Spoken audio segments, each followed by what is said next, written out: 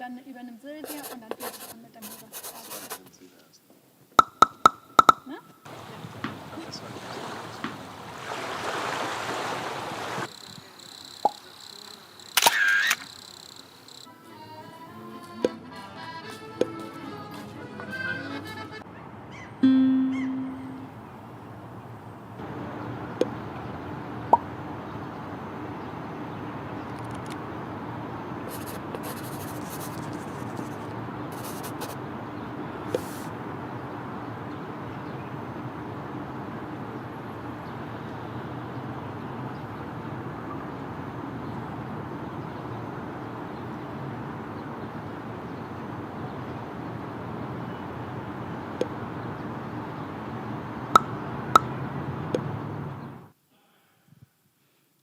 Hello and good morning, everybody, and welcome to our digital Rewriting the Future Festival, live from Berlin.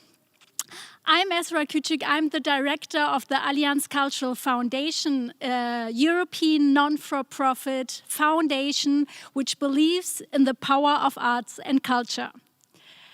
And I have the pleasure and honor to welcome all of you there on your screens, on your tablets, on your mobile phones, on Facebook, on YouTube, and on Zoom on behalf of the curators and the partners of this festival. The partners of this festival are a long list of partners, and we are so happy that we could realize a diverse festival. So let me just welcome you on behalf of the city of Berlin, the Senate of Culture and Europe, the International Cities of Refuge Network, the Artist in Berlin program, and the Maxim Gorky Theater. And as you might know already, we are now sitting here in the heart of Berlin at the Brandenburg Gate at the Allianz Forum. You see now the pictures of where we are located at the moment, and you can see it's quite lonely at the moment in Berlin. But our festival is an initiative to be less lonely, and I am very convinced that we will organize a great gathering. That was the initial plan, and you will directly see that I'm not lonely here on stage. I'm accompanied by two of the curators in our curators team. You can just see them already next to me. We have here Silvia Fehrmann from the Berliner Künstlerprogramm, and we have Max Czolek, curator, author, poet, and activist. And I just hand over to Silvia, who is now presenting us the initial idea and how we came together. Well, finally we are together on stage after having seen each other on Zoom for months, as maybe or most of the audience, the participants are as well. We met 2 years ago in Rotterdam at the ICORN Cities of Refuge Network General Assembly, where we decided that Berlin would be the next venue for bringing together all kinds of practitioners, of institutions, of cities, that are trying to create safe havens for artists at risk.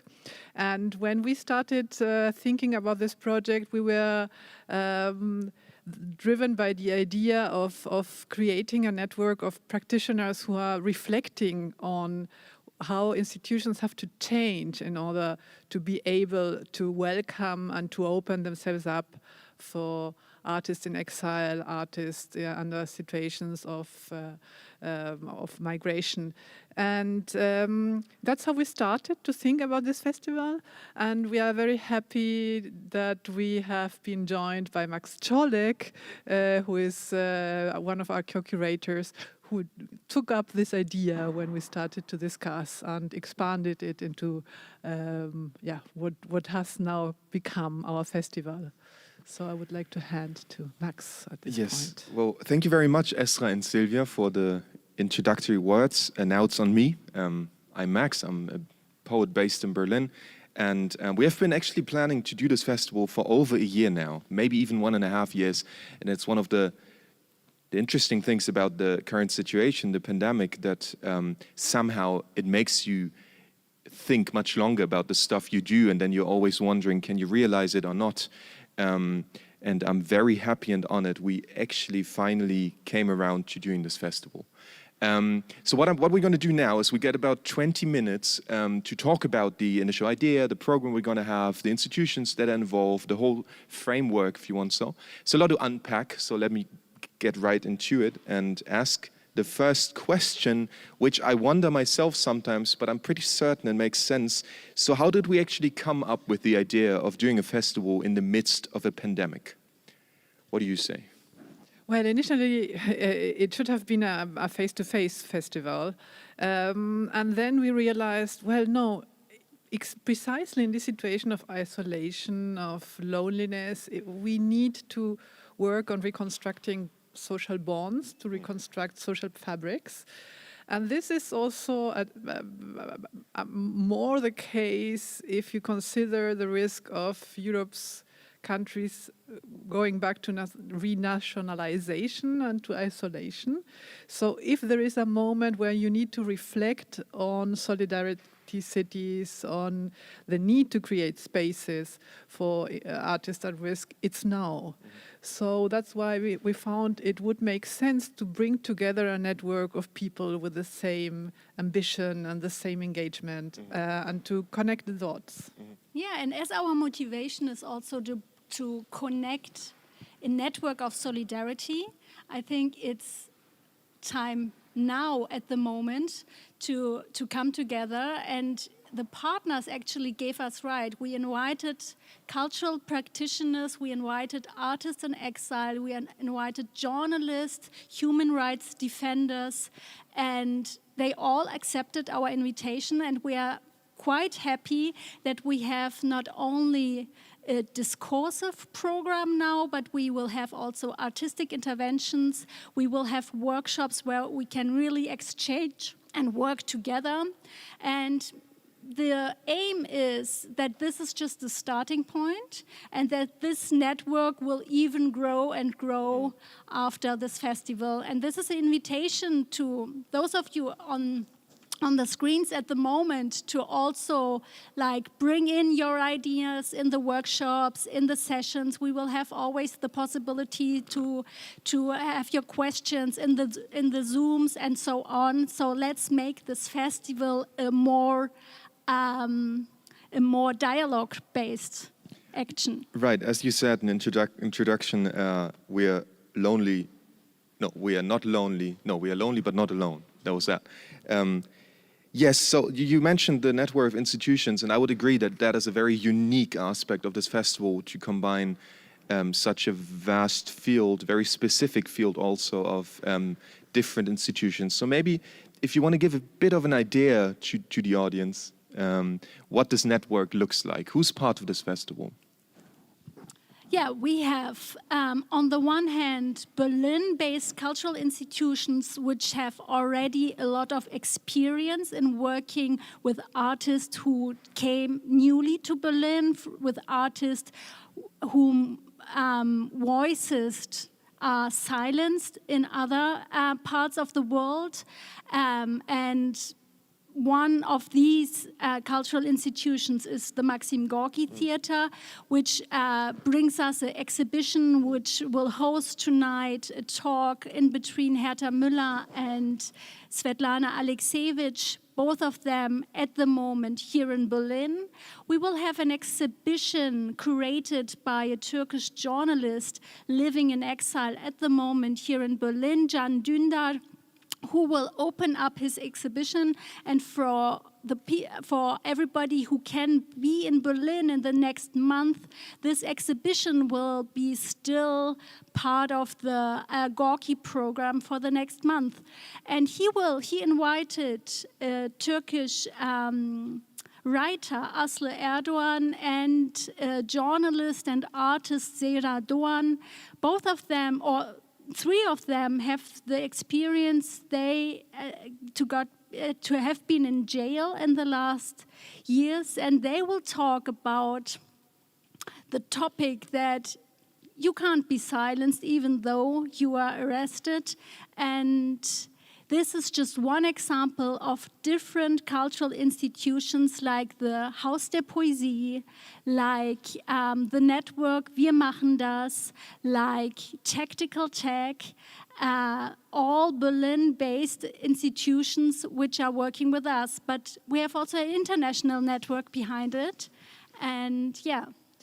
The international network hosting and co-producing this event with us is the International Cities of Refuge network, which is an initiative that has been joined by the city of Berlin in 2018. And I am a proud partner of this network. The AD Artists in Berlin program is in charge of hosting and supporting and working together with artists in exile that come through the through the ICORN network. And I think this would be the moment to invite our fourth partner, Helge Lund, to join this round. With Helge is in Norway. He can't be here since Stavanger, but we're very happy to have a video by him saying hello to this round. So this is the moment for Helge to join us. Yeah, we're happy that Helge sent us a message from Stavanger. Normally, of course, he wanted to be here with us. So let's see the message.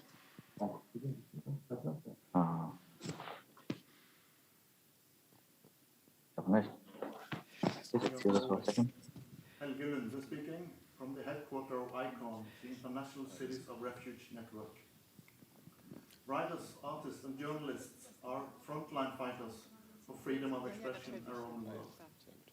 When the space for civil society and resistance is shrinking, it has just recently viewed in Myanmar, Spain, Georgia. Artists are the cultural rights and human rights defenders that bear witness to the events and to the atrocities. They are risking their personal freedom and even Hello, rights everyone. just by exercising their freedom of expression. Good morning. And thus paving the Good way morning. I hope you can hear us. We will start in about 8 minutes.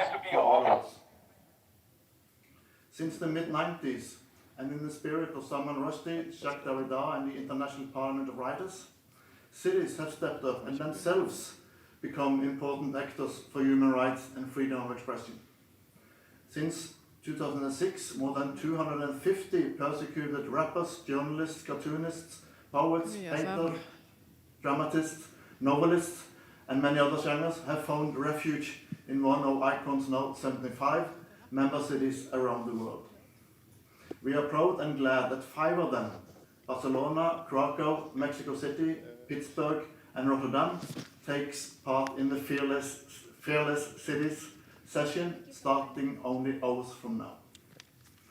Berlin is the historic capital of Europe and has since long been the global artistic metropole per se. In the coming days, Berlin is per definition also the world capital for freedom of expression, for international solidarity and for city resilience. ICORN, with many other cities and indeed a wide range of fantastic writers and artists, we are all thrilled to be able to partner with Allianz Kulturstiftung, the Gorki Theater, the Berliner Kunstlerprogramm at the DAAD and the Berlin Senate for the Rewriting the Future Festival. We will rewrite the future together in the coming days in a very literal sense, draw up concrete and when necessary provocative scenarios for a radical increase in solidarity, creativity and hospitality worldwide. Have a fantastic festival. Looking forward to be with all of you. Thank you. Well, thank you very much, Helge. One of the beauties of a decentralized digital festival like this one is that people, not only from the audience, can join us from outside of the place where this is happening at Allianz Kulturforum, but also that Helge can send this message from Sweden, Norway. Norway, Norway yes. Can send this message from Norway and be a part of the festival as well. Thank you. So, as Helge has mentioned, this festival is not only taking place in a house, but also in a city. And I think we should talk at least a little bit about the relevance of Berlin for a festival like this, combining artistic and human rights perspectives. So Sylvia, what do you have to say about that? Well, for a number of reasons, Berlin is an important place for this network. First of all, because it has been a place that has created a lot of exile experiences. A lot of people from Berlin had to migrate during Nazi time. And we feel a responsibility towards this history in Berlin, and there are a number of institutions working on reflecting on what it means as a society to carry this history and to rewrite it in a way that is inclusive and pacific and pacifist and creating livelihood and not death, as our part of our forefathers were doing in Berlin. Secondly, Berlin has joined the International Cities of Refuge network, and the city of Berlin has put up a big program called Weltoffenes Berlin that also allows other artists at risk to live and work in Berlin. And finally, Berlin on the federal level has also put up the Martin Roth Initiative, which is another important program to create safe havens in cultural institutions all over Germany. So it is a city in which we are politically reflecting a lot on how to produce institutional frameworks that allow us to carry on solidaric projects. Thank you. There may be a very important amendment to the question of why the festival is still taking place during a pandemic. It's because people continue to do art, but also because the necessity for asylum, for people to be protected because of persecution, doesn't cease. So in a way, we are also pointing to an urgency for this kind of work, even during a pandemic, which more and more turns out to be not a sprint, but a marathon. Yes, it has been reappearing throughout our discussion now, the title of the festival, which kind of is being put on every program, and I would like to just talk about this a little. The title is Rewriting the Future. Why did we choose that, Esra? Rewriting the future. Yeah, in the beginning we were thinking about who is writing history, right? And to come then to the question, yeah, but who is writing the future? And I think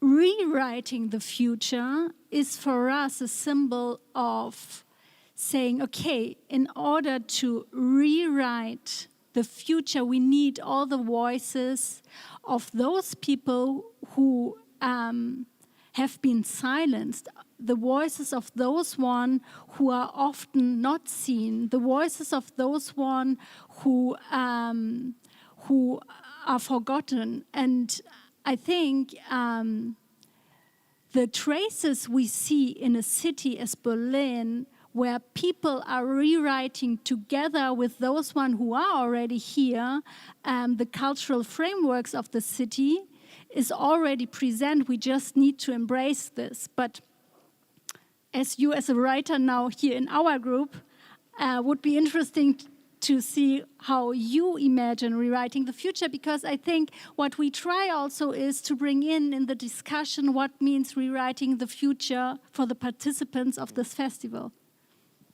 Right, I think that's pointing to the aspect of the artistic side of the program, right? That we don't only have the human rights side, which is extremely crucial to what we do, but also focus and taking serious of what art means in a society like this one. And one of the things we came up with, besides what you just said, was to say, what if we turn the perspective around? What if we don't think about Europe as a safe haven for artists, but also say that those perspectives are necessary if we want to rethink a European future as well? Because they can tell us about a potential future for Europe as well, but also because if we're talking about a society that is getting, or societies that are getting more and more diverse, we'd probably also need a higher awareness for the radical diversity within art. And art may be able to produce perspectives on this society, its presence, and necessarily also its future than in its past, that takes account of this radical diversity. And I guess one of our partners, Maxim Gorky Theatre, has been pivotal in proposing this new perspective on society as a post-migrant, progressive society that is moving beyond the national fold and beyond the idea of one hegemony, of one group that is defining what quote-unquote German culture means, to arrive at a rather more differentiated and radically diverse perspective. So that'd be another perspective on why we call this festival Rewriting the Future. I would like to add an example from the practice, from the practical life. If we were in an analog festival, this newspaper would be on all places. Right now, we have to invite you to read it online, but you may want to have ongoing lectures after the festival. This newspaper has been produced by Arts of the Working Class, a newspaper that is distributed by homeless people in a network of European cities. And we have invited Mohammed Ashraf, Egyptian writer and poet, to produce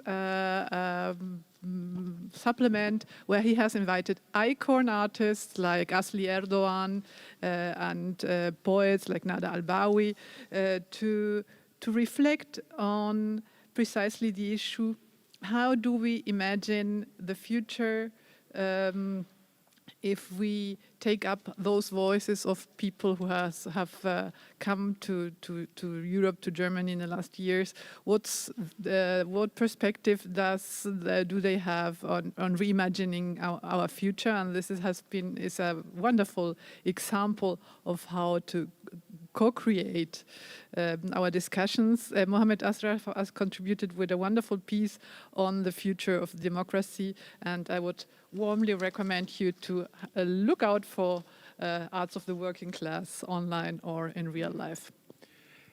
Yes, thank you. And that may be a good moment to advertise and announce our website, www.rewritingthefuture.org, where you can find all details on the program, on the institutions we're cooperating with, on this magazine, on all the things we're coming up with. And I'd like to take the last minutes to talk a bit more about the program we have set up. Esra, you already mentioned a few things that are going to happen in Gorky, Silva, you too. But this is going to go on for 4 days. It's going to start now. It's going to end on Sunday. And let's just take a few highlights out of the program and think about what's actually happening and how diverse the approaches are to the topics we've just opened up. So who wants to start? I can start with the knowledge we will have during the festival, because we will have 2 studies who've been published right now just for the festival.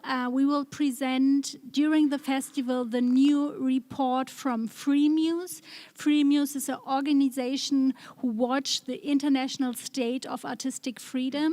Today, after our session, we will have the presentation of FreeMuse of the State of Artistic Freedom 2021. Tomorrow, we will have a data set from another study made by the Hertie School of Governance, where they just looked into 5 different cities: Berlin, Paris, Toronto, New York City, and London, and compared the situation of artists and the cultural policies due to the corona situation, and saw what is working and what is not working. And we will use this study tomorrow to discuss this also with the political landscape. That's why we invited the Senator for Culture in Europe from Berlin to ask him how what kind of political framework we need to make the situation for cultural practitioners better. Art is in the center of a lot of contribution, but also the human rights practice. So we are going to have a series of spotlights on concrete situations by Freemuse on one side, by ECCIHR, by the Martin Roth Initiative, and by Women in War, RAW, Women in War. And these workshops are going to give an insight into current political conflict situations and risks. But there is also on the other side the reflection on what art, what literature can achieve, can do.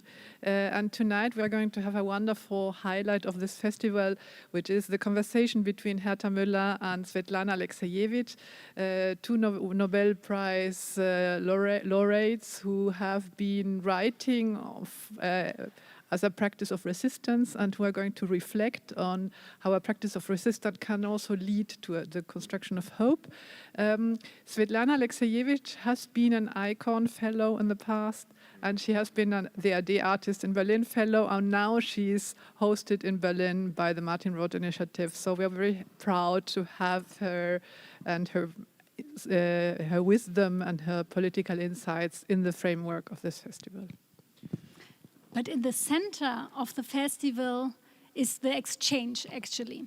And that's why we have a lot of workshops during the next coming days where cultural practitioners, artists, human rights organizations are coming into exchange, talking about concrete cases, about concrete situations, but also about questions how in a network we can be even more loud. How can we organize better the political situation at the moment during the pandemic for artists and cultural institutions? So join the workshops. We have a number of workshops from international organizations and Berlin-based organizations, and I think this is the crucial heart of it, where it comes really to an exchange in between the people we would like to invite to the festival. And maybe to add one more thing to what's going to happen with the program, the workshops are going to take place today and tomorrow, and then on Friday night there's going to be the Berlin club culture actually being a part of the festival. There's going to be a DJ set in Menschmeyer, which is a club in Berlin. That is going to be great. And then there's going to be a show in Literaturhaus Berlin, Literature House Berlin, about newcomers to literature and what it means to have a so-called difficult name. And I think that is something very inspiring and interesting with this festival, that is combining two Nobel Prize laureates with people who are new to the literary field, the human rights perspective with a perspective of culture practitioners. So we have a bit of a square there, which is laying out the coordinates for the festival that's going to take place the next days. And again, you are very warmly invited. Go to our website. You can choose in between the closeness to the festival you want to have, a bit different than if you'd be here physically. You can either just watch the live stream and do whatever you want to do and listen to what we say and what people are going to bring to the table, or you can register and participate on Zoom and then actually ask questions, be a part of the program, and inspire it with your thoughts and your ideas. You just said the word close, and in order to be closer to the artists, we have three different possibilities, actually. We will have during today and tomorrow artist talks. Esra Karakaya invites artists here to the Allianz Forum and talk to them about their situation, about their artistic practice, and bring us closer to the daily life of what is happening at the moment. We will have, as you ICORN artists couldn't come here, we came to you, and had some talks with ICORN artists, so you will have the videos of those conversations from all around the world, and you will have also the possibility to sneak into artistic sessions. We will have today a concert from Rasha Nahas, a Palestinian singer-songwriter who will present her new album today. And also you can sneak in theater plays. Every night you have a theater play from the Maxim Gorky Theater. The Exile ensemble is presenting some of their current plays. You just need to go on the website and click on the different sessions and see how the access to these parts is possible.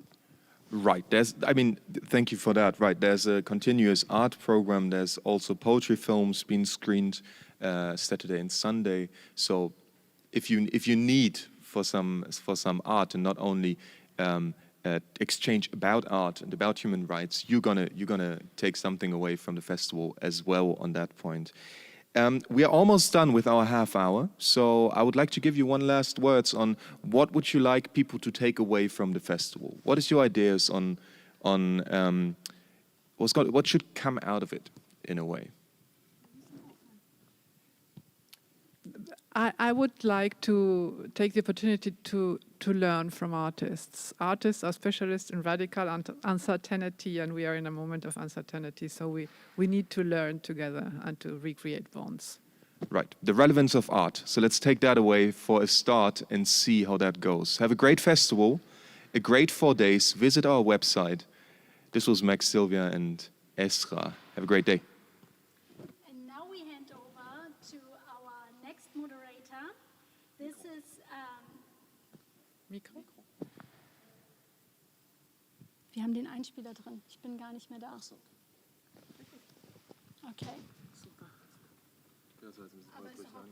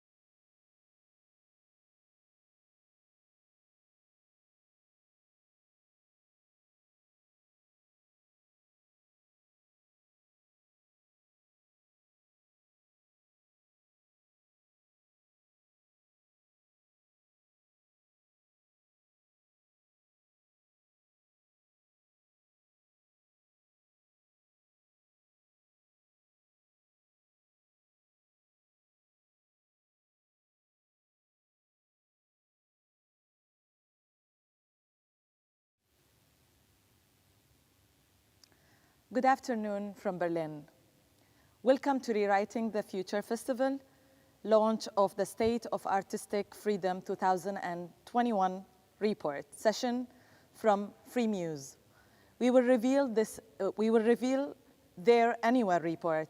You can watch us live on the website rewritingthefuture.org and on YouTube channel of Allianz Kulturstiftung and on the Facebook page of Rewriting the Future.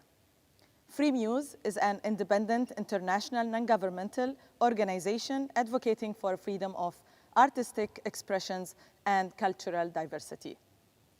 On this session, we will meet cultural practitioners, artists, writers from all around the world, talking about subjects of freedom of expression and discussing it, especially during these hard times. We will kick this session with Shahidul Alam, photojournalist, teacher, and social activist, talking to Bawal singer Rita Diwan from Bangladesh. Enjoy.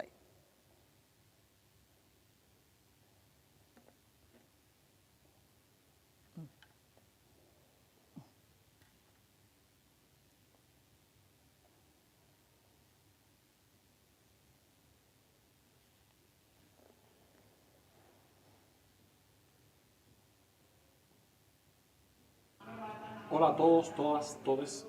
Mi nombre es Manuel de Alcántara, artista contemporáneo de las artes visuales en Cuba, activista por los derechos humanos, los derechos culturales todos, y coordinador principal del movimiento standstill. El arte en Cuba y la cultura en Cuba en estos momentos está muriendo. Tras 62 años, 60 años de vivir en una dictadura, donde cada expresión, cada gesto, cada canción que te escriba como músico o cada cuadro que tú quieras pintar tiene que obedecer a una doctrina, tiene que obedecer a lo que dice un dirigente como pudo haber sido Fidel Castro, después pasó Raúl o pasó Díaz Canel. Si tu obra o tu canción o tu poema muestra la realidad concreta en la cual tú vives, que es una realidad de pobreza, una realidad de violencia, una realidad que es igual que cualquier realidad de Latinoamérica, con sus diferencias, si tú muestras eso en tu obra, y eso no es precisamente lo que el régimen quiere mostrar para la opinión internacional, eso te cuesta que tu familia tenga miedo a hablar contigo. Imagínense que tu mamá y tu papá tengan miedo que tú seas su hijo. Imagínense que tu amigo tenga miedo de que tú seas su amigo. Tu familia tenga miedo de que tú seas su familia. Tu novia o tu novio, tu pareja tenga miedo de tú ser su novio. Eso empezando por ahí. Segundo, como dice Tana Bruguera, vivimos en un sistema donde no solamente es la censura de una institución o la censura de una galería o que un libro no te lo publican. Estamos hablando de cómo tu obra conecta con la realidad y logra darle soluciones a la gente. Te cae todo un aparato militar, de inteligencia militar, para matarte, literalmente a nivel social. Y tú dirías, pero en otras realidades del mundo a los activistas, a los periodistas los secuestran y los matan. Es que aquí nacemos muertos. Aquí la gente no sabe exigir su derecho, aquí la gente vivimos como fantasmas, vivimos como muertos, vivimos como zombies, sin derechos, sin saber que podemos optar por una vivienda digna, que podemos optar por simplemente vivir en un mundo que no sea lo que dice una persona, y si vas en contra de eso, que te cueste prisión, inclusive la muerte. Y eso significa ser artista constatatario en Cuba. Significa que mi trabajo, mi dibujo, es categorizado de terrorismo. Significa que mi trabajo de arte, de performance, me ha costado alrededor de 40 veces en un calabozo. Me ha costado prisión. Me ha costado tener que dejar de ver a mis hijos por miedo a que mis hijos los puedan botar de la escuela. Y todo eso está justificado por parte del régimen con que atentas contra su revolución. En esa realidad vivimos nosotros, los artistas cubanos. La máxima expresión de la represión cultural en Cuba es el decreto 349. Es un decreto que el régimen firmó en el año 2018, donde te impide, como artista independiente, tener una voz propia, tener un espacio independiente para ti, y te pena inclusive con prisión por tú en tu casa poder mostrar una obra tuya, invitar a 4 amigos. Búscalo. ¿Cómo podemos ayudar al arte independiente y el arte que activa contenido en Cuba y el arte que verdaderamente tiene una posición política, tiene una posición de cambio en Cuba? y que estamos hablando simplemente de un performance, un artista, un fotógrafo, un pintor, una poeta, un músico, que simplemente lo que hacen es en su música, en sus canciones, en su obra, reflejar la realidad y proponer cambios para bien, desde la paz, desde el amor. ¿Cómo podemos ayudar a esas personas que el régimen va donde ellos y le acaba con la vida? Muchos curadores, muchos coleccionistas, muchos directores de museos, muchos editores de libros, personas del mundo de la música, cuando entran al país, casi siempre quieren negociar con el sistema a través de las instituciones del sistema y se dejan contar todas las historias que el sistema quiere contar. ¿Qué cosa significa ser independiente para el sistema? ¿Qué significa ser activista por los derechos humanos por el sistema? Todo, la mayoría de las personas que entran a Cuba caen en el cuento del sistema. Nosotros los artistas independientes tenemos que luchar contra la represión de un aparato militar, pero también para promover nuestra obra. Entonces, nosotros también queremos ser artistas, queremos también que nuestra obra, nuestro mensaje, que es un mensaje también universal, de amor, de apertura, de entradas, de familia, queremos también que en el mundo se conozca, como pudiera tener el sueño cualquier artista.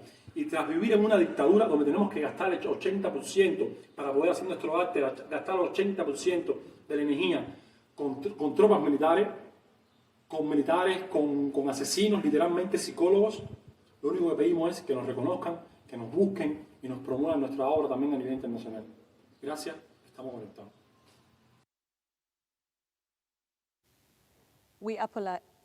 We apologize for the wrong video that it's supposed to be Shahidul Alam, but we listened to the Cuban artist Luis Manuel Ortero Alcantara. And now we're going to listen to Shahidul Alam, photojournalist, teacher, and social activist, talking to Bawal singer Rita Diwan from Bangladesh.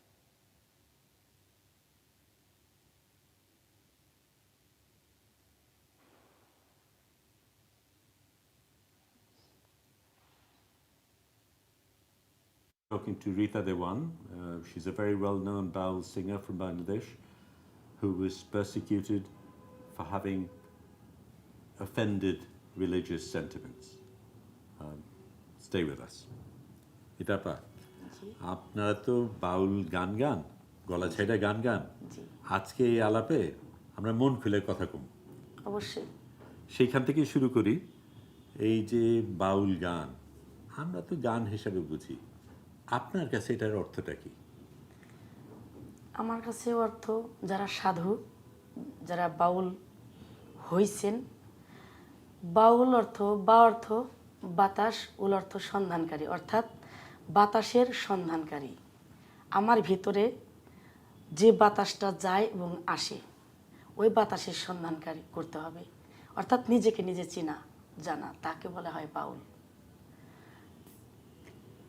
ধরেন এই গান গাইতে গিয়ে আপনার যেই অভিজ্ঞতাগুলি কিছুদিন আগে হয়েছে সরকারের সাথে, পুলিশের সাথে, অন্যান্য বিষয়, সেই অভিজ্ঞতাগুলি কীরকম? সরকারের সাথে, পুলিশের সাথে যে বিষয়গুলি হয়েছে, এখন আমি কোন দিকে বলবো আর কোন দিকে যাবে সেটা আমি জানি না, কারণ এখন তো আমি দোষী হয়ে গেছি। শুধু বাংলাদেশে না, সারা বিশ্বের মধ্যে দোষী হয়ে গেছি। আমি বলবো যে সরকার যে আমার নামে 4টা মামলা হয়েছে, এটা তো অবশ্যই সরকার দেখছে, তাই না? এখন আমি এতটুকু বলতে চাই যে আমরা তো বাউল গান করে খাই, আমরা তো সত্য কথা বলি, মানুষের কথা বলি, নবী রাসূলের কথা বলি, হাদিস কোরআনের বাইরে বলি না। আমরা সত্য কথা বলে যদি আমার মামলা খেতে হয়, তাহলে যারা আরও বাউল আছে, যারা দার্শনিক, কবি, তারপরে হলো লেখক ও সাংবাদিক, যারা আরও গভীর থেকে সত্য কথা বলবে, তাদের অবস্থাটা কী হবে? আমার অভিজ্ঞতা, যখন আমি লুকায়ে থাকছি, 1 দিন 2 দিন না তো, বেশ কয়েকদিন, আমার মনে হয় এর সাথে জেল খাটাও ভালো। লুকিয়ে থাকার সাথে, রাস্তাঘাটে থাকার সাথে, এর সাথে কারাগারে থাকলে মনে হয় আমার তাও ভালো হইতো। মানে আমার এত কষ্ট হয়েছে। যখন 4টা মামলা হয়ে গেল আমার নামে, তারপরে থেকে তো সরকার প্রত্যেকটা থানায় সারা বাংলাদেশে মেসেজ দিয়ে দিছে, রীতা দেওয়ানের নামে কোনো পারমিশন চলবে না, অন্য শিল্পী নেন, সমস্যা নেই, পারমিশন দিয়ে দেবো, কিন্তু হৃদয় দাওয়ানের নামে কোনো পারমিশন চলবে না। অনেক বায়না রাখা ছিল, 70-80টা বায়না রাখা ছিল, কিন্তু কোনো গান করতে পারি নাই ওই সিজন থেকে এই সিজন পর্যন্ত। কারণ আমার ফ্যামিলিটা চলে গানের উপর, আর আমার গানটা যদি বন্ধ হয়ে যায় আমার চলা কিভাবে চলতে পারি বা কিভাবে থাকতে পারি, এটা তো আপনি অবশ্যই বুঝতে পারেন। একটা তো পেট চলা স্বাভাবিক, আমাদের প্রত্যেকেরই লাগে, আপনার সংসারে চলতে হয়, তো মনেরও তো খোরাক লাগে। হ্যাঁ অবশ্যই, মনের খোরাক যেখানে গান হয়েছে ওই কানটাকে মানে করে দিয়ে গান শুনছি। কোথাও যদি আশেপাশে গান হয়েছে একটু বরকাটা পড়ে গিয়ে ওই রাস্তায় দাঁড়িয়ে গান শুনছি, একটু গান শুনি, কারণ আমরা তো বাউল, কারণ গান করে খাই, এটা তো আমাদের আত্মার খোরাক। একটা মানুষ যদি একবেলা না খাইলে যেমন অসুস্থ হয়ে যায়, আমরা বাউলরা এরকম হয়ে যাই একদিন বা 1 মাস গান না করতে পারলে যে এরকম হয়ে যায়। গান হলো আমাদের একটা আত্মার খোরাক, অসুস্থ হয়ে যায়। আপনার ধরেন এর মাঝখানে আমরা এই আপনার কেসটাকে নাকচ করার জন্য একটা চেষ্টা চলছিল, এবং সেটা করতে গিয়ে আপনার একটা বিশেষ অভিজ্ঞতা হয়েছিল। কি হয়েছিল এবং আপনার সেটা করতে গিয়ে আপনার কাছে কীরকম লাগছিল? চিটাগাংয়ের যে মামলাটা, মানে বলার কোনো ভাষা নাই, এখনও বলার ভাষা নাই, তখন ভাষা ছিল না, আমি হারিয়ে ফেলছিলাম সব ভাষা। কারণ যখন আমাকে বলতেছে যে আপনাকে আমি কেস উঠাইতে পারি, তবে আপনার মুসলমান হইতে হবে। আমাকে কেন, আমি কি মুসলমান না?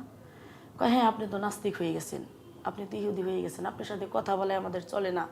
তারপরে কথা বলি, কারণ আমার রাসূল বলছে একটা মেহমান আসলে তার সাথে ভালোভাবে কথা বলতে হবে। আমি কই মানে তখন আমার মানে কষ্ট লাগতেছে খুব, যে কী রে আমাকে আবার মুসলমান বানাইতে হবে। আমাকে কেন, আমাকে কীভাবে মুসলমান বানাবেন? আপনি মুসলমান না, আমি তো মুসলমান কর না, আমি নামাজ পড়ি, রোজা করি, আমি শরীয়তের আইন মেনে চলি, আমার বাবা মা 14 পুরুষ মুসলমান, আমি গান করি, তাতে কি হয়েছে? আমার পালা ক্ষেত্রে, আমার অভিনয় ক্ষেত্রে যেটা চলে আসছিল আমি সেটা বলছিলাম।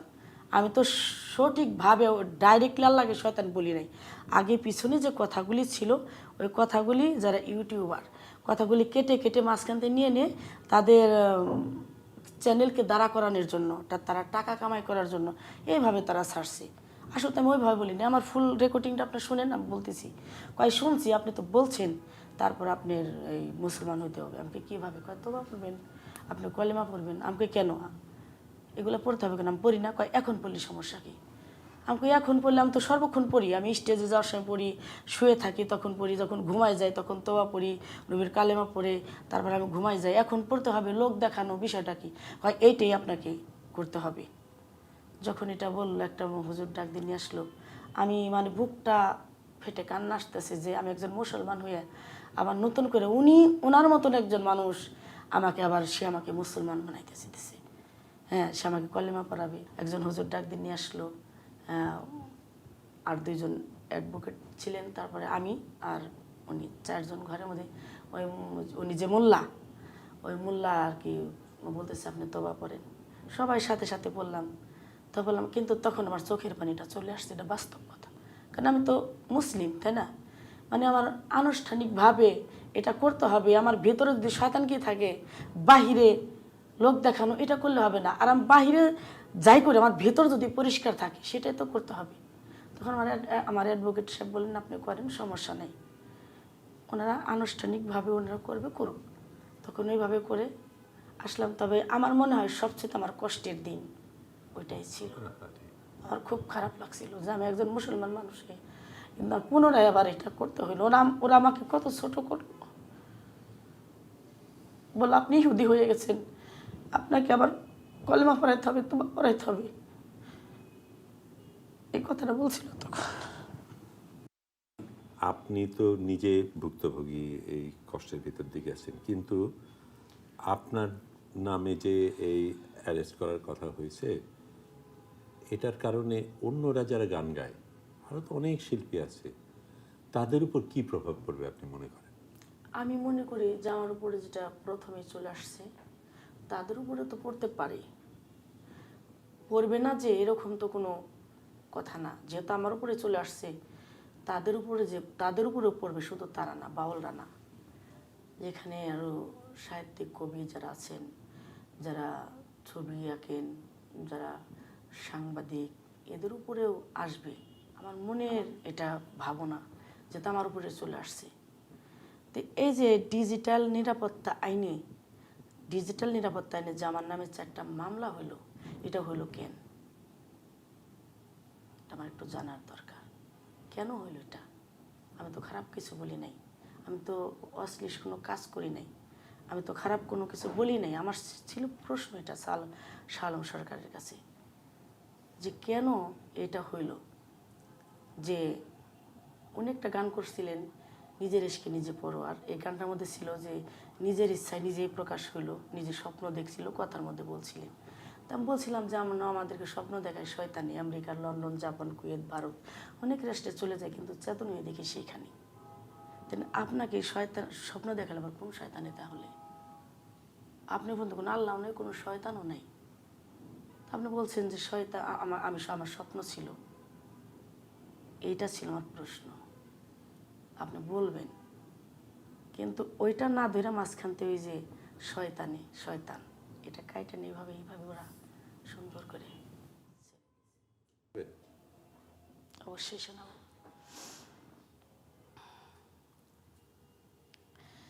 শীষ দিয়া বিষ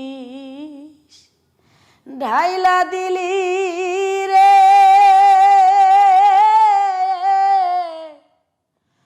ও রাধা, কলঙ্কিনী কইয়া আমি হইলাম।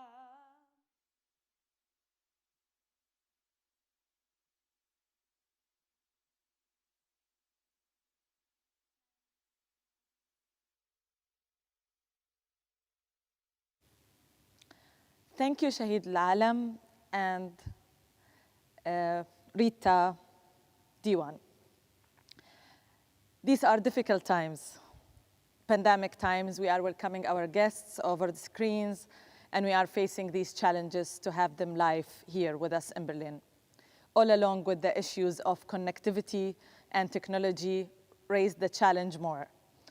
But we are glad to have them here with us over video records. Please welcome with me Dr. Sirak Plipat, Free Muse Executive Director, presenting to you 2021 report.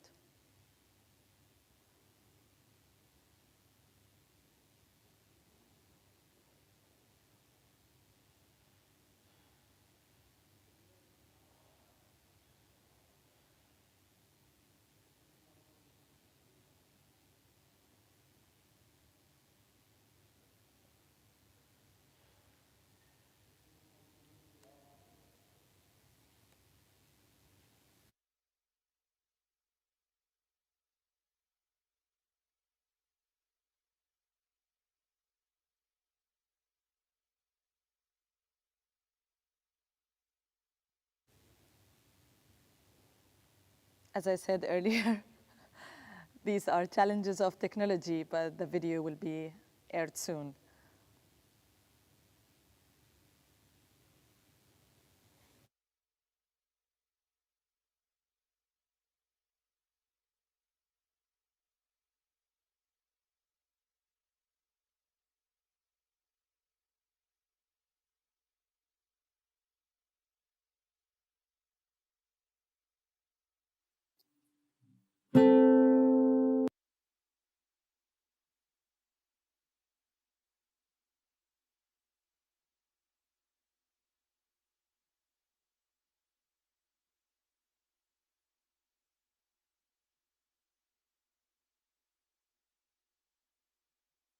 Hello, everyone, and welcome to the launch of the State of Artistic Freedom Report 2021.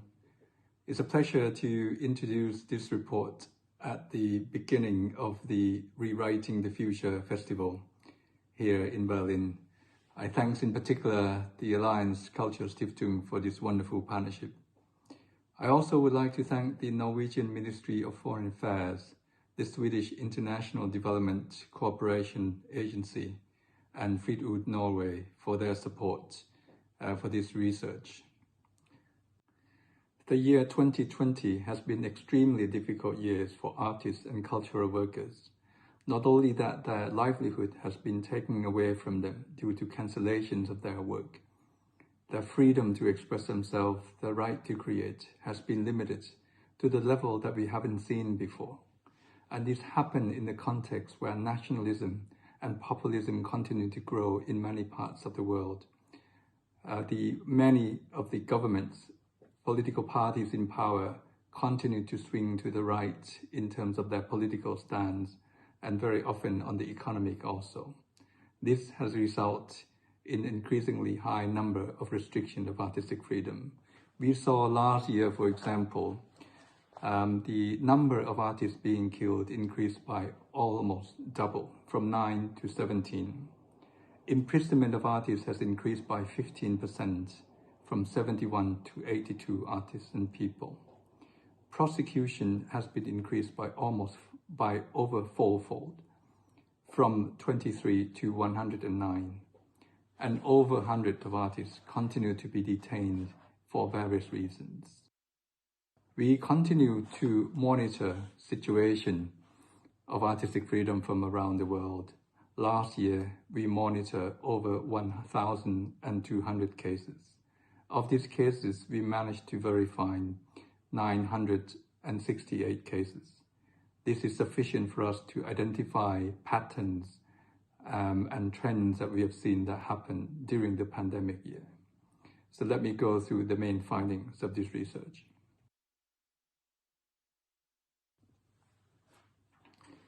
We found that there has still been a very high number of violations of artistic freedom in almost all categories of arts, and this affects men, women, children, and everyone who has the right to express themselves artistically.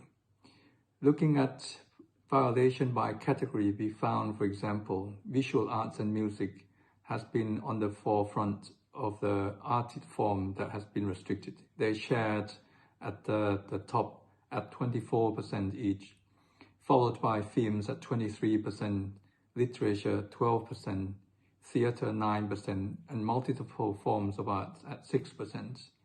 It's important to point out that visual arts normally has not been on the top two, but this year it has come on the top.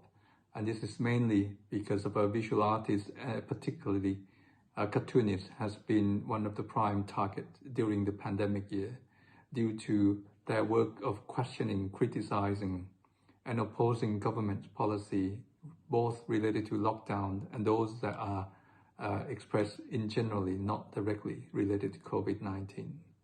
And this gives the overall quite a grim picture when it comes to the spread of violations into art forms. Looking at the level of imprisonment, this has also increased roughly by 15% compared to the previous year. And we've seen quite a wide spread of countries that continue to prosecute and imprison artists. Starting from Sudan, that has imprisoned artists, in Iran 8, Myanmar 7, Belarus following the uprising and protests on the street. Many of those protesters are artists and those who use arts to stand up during the protest of the election. China remained at 7, Turkey 7, Egypt 6, and Russia 6.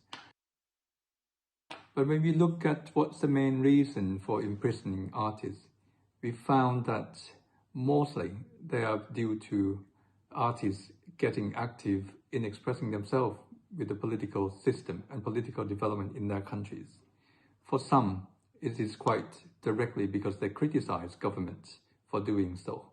For others, it's due to their criticism, their opposing of COVID-19 restriction, and the usual rationale for restricting artistic freedom often come in terms of insulting heads of state or insulting state symbols.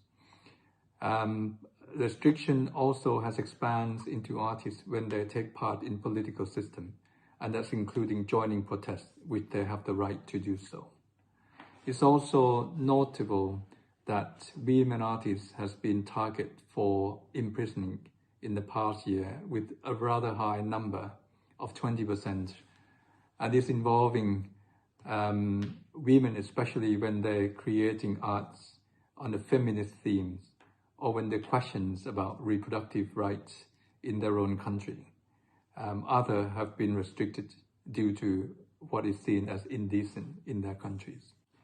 Prosecution is one of the major steps leading to imprisonment. Actually, we have seen a very alarming increased level of almost 4 times compared to the previous year on prosecution. One of the highest number of prosecution has been in South Africa, that's 32 cases. Most of these cases are related to protests against the COVID-19 lockdown and its policy. When artists took to the streets, many of them has been arrested and prosecuted. In Turkey, the prosecution of artists continue in the name of or on the ground of insulting the president or being a member of terrorist organization, especially Kurdish artists have been targets. Others have been on the ground of inciting violence and terrorism. Bangladesh, we continue to see very active the new Digital Security Act continue to be used against journalists and artists alike. 6 artists were prosecuted under Digital Security Act, the new law that has been used time and again against journalists and artists who oppose government's policy. In Morocco, 6 artists were prosecuted mainly under charges related to indecency. Iran, 5, and Poland, 5. It's important to point out that most of the cases that the artists and cultural workers being prosecuted in Poland are related to LGBT. This is quite very much related to recent calls by local governments in Poland or the announcement of the LGBT-free zone in many cities. The use of detention against artists has continued to be at a high level in 2020. This has resulted in creating a climate of fears in many of the arts and culture communities.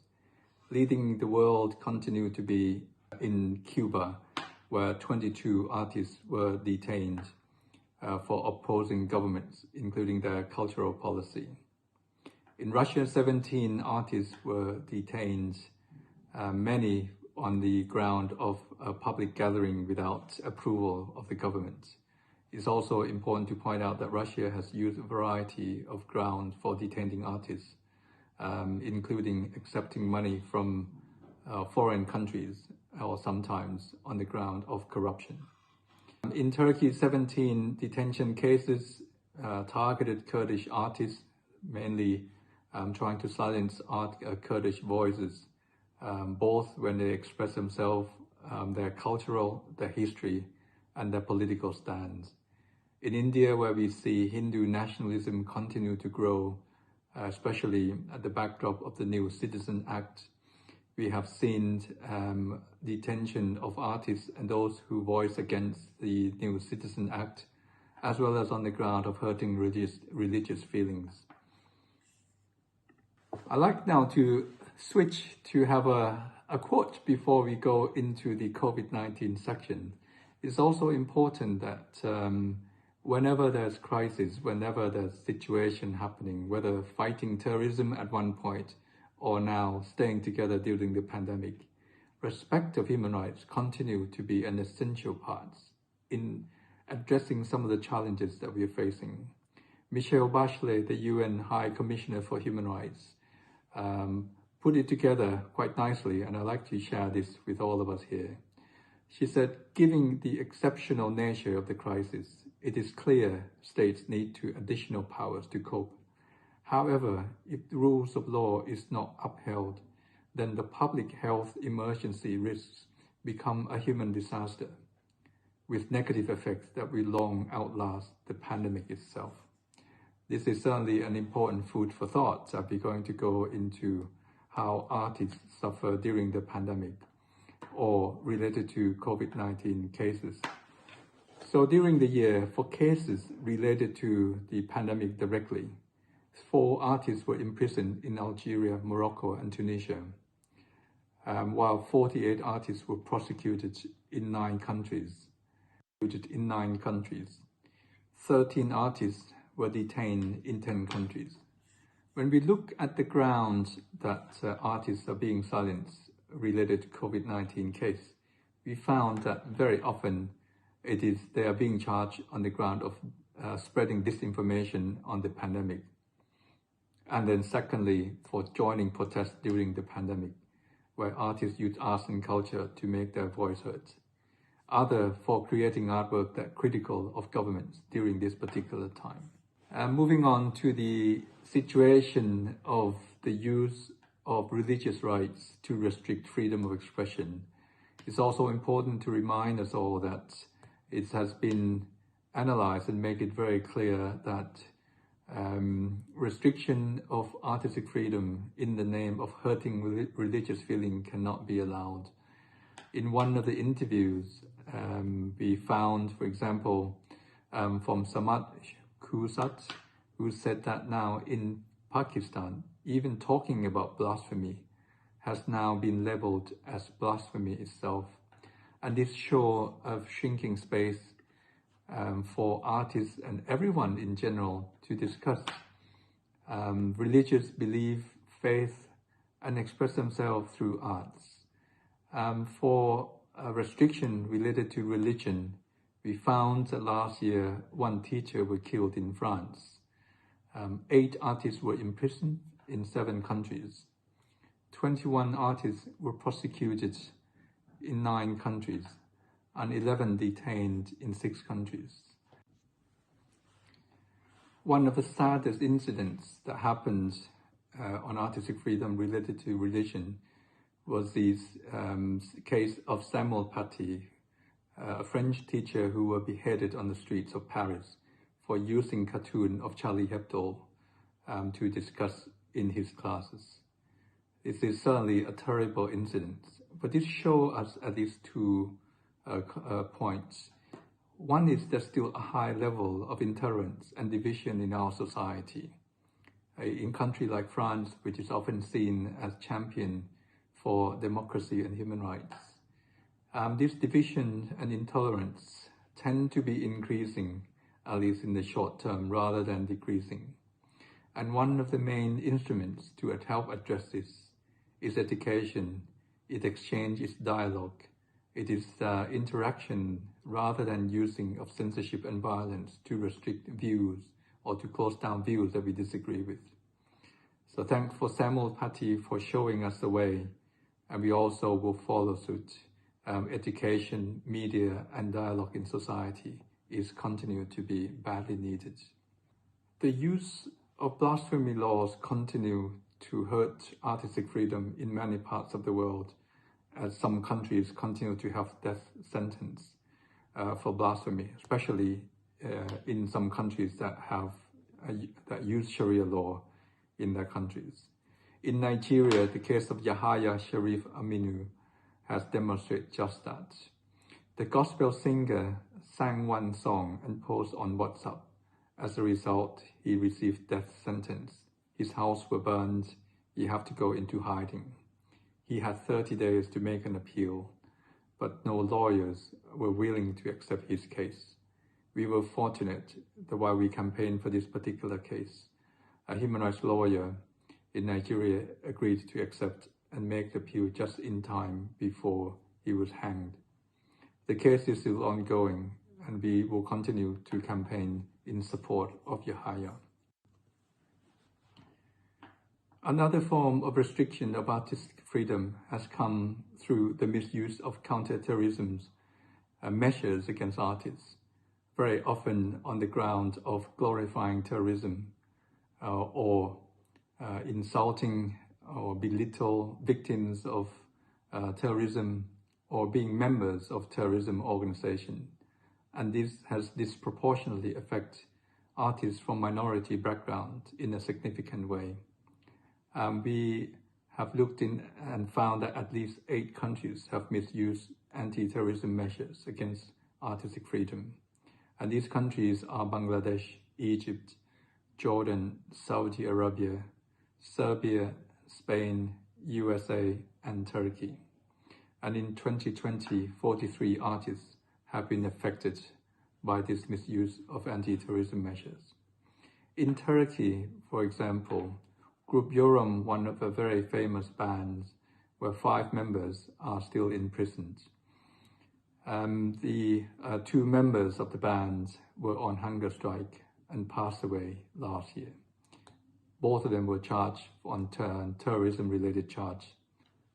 In Egypt, Shadi Habash died in prison last year. His crime was to produce music video for Rami Assam and others. He was charged on anti-terrorism related grounds. When he died, it was found that there's hand sanitizer in his stomach and medical support did not arrive in time. And this is one of the cases of death in custody, which has continued to be in the high number in Egypt. Women continue to be restricted, their artistic expression and their right to creativity. Last year, we also recorded quite a high number of restriction of women artists. Very often this come into restriction on the ground of indecency, which account about 1/3 in the past few years. We have also seen increasing attack of women artists when they campaign for women's rights and other feminist issues. Other gender-based violence, online and offline, continue to grow in so many parts of the world. Restriction on reproductive rights, protests on abortion laws continue to be one of a sticky point for many. While men artists who call and support women's rights have also been targets. For example, Mehdi Rajabian, who also produced an album in support of women's rights to sing and dance. He also become a target from now house arrest into other form of restriction. We've seen last year 16 artists imprisoned in Sudan, Iran and Egypt because of their call and stand up for women's rights.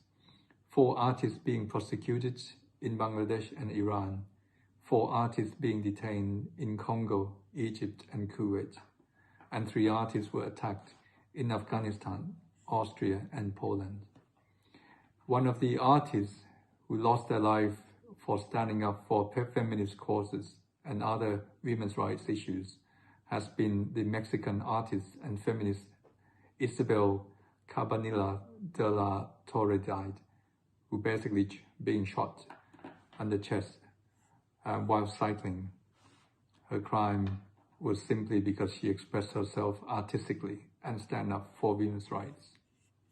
LGBT artists and LGBT art themes continue to be targeted in many countries around the world. Last year, Free Muse launched a report on LGBTI and artistic expression in the city of Krakow in partnership with the city. This is a very much welcome effort. What we found in this report is that whether or not you are in countries with laws or without laws that criminalize homosexuality, artistic freedom related to LGBT are still not safe.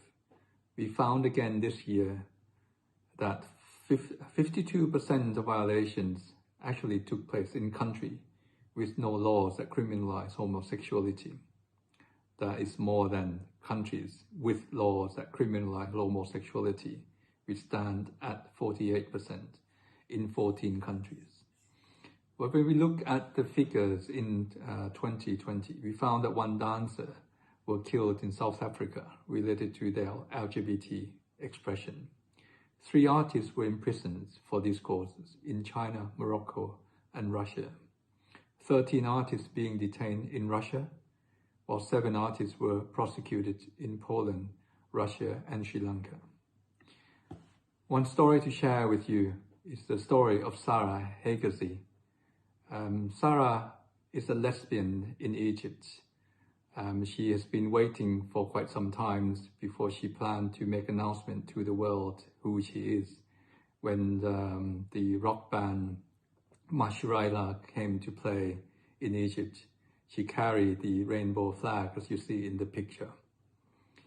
At the end of the concert, she, among other 70 concert goers, were detained. Many of them were sentenced into prison. While in prison, Sarah were sexually abused.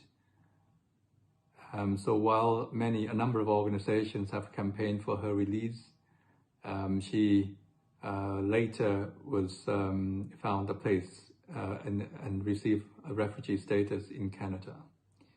While the plan was to start new life in Canada, her post-trauma syndrome has caught up on her, and she killed herself last year on the 14th of June. Moving toward the last part of our presentation, censorship in 2020 continued to be at a high level, with 289 cases of censorship were monitored and documented, affecting 469 artists, artwork, events, and venues. It's important to note the increasing number of online events and expressions, especially during the pandemic year. It's interesting to point out that 1/4 of censorship is now happening online, including digital film streaming platforms. And this reflects very much on reality during the pandemic, where arts and culture have gone digital. The challenges faced when it comes to artistic freedom is that social media's company continue to use community standards as criteria for censorship. That is to do what is allowed and not allowed to be seen on their platforms. Free News and other partners have called on social media company to use international human rights standards rather than arbitrarily private company standards, which will affect everyone's right to free expressions.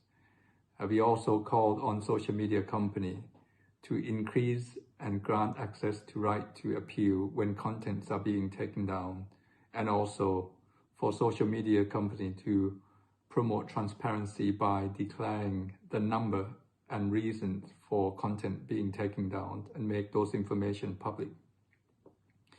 Looking at the overall number of censorship last year, we found that the main reasons for censorship continue to be on political, followed by indecency or minority-related issues stand at 10%, LGBT at 9%, racism at 8%, women and religion at 7% and 6% accordingly.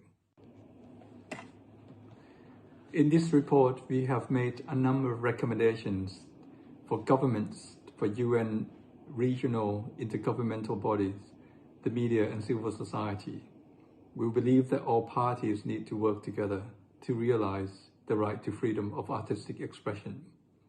But I'd just like to highlight only two that I think really critical.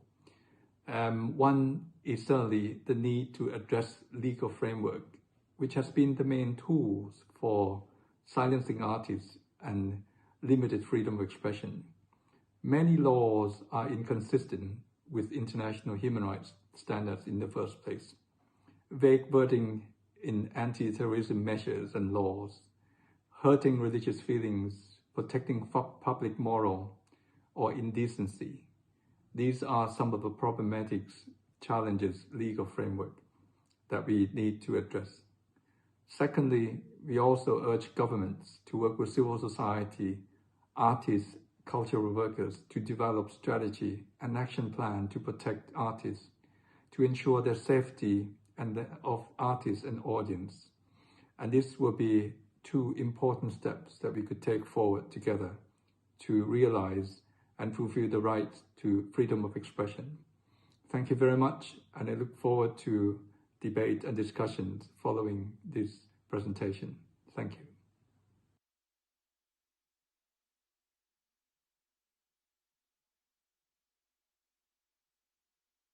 Thank you, Dr. Pripat. What an input. All these documentations of all these violations against artists all around the world, it's a huge work for sure. We will be discussing it in the next few 50 minutes, I would say. I am Naziha Saeed. I'm a journalist from Bahrain. I am in exile since more than 4 years. and I am here with you live from Allianz Kulturstiftung headquarters, and we are going to focus on art and expression freedoms in different parts of the world.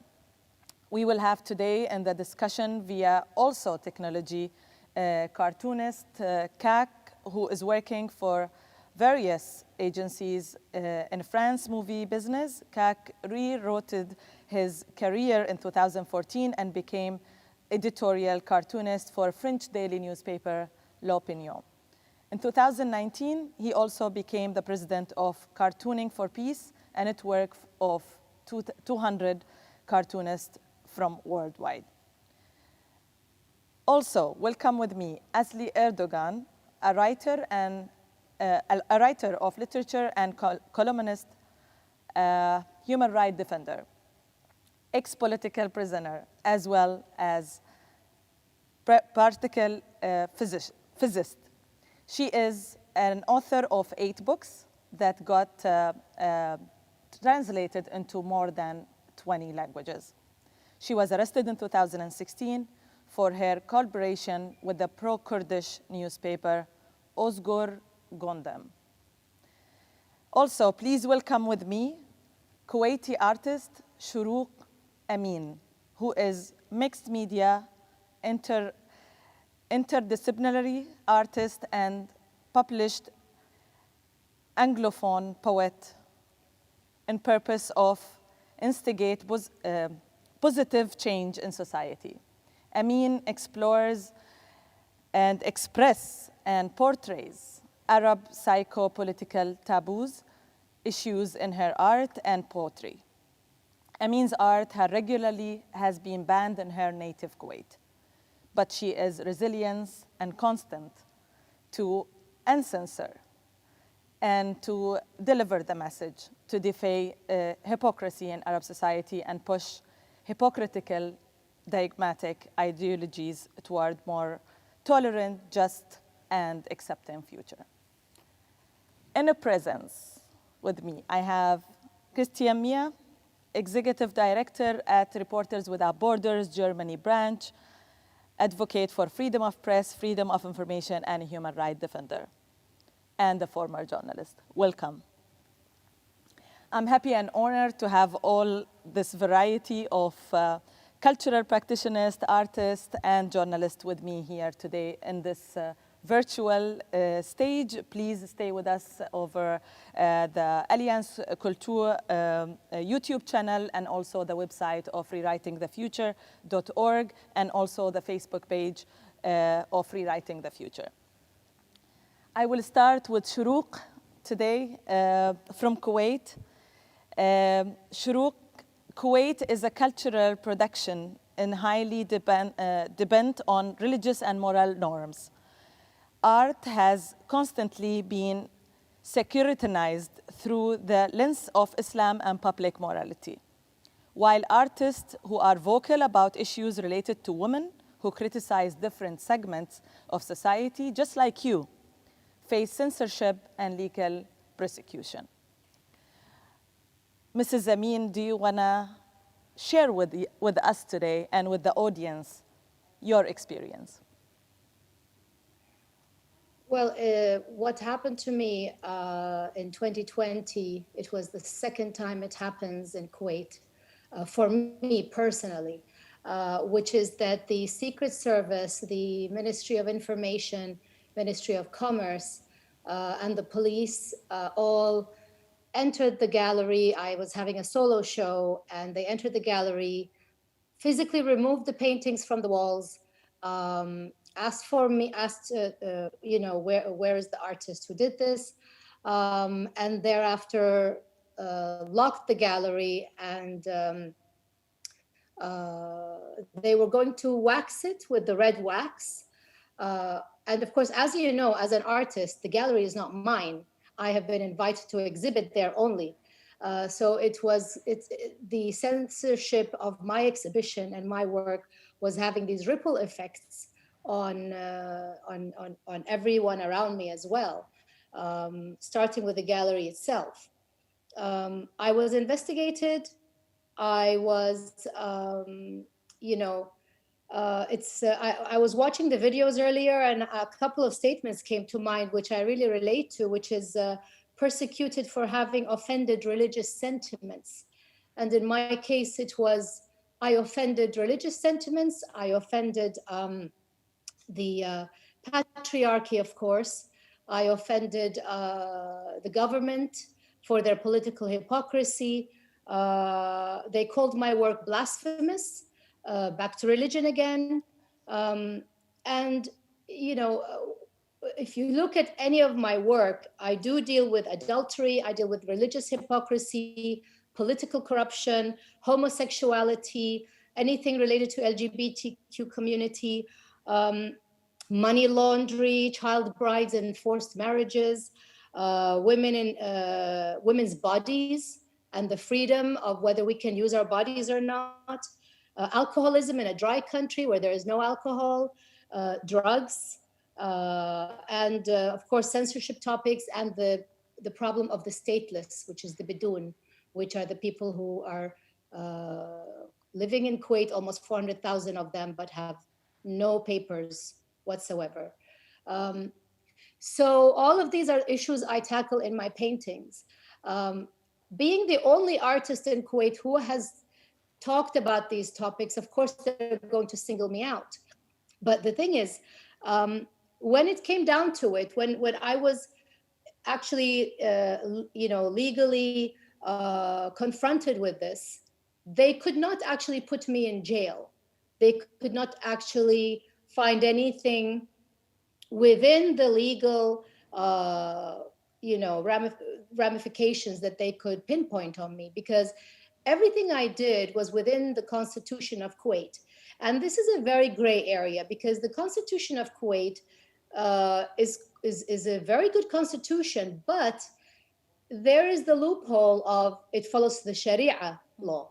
And as you know, with Sharia, there's always the loopholes. There's always a pathway to get you, So I was sort of on this very thin line, like a tightrope. I was walking a tightrope and trying to balance between, legal issues and Sharia issues. And in the end, thank God, the legal issues won and I wasn't sent to prison. However, there is a different form of persecution in Kuwait, which is underground. So my name is blacklisted everywhere.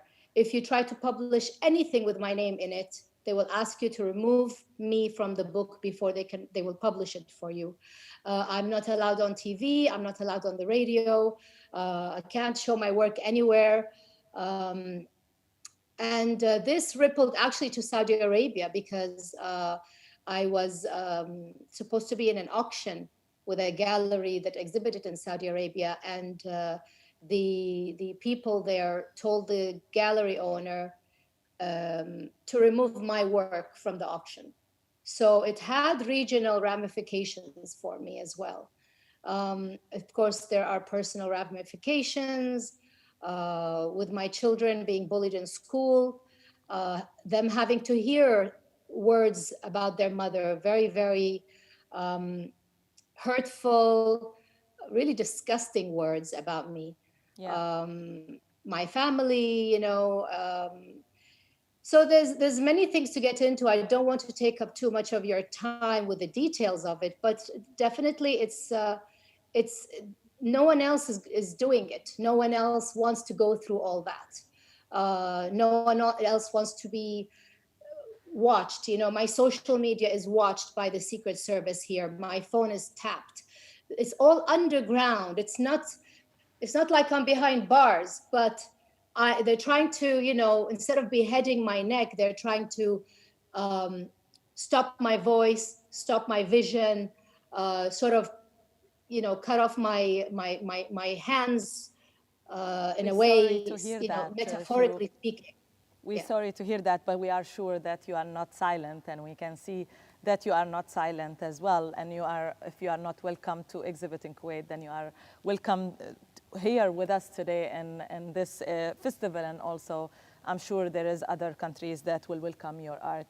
That will lead us to Turkey, where blasphemy as well is a ground of hurting religious sentiment still pose extreme threat to freedom of expression. Recently, protests broke out against the controversial administrative appointment at one of the Turkey's most prestigious universities has quickly spiraled into police violence, arrests, and serious threat to it was a serious threat to the President Erdogan's regime. Students at the university are pushing back against the regime on campus, but also connecting their pledge to the overall disintegration of democratic norms in the country. Mrs. Asli, for you, this incident is a turning point. How is that?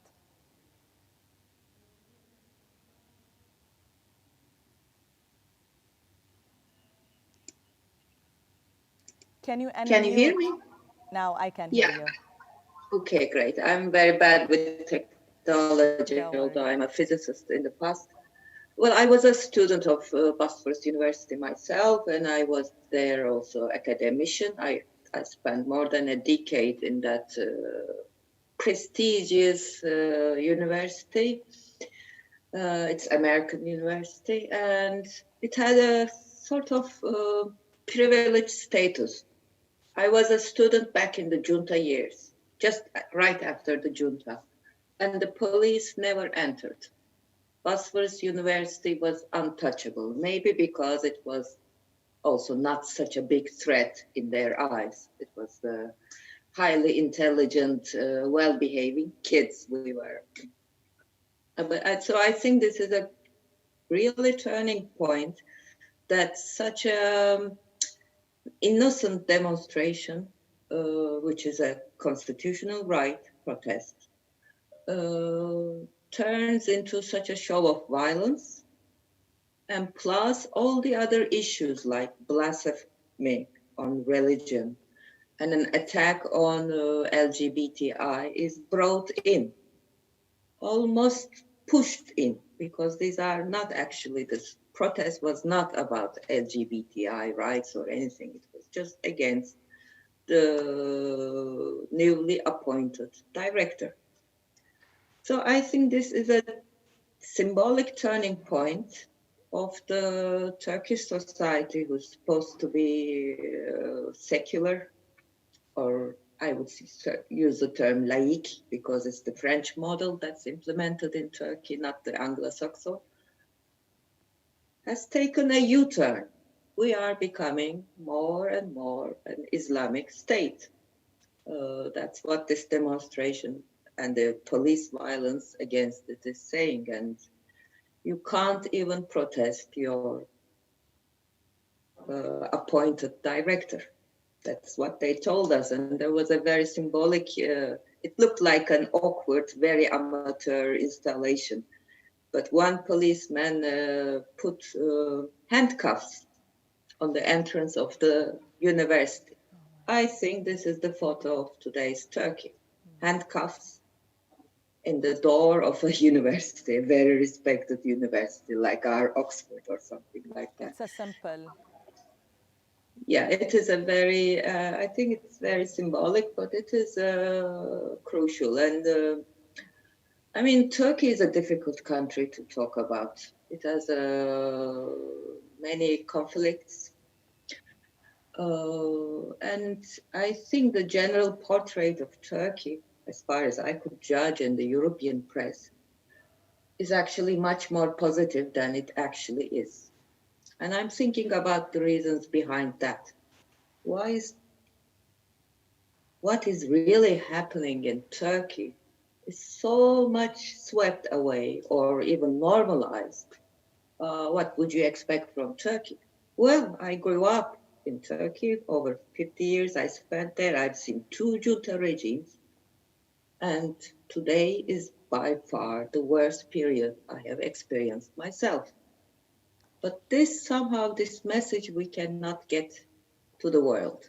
They just don't want to hear. But that's why we are here. That's why we are here today, and you are here today to tell us more about it. And also, we will come back to you about this. Also, extremist and sensitivity to religious sentiments pose extreme threat to human life, with Parisian French teacher Samuel Paty beheaded over the use of Charlie Hebdo cartoons. This topic is not new for France. How does these events affected freedom of expression in the French state? Can you tell us more about it? Hello, everyone. Thank you for having me. First of all, we all have to remind that Islamic terrorist killings in France and everywhere in the world actually doesn't especially focus only on artists.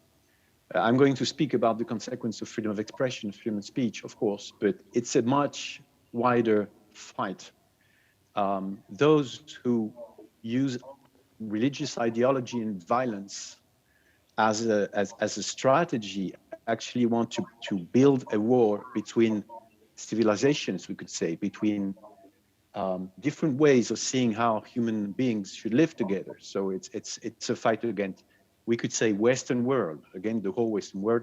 And many people who were killed in France and elsewhere again had nothing to do with that in any way. You know, in the Bataclan, which is the concert room where 30 or more people were killed in late 2015.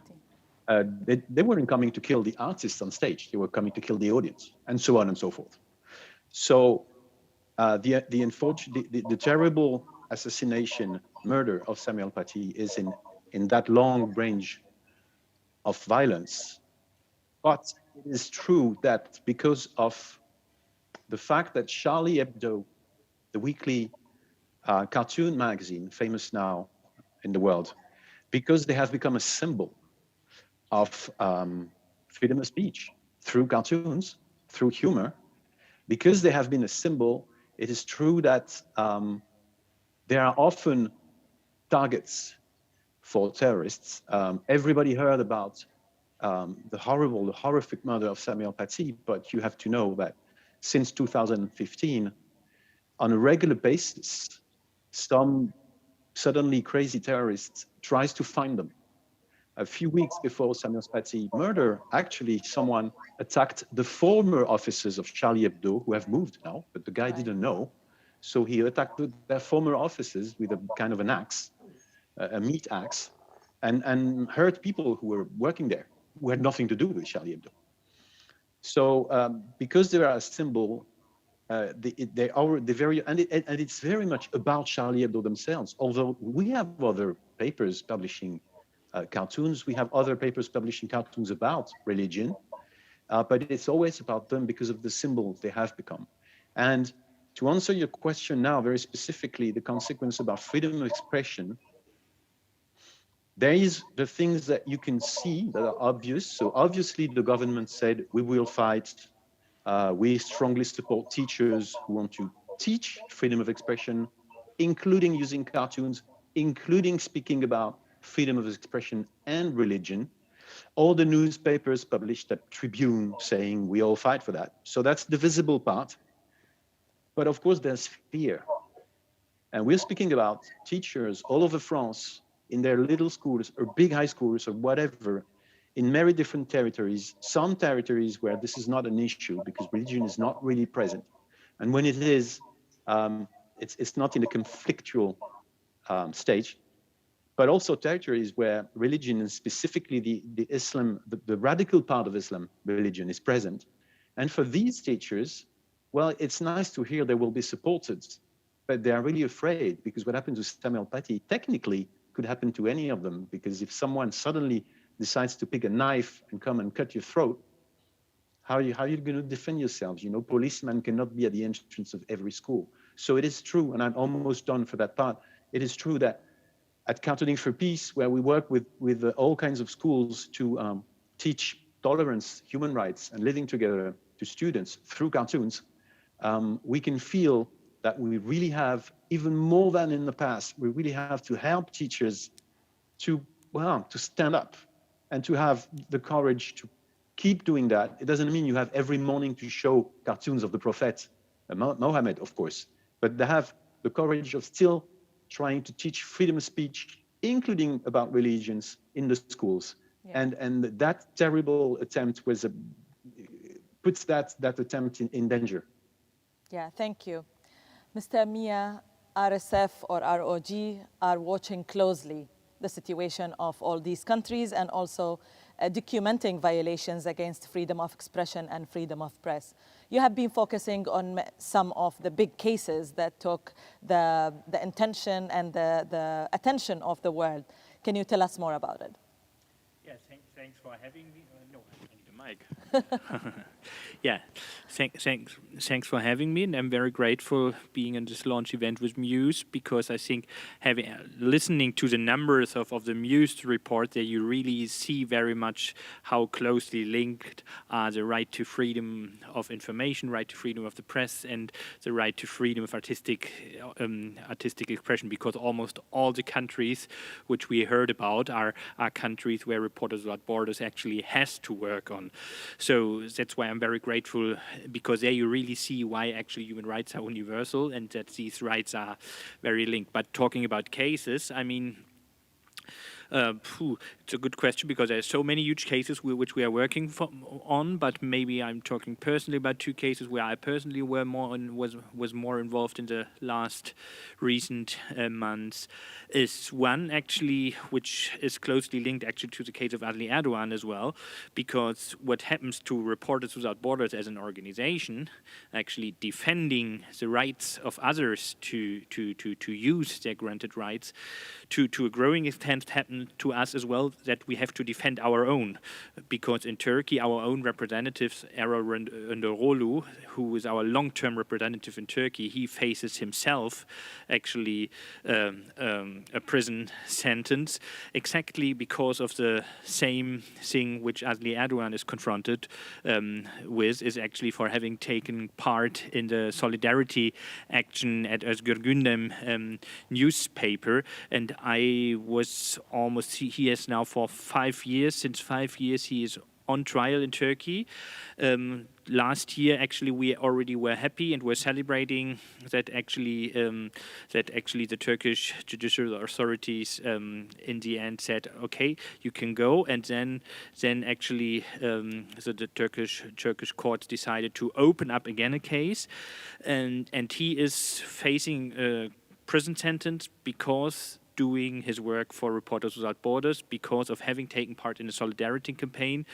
And there you see that us as an organization are as well defending our own. And that's why I think there has been no, I have to say, I think there's no building which I know better in Istanbul than the so-called Palace of Justice in Istanbul, Çağlayan. I don't know how many times I've been there, mostly for just being in solidarity with our own colleague Esra Önderoglu, but for lots of other cases as well. And another huge case, because luckily our own representative and colleague is not in prison, but he's facing a prison sentence. But another huge case with huge political implications is actually the case of the brutally murdered case of Jamal Khashoggi, who has been murdered by Saudi state officials as well in Istanbul, but in the Saudi consulate. And it's a case which is so emblematic for several reasons. First of all, because of its brutality. I think there are few cases of anybody who I know and who the cases who I personally worked in, of someone who has been murdered and killed in such a brutal way. And we know, unfortunately or fortunately, we know so many details about the circumstances, and it is a state crime, actually having been convicted by Saudi government. And we try to fight against the impunity, first of all for actually making the public not forget about the case, but as well that international authorities, international judicial authorities follow this case, because impunity is one of the major crimes, I would say, impunity against crimes. And that's why we on various levels campaigned for the case. We even traveled to Saudi Arabia 2 years ago, which was for us a dangerous mission, I have to say, getting so close to such a regime like the Saudi monarchy, the absolute monarchy. And we keep on campaigning against the impunity of Jamal Khashoggi, because we cannot let the Saudi regime go away with their Vision 2030, describing a nice country which in fact is a brutal absolutist monarchy, suppressing freedom of the right to artistic freedom, but as well right to freedom of the press. And the journalist Jamal Khashoggi, I think it's a very emblematic case, and that's why we are working so intensively on the case, and me personally as well. Can we end with Assange case? Julian Assange is a case which I worked as well, which is a difficult case, I have to say, because Reporters Without Borders, if we talk about the Western public, very often we get applause, I have to say. But for the case of Julian Assange, it's a case where we face lots of criticism as well. And I think it's good that, and there you sometimes see how difficult it was right to freedom of, how it was human rights. Julian Assange actually is a case, He's someone who is persecuted for political reasons because of his contributions to journalism. He revealed with WikiLeaks truths and evidence about war crimes of the United States. He maybe was criticized, he was criticized for some personal behavior, but this has nothing to do with what it's at stake. That someone who's persecuted because of his contributions to journalism, and he's still at risk for being extradited to the United States, and he faces their 175 years prisons. And honestly speaking, I'm sometimes shocked about the discussions here in the Western public about his case, whether you like Julian Assange or not. Yeah. But that's really not what human rights is about. Human rights are universal and they are for everybody. And we have to campaign for Julian Assange, because Julian Assange if Julian Assange would be extradited, every investigative journalist all over the world would face the risk of being extradited because of things what journalists should do. And this is revealing the truth, is discovering, investigating the truth which very often people in power, even in Western governments, dislike. And that's why Julian Assange is such an emblematic and symbolic case. Yeah, it shows also the hypocrisy of the West world where you know, when it comes to freedom of expression. There's a risk of losing credibility, and this is why the case of Julian Assange is so important, and that's why we at Reporters Without Borders, we have been the only NGO, and me personally, some days, not the whole days, really monitoring the whole extradition hearing in the United Kingdom. And honestly speaking, one final comment on this, it was really shocking, the circumstances for me. My colleague from UK, Rebecca Winton, she was mostly following it, but I was there for some days as well. And I think the conditions for international trial observers, they were so harsh. I felt more welcome, and this is no cynicism, I felt more welcome in every Turkish really show trial and the UK extradition hearing against Julian Assange, because international observers in London, in the UK, should be excluded. And that's why it's the case Julian Assange, but as well our rights here, I would say, in the West. Interesting insights. I'm going back to Kuwait. Shuruq exhibitions were banned in Kuwait in 2012 and also in 2020.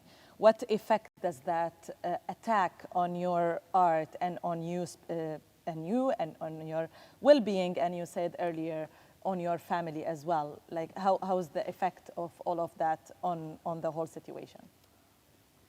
Well, honestly, when it first happens, it's terrifying. I was investigated for 3 months and I was depressed at home for 3 months. I couldn't go out. I was scared to open my phone and look at my messages. I was scared to look at my email because I was getting a lot of death threats, a lot of hate mail. I had people who came to my home and threw rocks at my window, and all I could do was close the curtain and back away. When that happens, you know, your heart beats faster, you're in a state of fear, but what are you gonna do? I'm not gonna go out by myself and see who it is. It could be some crazy person who's going to attack me physically. So, you know, you're in situations that are completely surreal to your normal everyday life, and it takes a toll on you psychologically. You don't have the protection of the security services. Well, I'm on the wrong side of the security and the law. So if I go to the law and tell them someone's bothering me, they're going to say, well, if you behave, no one will bother you, you know? So I can't do that. Yeah, it's very terrifying. I had to change schools for my younger children. I have 4 children. One of them was living in the UK at the time, so she wasn't as affected. But the younger ones, I had to move them to a different school. It has its ramifications, definitely psychologically and socially. Even you get to know who your friends are and who aren't. The artist movement, the artist scene in Kuwait, nobody spoke up on my side. Nobody spoke up. If anything, there was one artist who said, why couldn't you just shut up and let sleeping dogs lie, so that the eyes wouldn't be on us now? That was how they were thinking. They actually thought I was wrong for exposing these taboo topics. Mrs. Erdogan, you faced trial and still facing court case against you in Turkey, alongside with other artists, writers, journalists, and also human rights defenders. How does the Turkish state become one of the leading countries cracking down of freedoms? How do you see it? Well, actually, my personal story started much before that, back in '98, when I accepted to take my column in Radical. As a writer of literature, that was a new offering.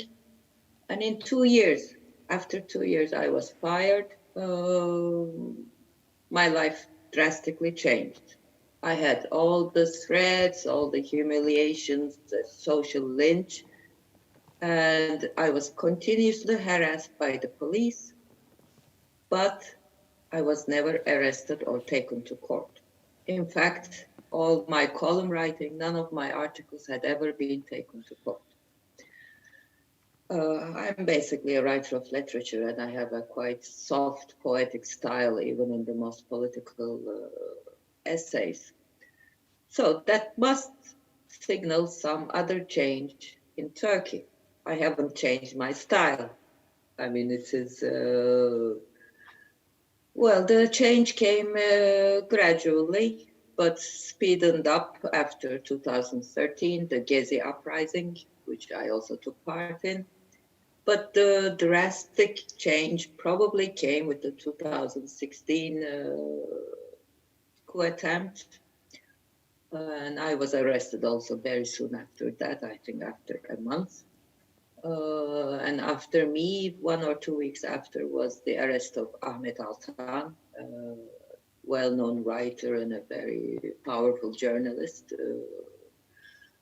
And then came the arrest of Cumhuriyet journalists, Taraf journalists, Özgür Gündem journalists. So these cases were kind of known. We were all put in the bags of this newspaper or that newspaper, although we are individually or even politically quite different people. Suddenly, like in the newcomers in Berlin, you see all sorts of political diversity. This actually happened in Turkey too.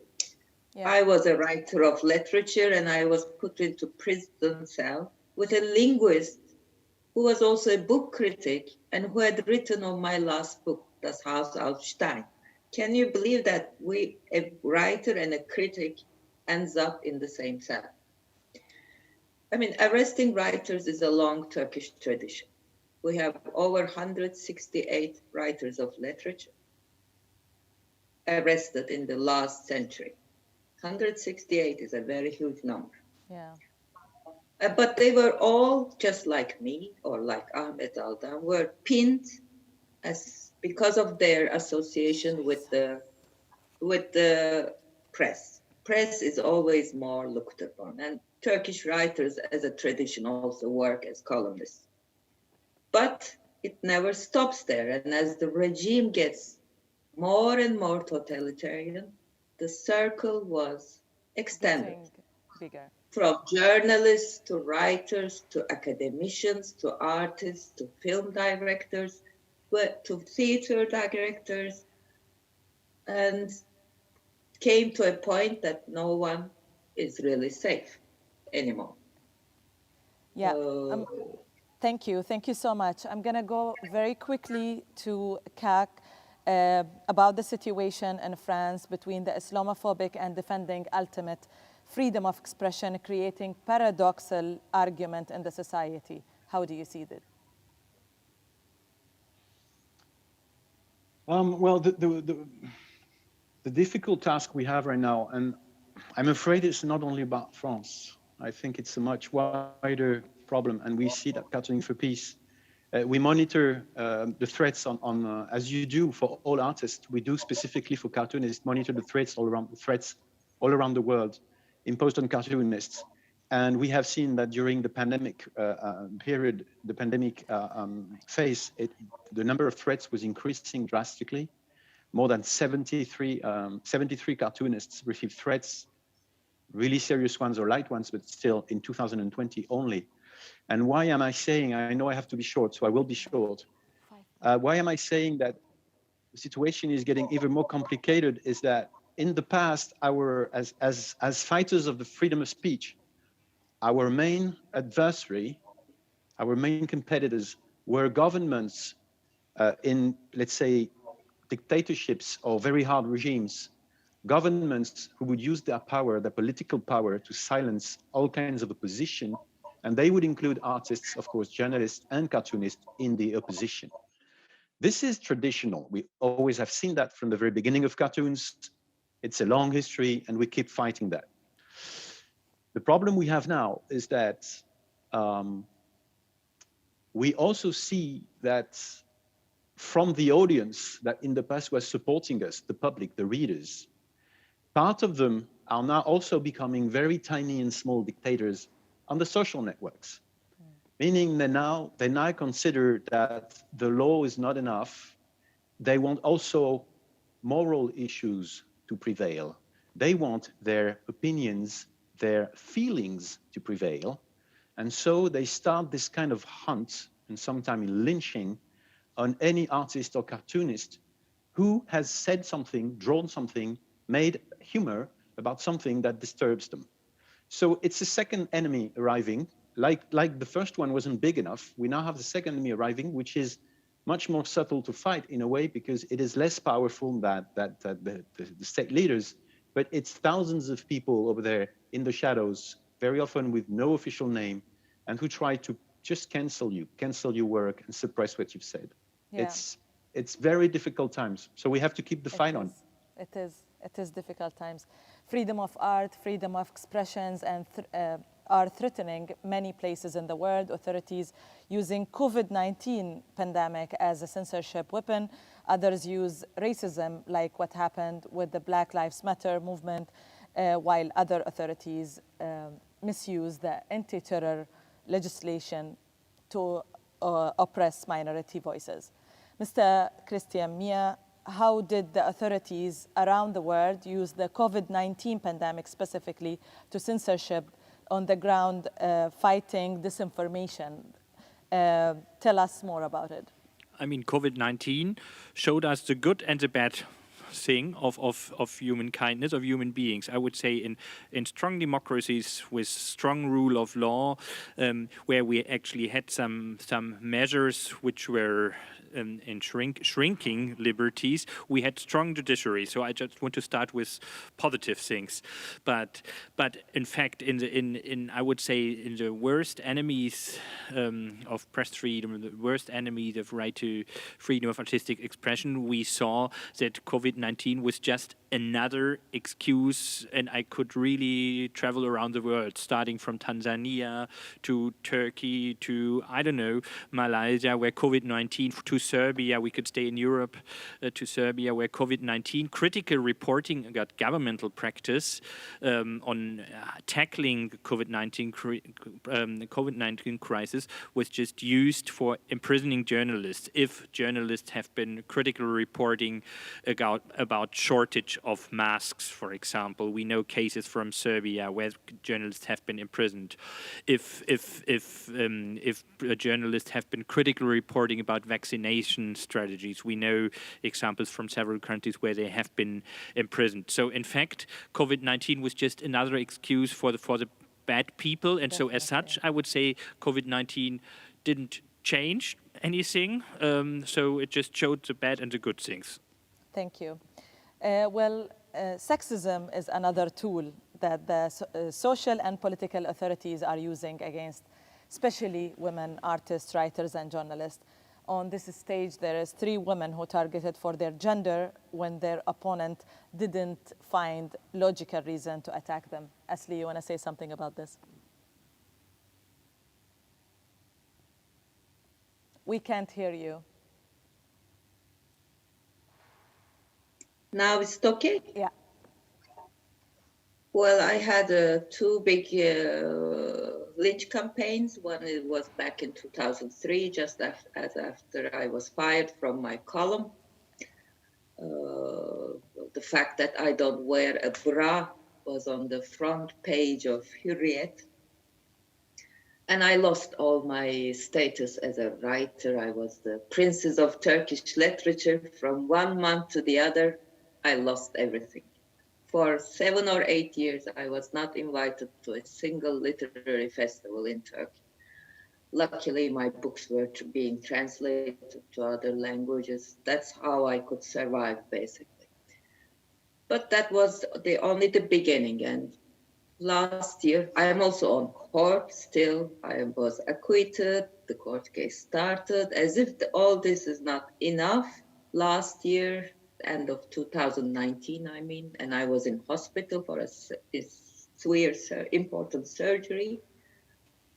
One interview I said, which I just very softly criticized the Turkish nationalism in the education system and the fetishism of all these flags and anthems and everything, was slightly mistranslated. I don't know if deliberate or mistake. And there started a very huge lynch campaign. Within 48 hours, it became a top topic, TT, with over 1 million people cursing me. I wasn't even aware I was in hospital. And almost all the curses were below the waist level.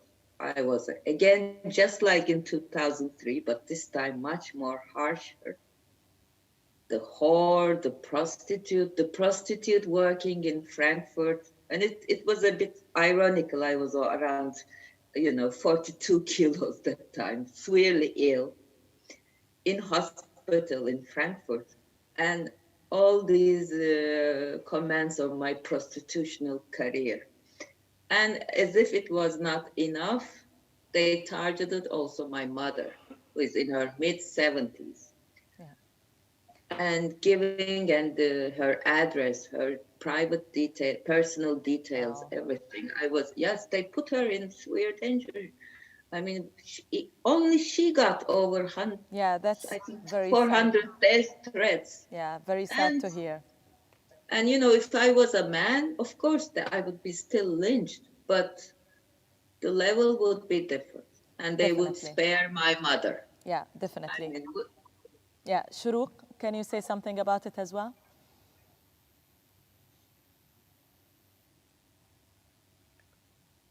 Yes, sorry, I didn't hear that. No, we are at the same subject of using our gender as or sexism against us as women. Well, yeah. Well, I mean, obviously, in my case, being a female artist who decided to confront the patriarchy and confront the government and the religious powerhouses in Kuwait, that has a huge impact on how they react to my work. Maybe if I was a male artist, it would be a different reaction. I don't know, but this is definitely something that I have felt, something that has been spoken about in the country by the people who did support me or the organizations that did support me, that not only am I a female artist standing up to the patriarchy, but I'm also exposing these men in their secret form, in their diwaniyas, which is like the gentleman's club of Kuwait, where they have the absolute freedom to say and do whatever they want. I've exposed what happens behind closed doors. I've exposed them at their weakest. I've exposed them at their most hypocritical. So the fact that I did that as a woman, of course, is, it multiplies the punishment for me. Definitely. As Kak and Nash said, with a lot of it is subtle and a lot of it is social lynching. Yeah.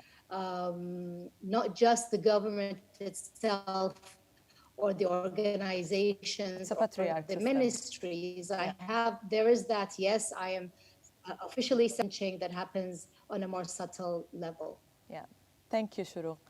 On this note, we come to the end of this discussion and this session during Rewriting the Future Festival. Extremely thankful for my guests and speakers today, cartoon artist from France, Kak, artist and poet Shuruq Amin from Kuwait, and journalist and writer Isli Erdogan from Turkey, and with me on the stage, Christian Mia, the Executive Director of Reporters Without Borders from Germany. Stay with us and follow the next events in this festival. We are in this festival not only bringing cultural practitioners to talk and discuss, but also to give them space to perform art. Next event is a solo performance by Rasha Nahas, a singer, guitarist, songwriter, and performance artist, born and raised in Haifa, living in Berlin. Don't miss the first of three artist talks as well, with Esra Karakaya, with the Syrian musician Ali Hasan, and many more till the 28th of February. Follow us online and participate in the amazing events and workshops today and for the coming 3 days. See you soon.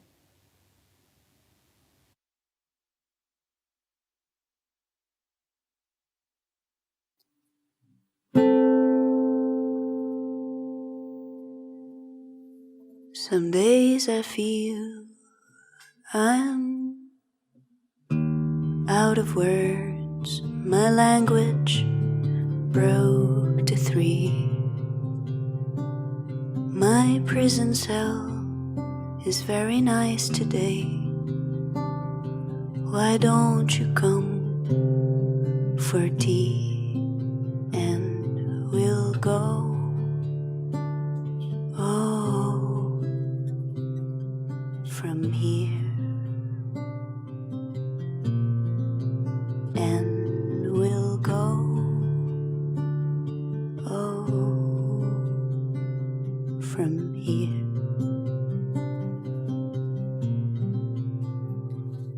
How will I know how to feel how we felt when we felt what freedom feels like? Numb I grew, I see too much, it is never enough. You will see when the silence is loud, it's too cold to go out. I long for the love of thee. I gave 2 of my hearts, the moon kept me awake, wondering where I'll go from here, and I'll go. Oh, from here, and I'll go. Oh, from here.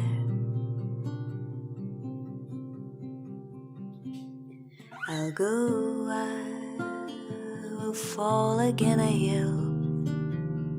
I always felt misunderstood. Oh, words I wrote, I sang few songs. It's been way too long for this. It's been too long. Oh, for this.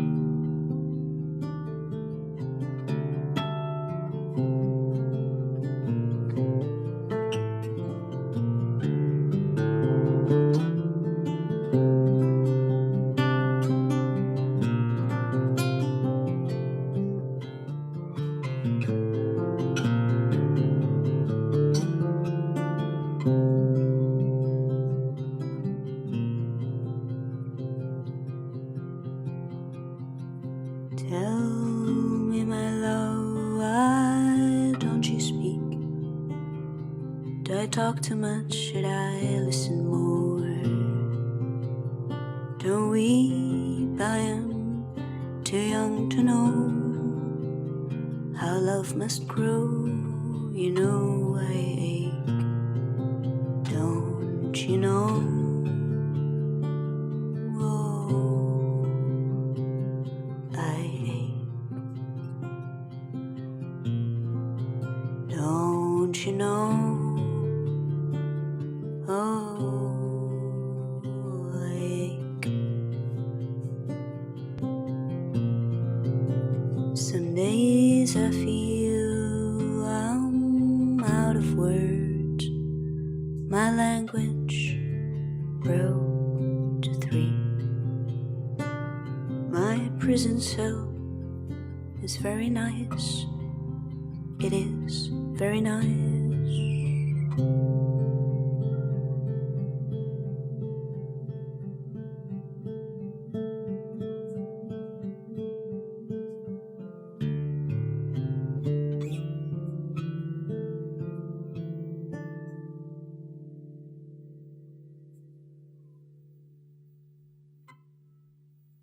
Music, and especially performing music, is a state of freedom and healing and being and living in a different space, I think.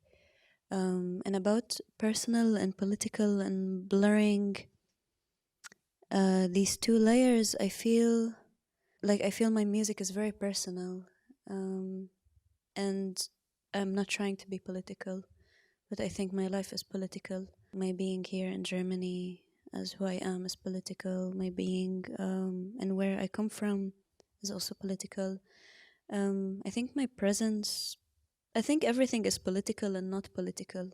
And I'm just reflecting my life. And I think that this transition between very fluid transition between being political and personal is a very organic thing. And I try not to think about it and to do it as organically, really, and freely, but also critically as I can.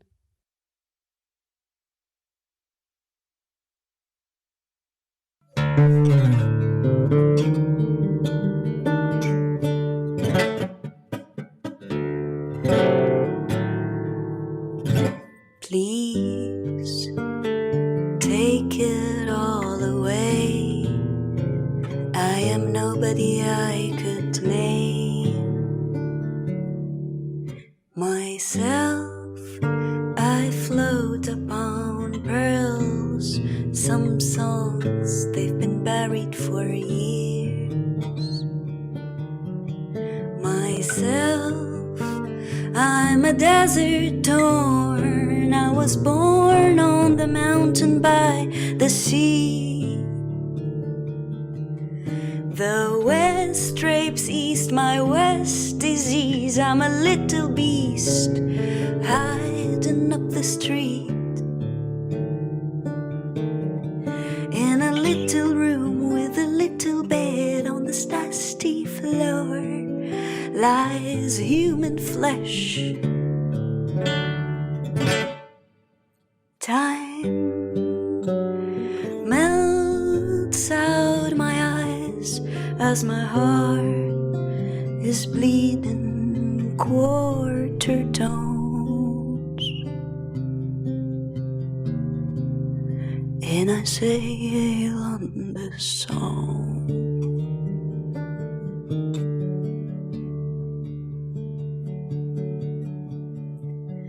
وانت مختار يا حلوة يا زينة.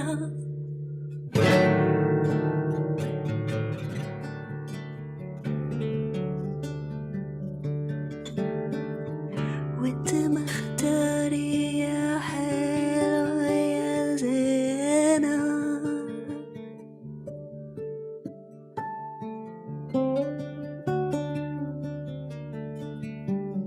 The Dead Sea used to be alive.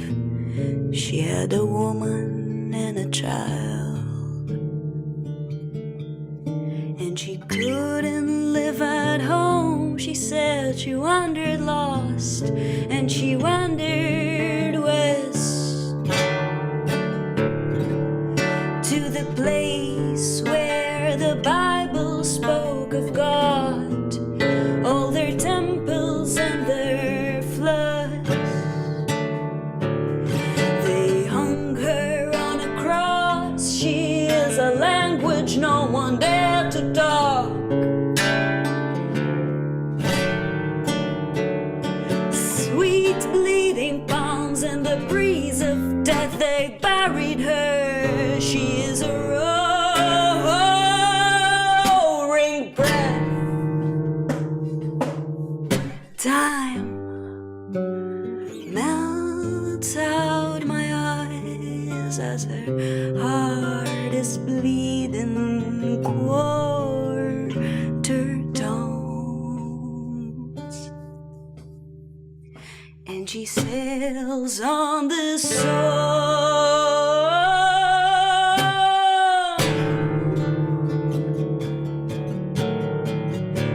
وتمختاري يا حلوة يا زينة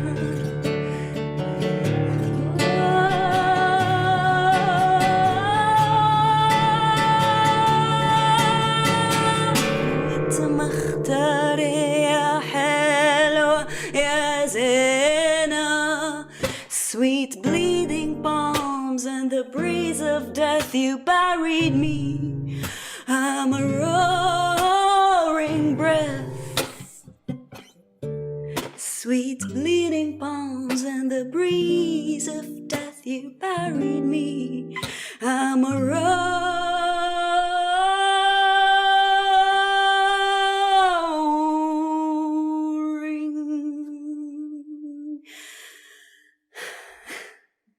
breath.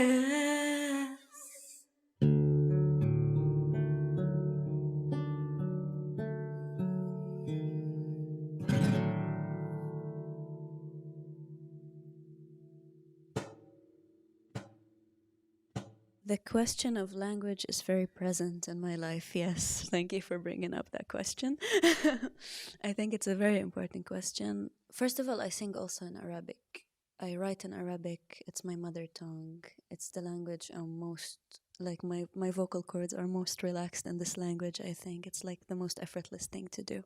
But I feel that these songs, the specific album came out in English. It was a period where I was going through a transition where I felt that maybe English is more accessible at this point in my life. But I feel also that Arabic can be very binary in terms of pronouns. And I think also it can be more specific sometimes. And I think English gives like a bit of zoom out in certain topics. English is just more accessible. Like I remember going to see like a Caetano Veloso concert. He's like a Brazilian artist. He sang beautiful Brazilian music like for an hour and a half. And the moment he switched to one English song, which I understood, this is the song I connected to so much, you know, and this is the song that really gave me access to his world.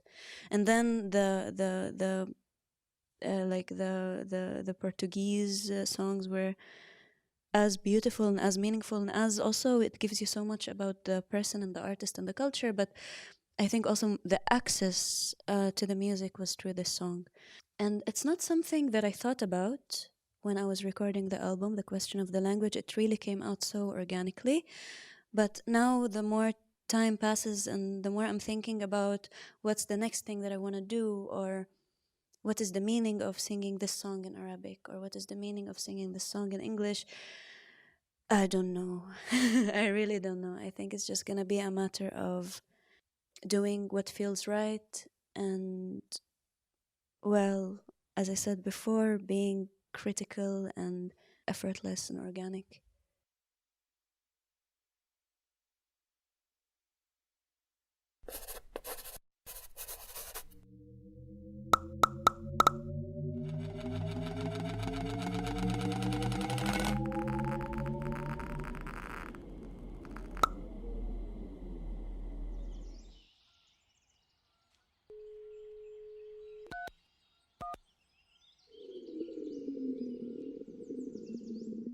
So hi everyone, I'm Zamira Abbasova. I'm a journalist from Azerbaijan and also a peace builder, currently in exile in the Netherlands.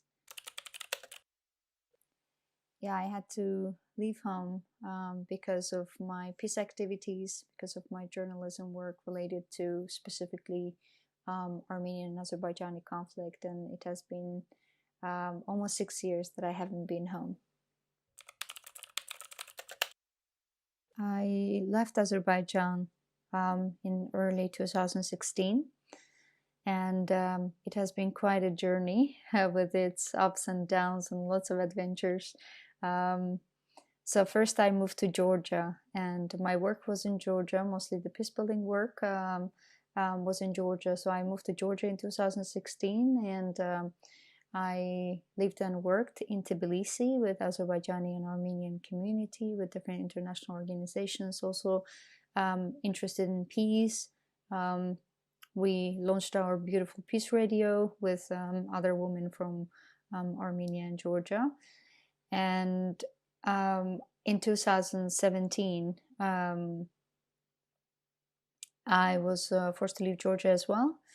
And since then, it has been quite a journey, I would say. I lived a little bit in Bosnia, a little bit in Czech Republic, very short time in US, and then in UK for a year and a half almost, studying, doing my master's. And yeah, finally I landed in the Netherlands. Moving has been probably the only stable thing in my life since I left home, because I had to constantly move, constantly find my ground in new places, new cities, new surroundings, and new neighborhoods. I had to pack, I had to leave, I had to unpack, I had to settle, and then pack again and then leave.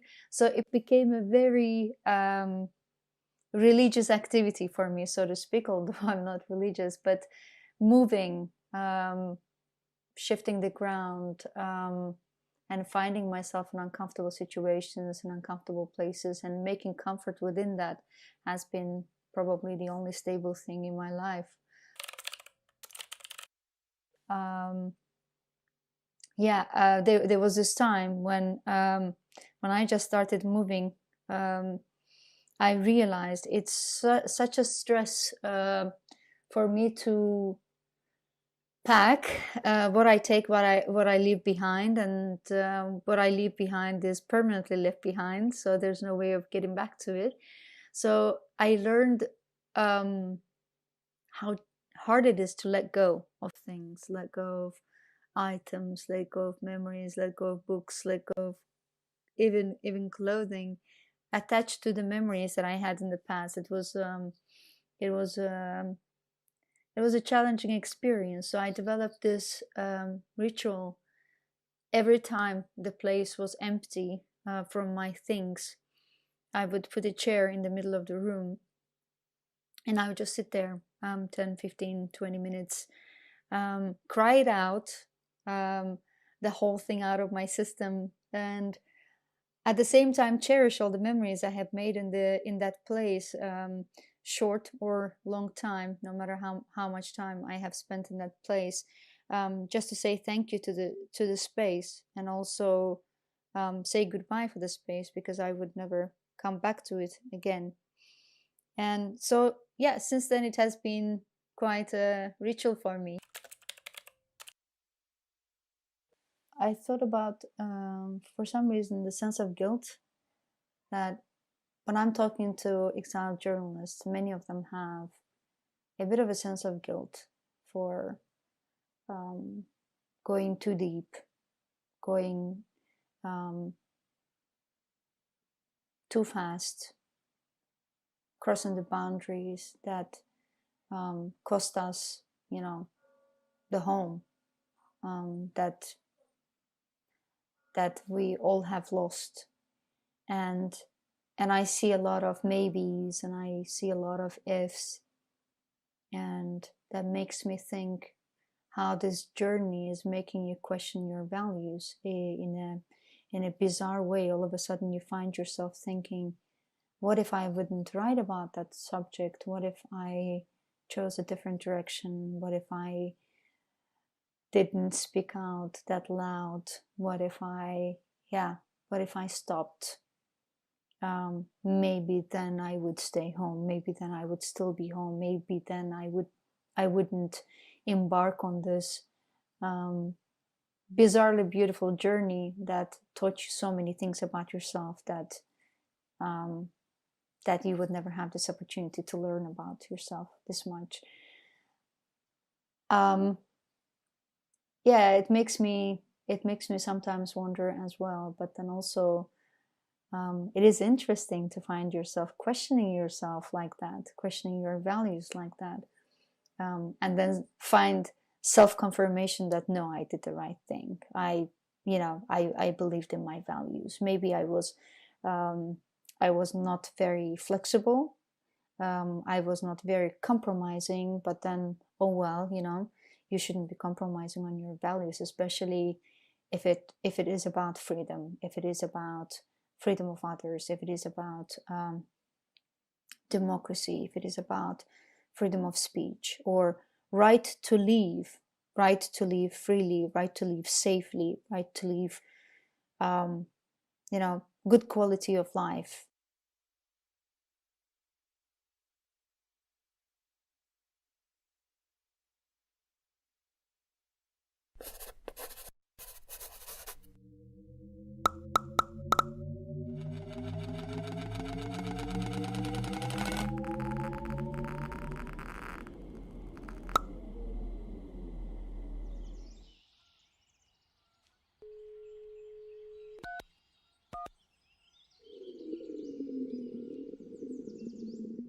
My name is Christopher Mlalazi.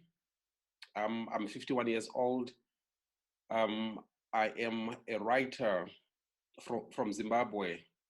Abalindileyo.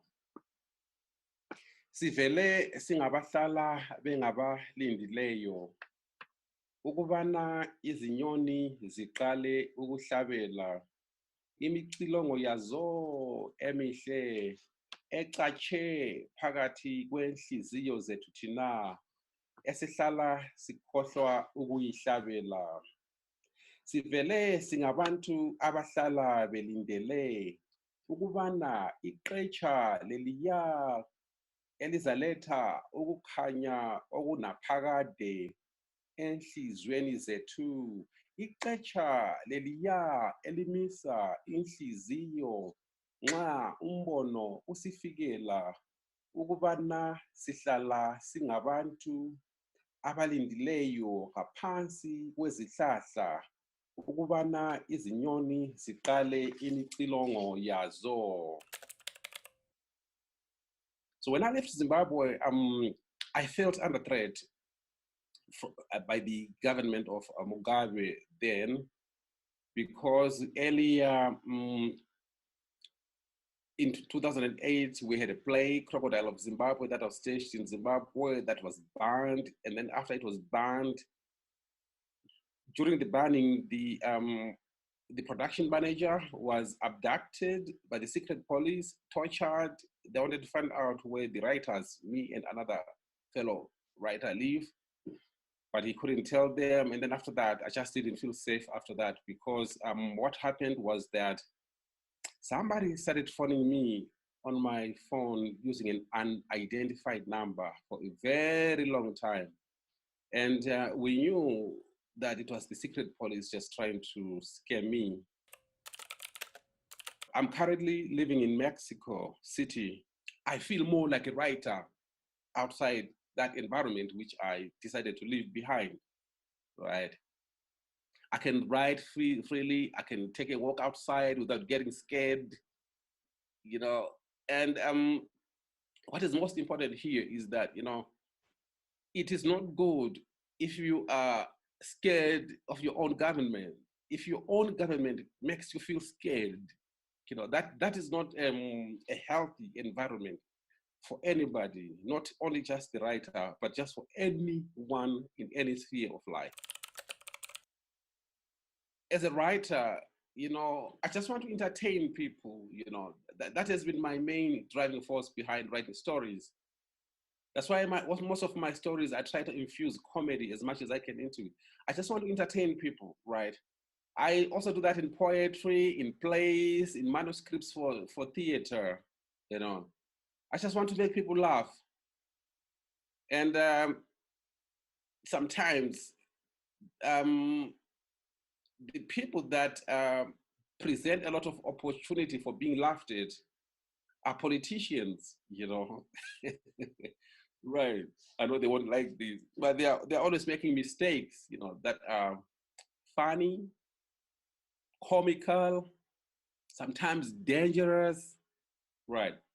Sometimes they want to convey, you know, fear so that we become afraid of them. And the only thing that I think we can fight away that fear is to laugh at them, you know. And that's where my comedy comes in theater, in literature, and in poetry. I write it in English, but I want to make that English sound as if it's my own local language. Zimbabwe is a former British colony, and we have sort of bastardized their English, the English, you know, to some form of Zimbabwean English. With this English that we've reclaimed, I am able to express my indigenous emotions through it. That is the magic with the languages, you know, so that if you are an outsider reading that language, you know, and you come across me, maybe trying to explain a joke, telling a joke, and you do not understand it, you know, because you do not understand the context, the local context, right? And it makes you, right, become curious, you know, about who is writing, where are they from, and how you can also try to acquire that accent, right? And that is what gives excitement to reading.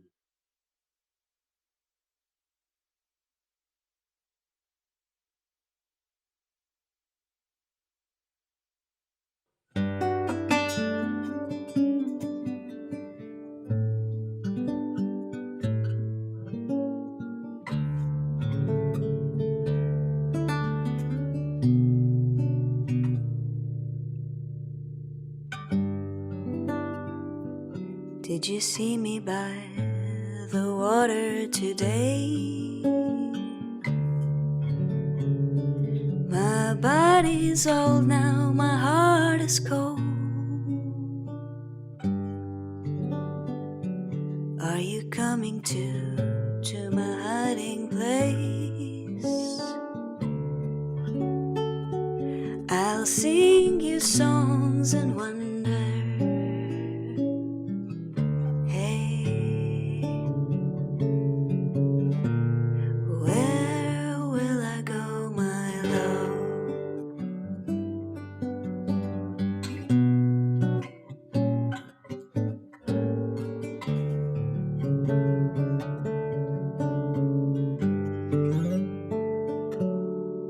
Touch me, can you touch my skin?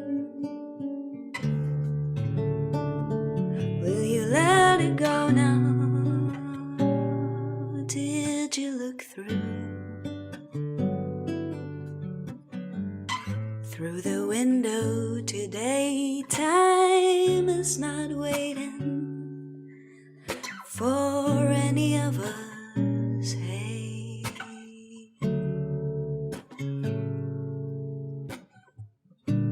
where will I go, my love?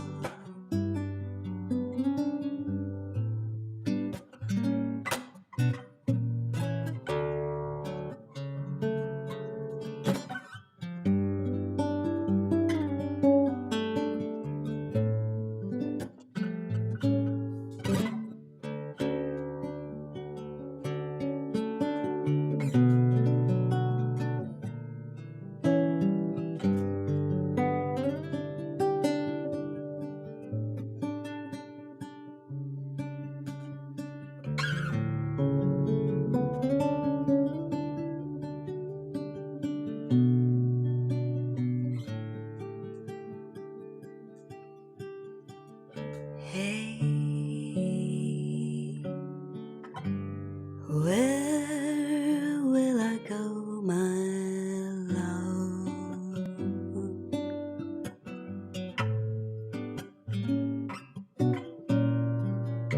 Hey, where will I go, my love?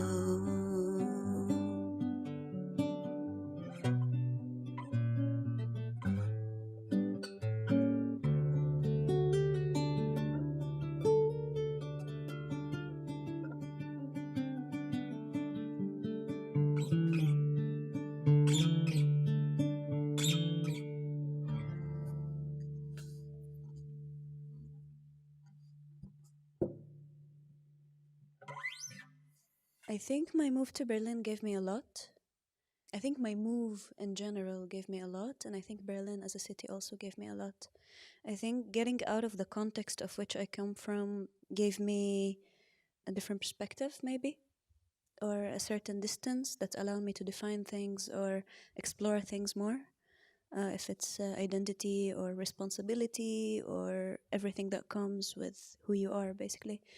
And so I think it definitely a different perspective on seeing things and also seeing myself and experiencing myself. And I think Berlin as a city is also just so great. It's there's like a lot of everything. If it's art, it's a lot of art. If it's just like a lot of different discourses also, and a lot of different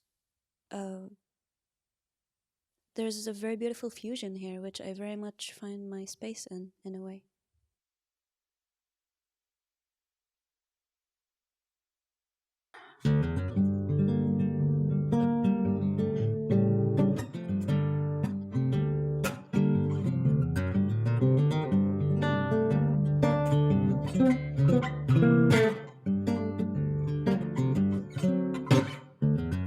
I've been strongly forced to believe that even if it's the worst, the most critical is to feel one song that touches her, touching you. The stars of my universe are falling all the way down true. Facing smiles, observing the times. My dear, I think I am poisoned inside this Berlin summer and purple rain, a dark blue moon, and a bitter real campaign.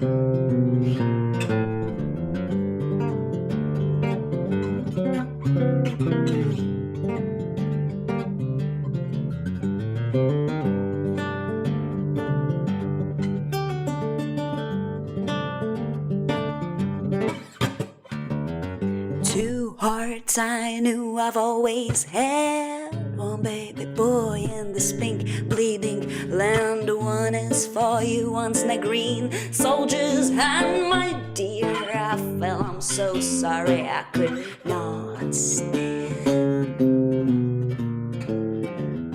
I love the very few that you showed, and you wanted more than I will ever know. 8 months and 9 years of passion grown in one shitty experience of a broken black hole.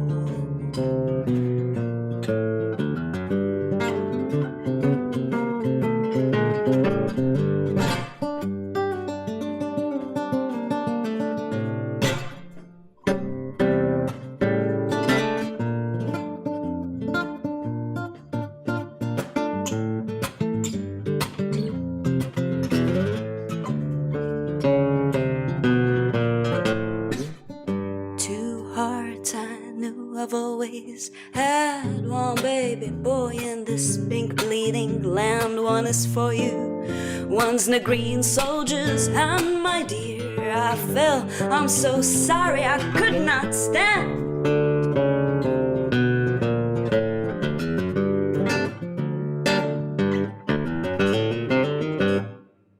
Art has different functions in my life.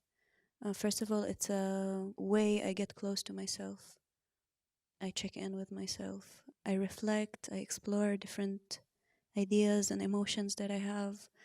and I hear how they sound like, and I can reflect through my art.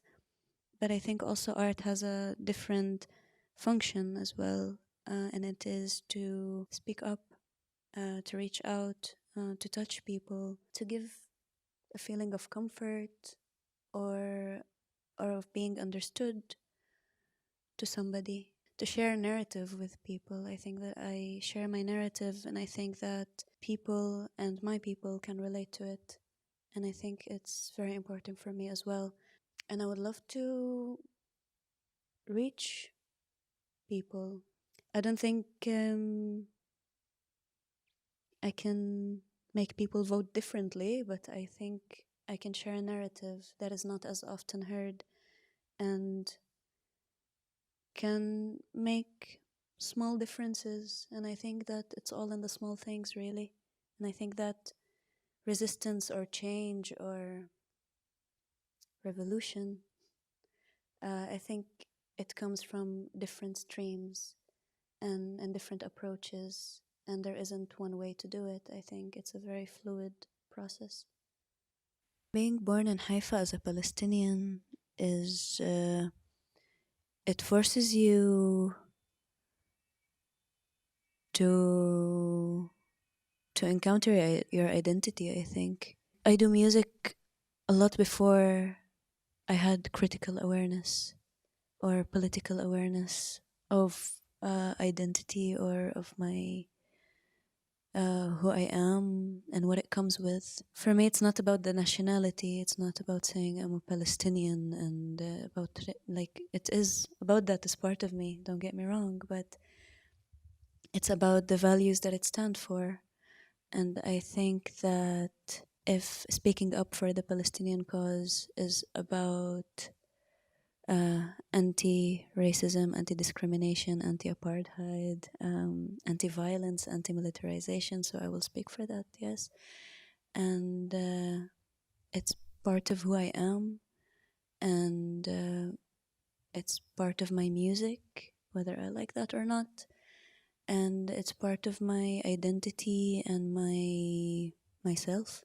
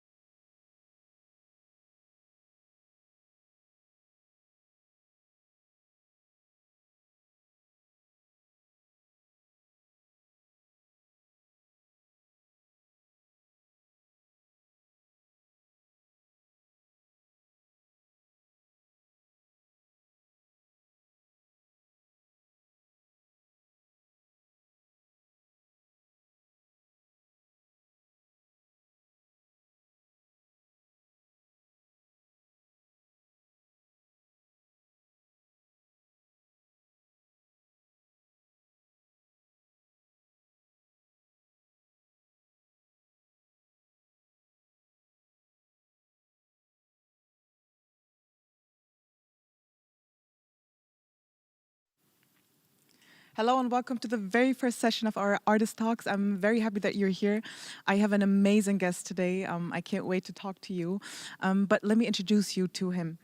His name is Ali Hasan, and Ali is a musician with an old and deep relationship to the darbuka drum. Originally from Syria, Ali has a long history of building upon his music knowledge and practices before arriving in Berlin in 2015. He's collaborated with a range of international renowned artists and attained much support from Berlin cultural institutions. He's also a composer, curator, a music consultant, and a physical therapist, and a really cool dude. I talked to him just like a minute ago. Thank you so much for joining us today, Ali. Thank you so much, Esra. How are you really today? Pleasure. Yeah, it's very fine. It's a nice weather today. We're having the sun and being here together. It's really cool. Yeah, thank you so much. Thank you. So I think in the media, oftentimes, a lot of light is shed on your work and your collaborations and your achievements. But to me personally, what I would like to know is, what is something that you are very proud of that you accomplished and achieved outside of your work? That I'm surviving till today. Maybe this is like one of the main things that today I'm really thankful that we are now reaching 2021, still alive after everything. Especially the pandemic now, the COVID-19 thing that we all faced together and we are still facing. What maybe I'm proud of that I'm still have this little child inside me that is still feel joyful and like fun every time I play my music or meet my friends. So, yeah. I think sometimes what I wonder, especially in these times, and I think we can agree that in Germany or in Berlin, it is we are in a position of privilege, and I'm sure that it does. I mean, there's a spectrum of privilege for sure, but sometimes still it gets kind of hard, even for me. I'm like, I want this to be over, COVID go away. But you mentioned this kind of child that you have, this playful and naive. How much do you think is it important to kind of cultivate that kind of child inside of you, especially in times of like a pandemic, for example? Yeah, of course. Like without this child, I would say that. Or without keeping like motivating myself like to stay hang out with the life itself, that 2020 was like really dark from different sides, but we together we could like survive. And I feel like so far, like in 2021, that now we are standing in a position that allows us to stand all together more and to get like more into each other, that we can survive and we can keep on with our life. We know that we are not anymore like alone. We are all one. But who's we? We, that everyone who's like on the same frequency of consciousness, maybe. We are the people who's like meeting each other from different backgrounds, from different worlds, and we gather together into one specific point or like one specific city, which is Berlin. Berlin gave us a lot, and we feel very much like maybe loved in this city. So you mentioned a frequency, and I to some extent, I agree with you, and I think there is a certain kind of connection that that transcends social structures. But at the same time, I mean, at the end of the day, there is still a power structure. At the end of the day, I have more privilege than you. Let's be honest. That's what it is. So I guess what I'm wondering is, you already mentioned that, you're happy and proud that you are surviving, and I honor that. Thank you for surviving. Mm-hmm. How is it, if you had to pinpoint a very certain practice where you're like, okay, this is how I survive, or this is what I do on a daily basis in order to get to that frequency, what would it be? I listen to myself. I hold on. Worst of things that maybe when we were like meeting like a little bit in the sun, like a few minutes ago, I was telling you that we are now together under the sun, hearing each other. Our souls is hearing each other. I always try to trust the timing with everything, and this is like has been a method I have been following maybe since a while now, and it didn't come like just like by one night and other. Every time like there's a little step to see, to feel, to understand, to get in touch with myself, to stay in my mind, to clear my mind, to clear my inner soul, maybe. There's like one Arabic word, actually, where we used to say it, that the one who has a clear soul can sleep alone in the forest. And this is actually like one of the things that maybe has been like always like influenced me, or like was an inspiration for me, that we keep on listening to ourselves, to our little child inside, hear very well, and being a little bit relaxed and cool and calm. This will keep us like going inside our life slowly, gently, peacefully, and in a harmony with everything we are doing. And what role does your artistic expression, especially like making music, play in that whole process? It's a healing process. Music has been always like this. The main reason for me that I could stay till now, feeling the happiness, feeling the existence, forgetting about the dark nights I have been in, or like all the struggles I passed through, like in the last 25 years, I would say, that I lived in Syria, moving out and everything. So music, I took it for my side as a healing thing, as I don't want to listen anymore to noises from outside. I wanted to listen to myself. I want to play my own music. I want to discover myself more deeper. I didn't get the chance before. Music gave me this chance. And to be honest with you, it wasn't like a decision that I want to become a musician. It just happened by itself. When I left my country, I was just like going to the unknown, you know? But I had a drum with me. And this drum made me play in the streets of Istanbul.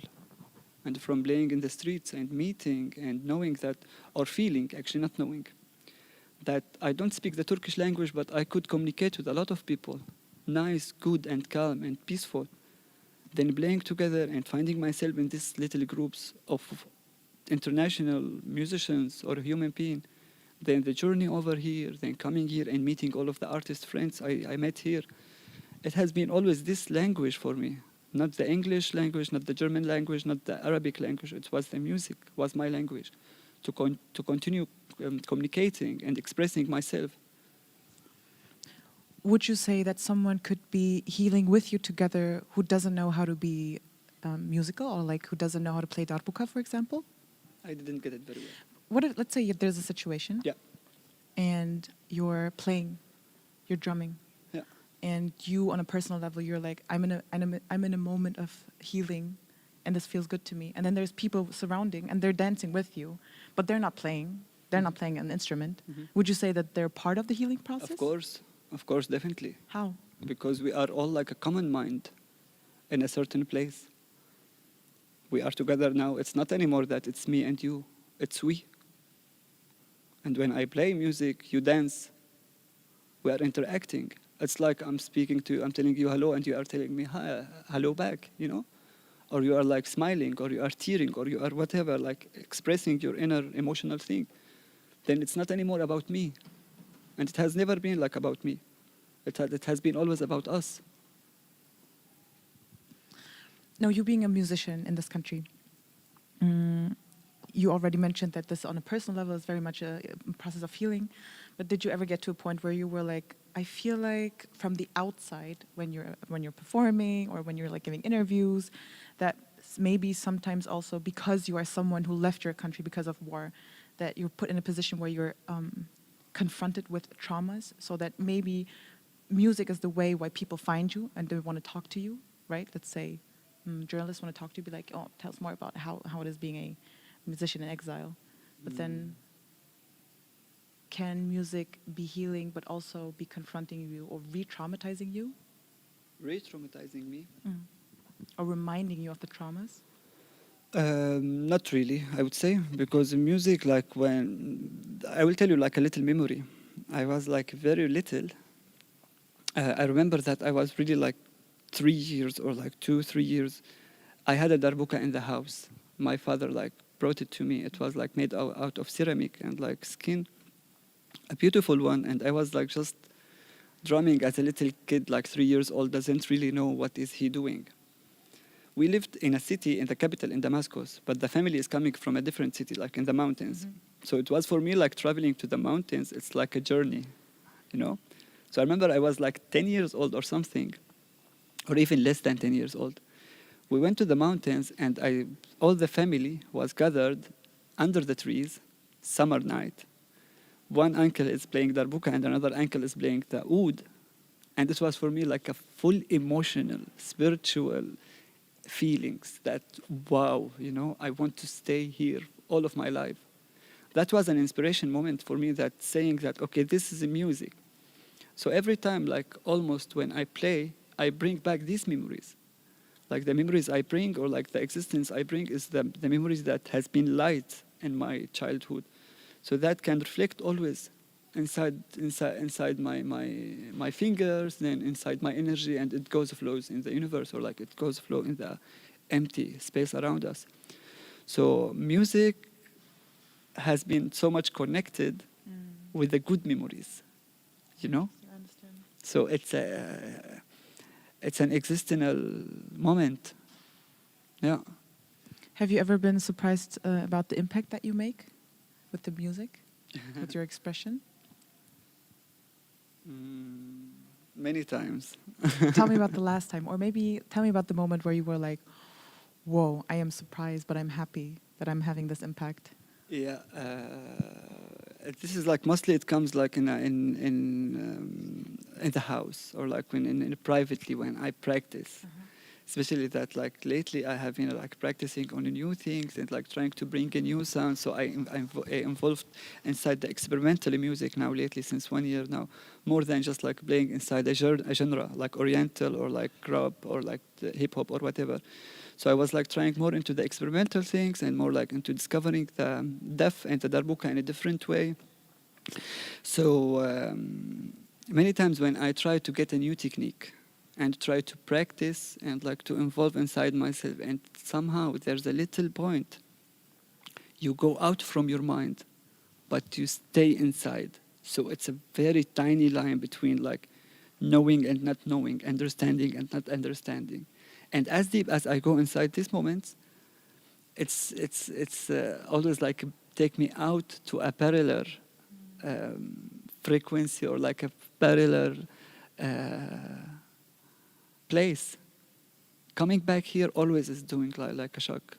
So it's like, you know, where I have been.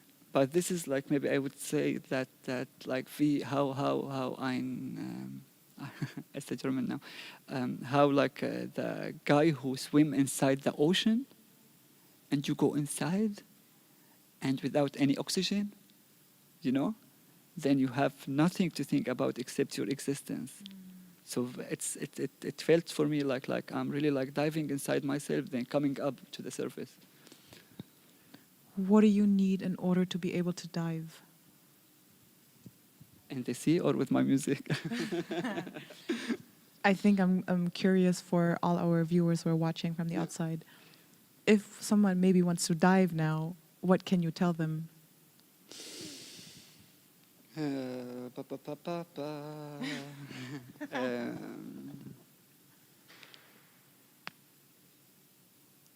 Listen to yourself.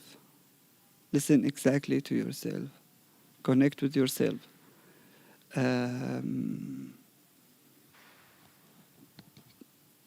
Feel your breath. Breath in a way that with appreciating every one single moment of our life passing is holy. Every single person we are meeting is holy.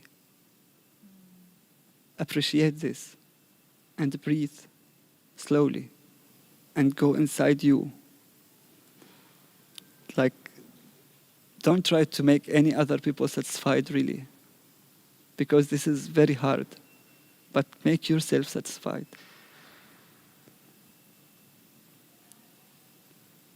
Be humble and relax. Then all of this diving and all of these meditative things will come by itself. It's a practicing, and it's not one night, one day. It's a long practice. what this reminds me of is I had a talk the other day with a friend of mine, and we're talking about how we are working so much, and we were, always trying to like deliver and be better and, grow. And we were talking about how we were exhausted. Yeah. And my friend, she was like, but you need to rest, because you need to rest in order to, grow. It's part of the process. And after a long time, I realized that it's really hard for me, and I think that's a truth for a lot of people, especially also who live in the diaspora. Mm-hmm. There's a sense of guilt. It's like my parents didn't have time to relax. My parents didn't have time to, breathe. Mm. That wasn't possible. Yeah. It wasn't the realm of possibility. And now, my generation, or the people that are around me, we do have the possibility, but we feel guilt. So if, let's say, someone was watching right now, was like, yeah, great, yeah, I want to dive and I want to breathe, I want to like chill and just like appreciate everything, but I don't have no time. I got to do stuff. What would you tell that person? Make your time. It's every one of us is the one who's creating his own reality. Clear your mind and clear your inner thing from inside and make the time. Organize yourself very well. Wake up. Don't be lazy. Wake up early morning. Catch the sun. And but listen, you were like, don't be lazy, but to me that's being lazy. Like if I like go home today, yeah, and I go into my couch and I do nothing, I'll be like, I'm being lazy. I cannot do this. But in fact, I mean, it's a matter of like perception, right? Because you could be telling me, you're having a moment for yourself, you're rejuvenating right now. But for me, it's being lazy. So how do I know whether I'm being lazy or whether I'm rejuvenating? No one can tell you. It's you will tell yourself. It's really it's you. It has been always like this is one main thing that we have been so much learned, to hear others, to tell us what to do. And that's like one of the things that I think is a little bit like questionable, I'm not gonna say that it's wrong, but it's questionable. But we never tried like maybe from really like to know from inside that what we really want, what kind of work I want to work.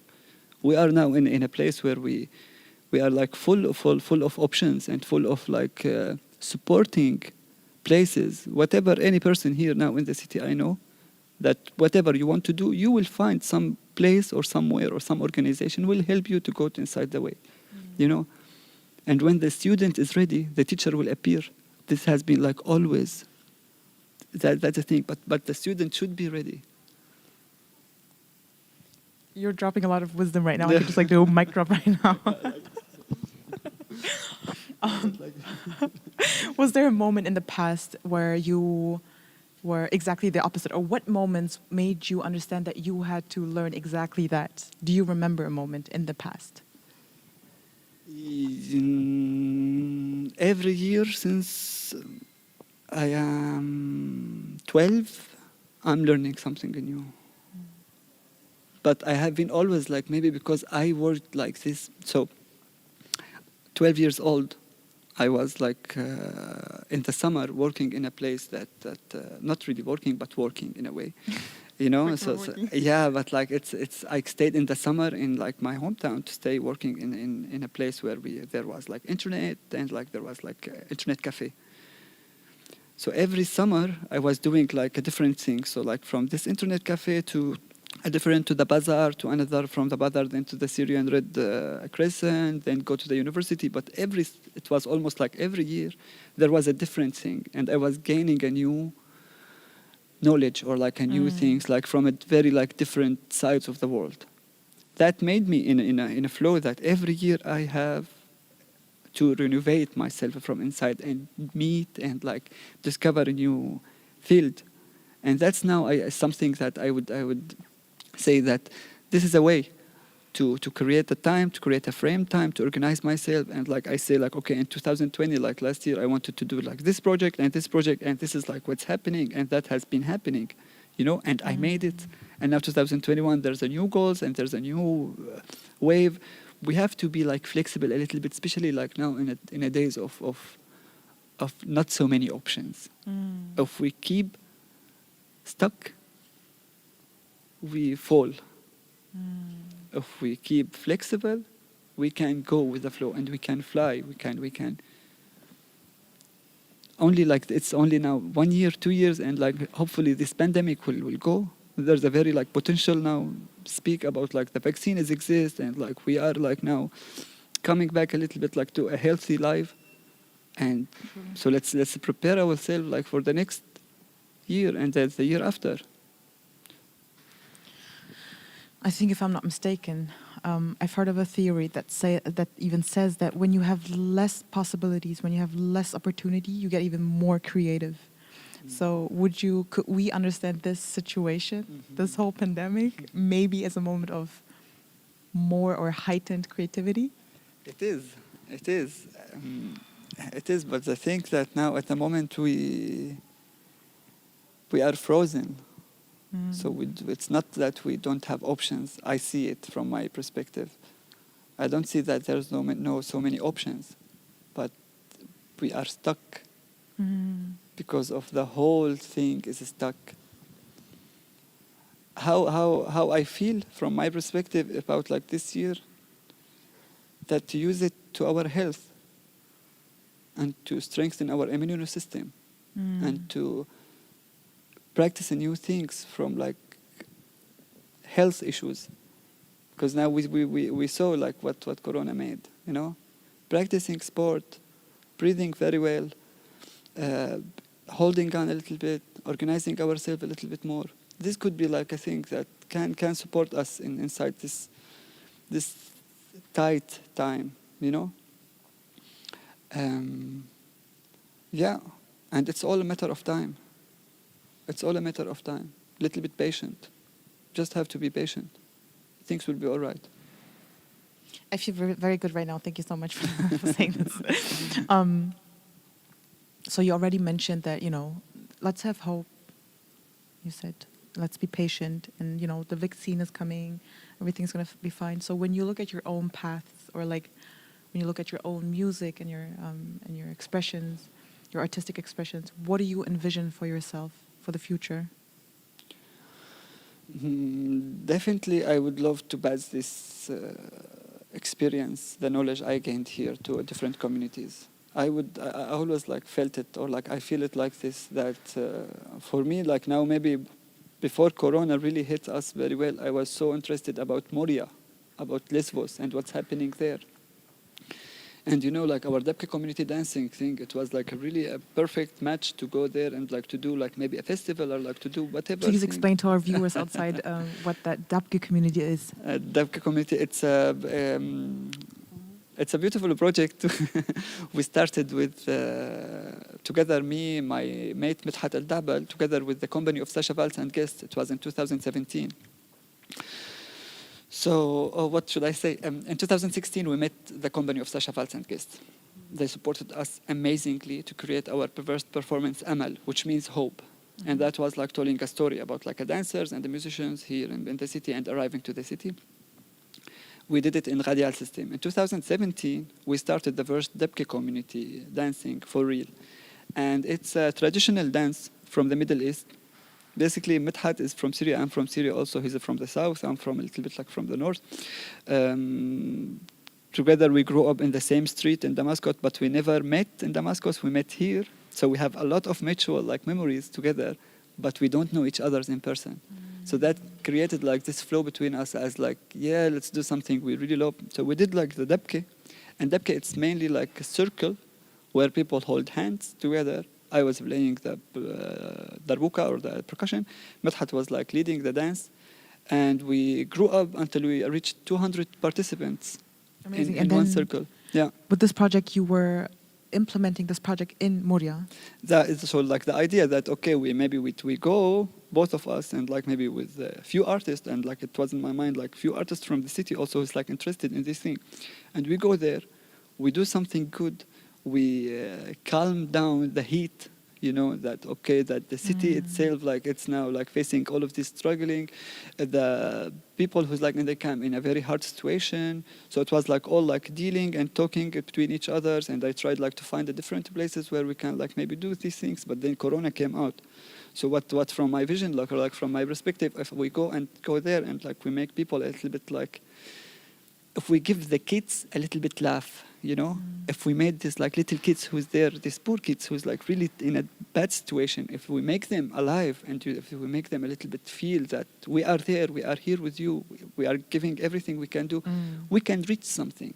We can maybe affect something, even like a little positive things, you know? Everything is like little by little we can make stuff.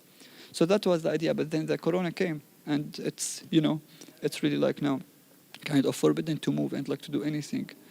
So that was like the idea about Moria and about Lesbos. It's, I mean, as much as it hurts me saying this, but I'm pretty sure once Corona's over, the situations in Lesbos and Moria is not going to be any different. So maybe is that something that you will pick up once we feel like the Corona pandemic is kind of maybe, at least in Germany, feels like more it's under control? I'm here. Yeah, definitely. It's in my mind totally. You know, it's in my mind. It's needed. You know, we are talking about Moria. We are talking about Greece. We are talking about like here, Europe. It's there. You know, so we are not talking about like a different planet. And this is, I think, the less I can do from my side. I don't have so much to do, but I can do this and I can offer it. You know.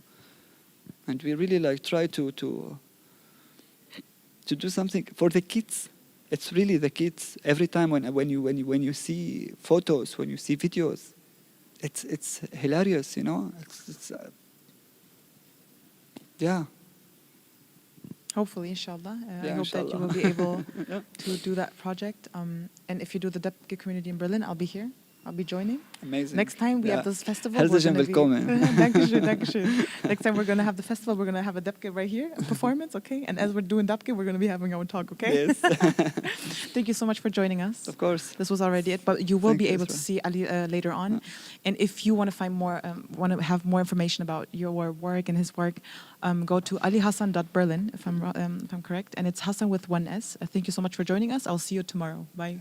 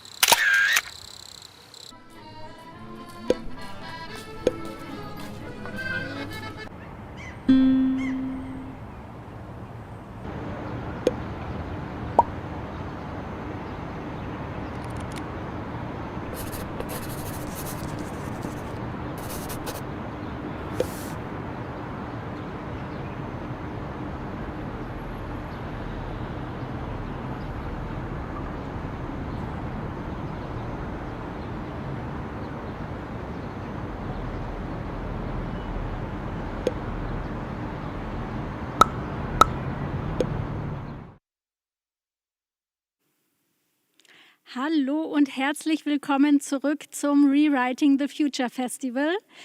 Wir starten in unser Nachmittagprogramm immer noch live aus Berlin. Wir sind immer noch hier am Pariser Platz im Allianz Forum. Und for those of you who just clicked in, the next 60 minutes will be in German.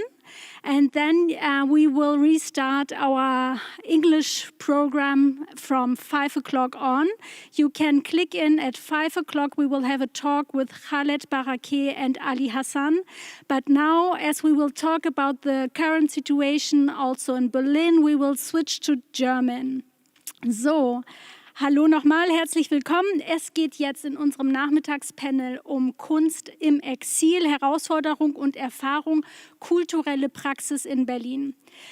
Wie heute Vormittag schon erklärt, im Festival geht es ja auch um die Frage von solidarischen Städten und die Frage von kultureller Praxis in Berlin. Welche Erfahrung hat Berlin eigentlich damit, mit Künstlerinnen im Exil zu arbeiten? Und das will ich heute hier mit meinen Gästen, die mittlerweile hier im Allianzforum eingetroffen sind. Und wir haben gerade schon die Erfahrung miteinander geteilt, dass es eine ganz ungewöhnliche Erfahrung ist, wieder live Menschen zu sehen. Auch wenn man sich nicht berühren kann, ist es schon mal toll, hier in 1,5 Meter Abstand miteinander sitzen zu können. Ich stelle Ihnen und euch auf YouTube, auf Zoom, auf Facebook auch unsere Gäste vor. Und zwar habe ich hier neben mir sitzen Shermin Langhoff. Shermin Langhoff ist die Intendantin des Maxim Gorki Theaters. Das Maxim Gorki Theater, wie Shermin immer so gut sagt, ist die kleinste, aber schönste Bühne in Berlin. Das habe ich mir gemerkt. Zweimal Theater des Jahres geworden seit der Intendanz von Shermin Langhoff. Viele kennen Shermin auch noch aus der Zeit, dass sie 2008 das Berliner Ballhaus Nauninstraße im Stadtteil Kreuzberg etabliert hat und da einen Begriff geprägt hat, über den noch viel gesprochen wird in der Theaterlandschaft, aber auch darüber hinaus, das postmigrantische Theater. Vielleicht werden wir auch darüber heute ins Gespräch kommen. Shermin, ich werde jetzt nicht bei allen 3 Gästen alle ihre Preise aufzählen und alle Errungenschaften, weil sonst könnten wir die 60 Minuten damit füllen. Aber was alle 3 nämlich prägt, ist, dass sie irgendeine Art von Verdienstkreuz bekommen haben. Shermin das Bundesverdienstkreuz 2017 vom Bundespräsidenten. Im Festival ist das Maxim Gorki Theater Partner in dem Programm. Wir werden unser Abendprogramm auch aus dem Gorki streamen und vielleicht wird Shermin uns auch ein bisschen darüber erzählen. Herzlich willkommen, schön, dass du da bist. Vielen Dank für die Einladung, schön bei euch, mit euch. Bitte auch das Mikro direkt in die Hand nehmen. Liebe Shermin, schön, dass du da bist. Ja, vielen Dank für die Einladung und schön hier mit euch, bei euch zu sein. So, direkt neben dir sitzt Marina Napruschkina. Marina Napruschkina ist politische Künstlerin, Aktivistin, ursprünglich Kunst studiert in Minsk und in Karlsruhe, was die beiden sozusagen vielleicht auch als Stadt verbindet. Als Künstlerin ist sie als eine wahrscheinlich von vielen Dingen. Als Künstlerin ist sie in den Bereichen Installation, Malerei und Videokunst aktiv. Marina interessiert sich vor allem für die politischen Dimensionen und Spielräume von Kunst und widmet sich der künstlerischen Bearbeitung von Machtstrukturen und Nationalstaaten. Sicher werden wir heute auch über die aktuelle Situation in Weißrussland mit ihr reden können.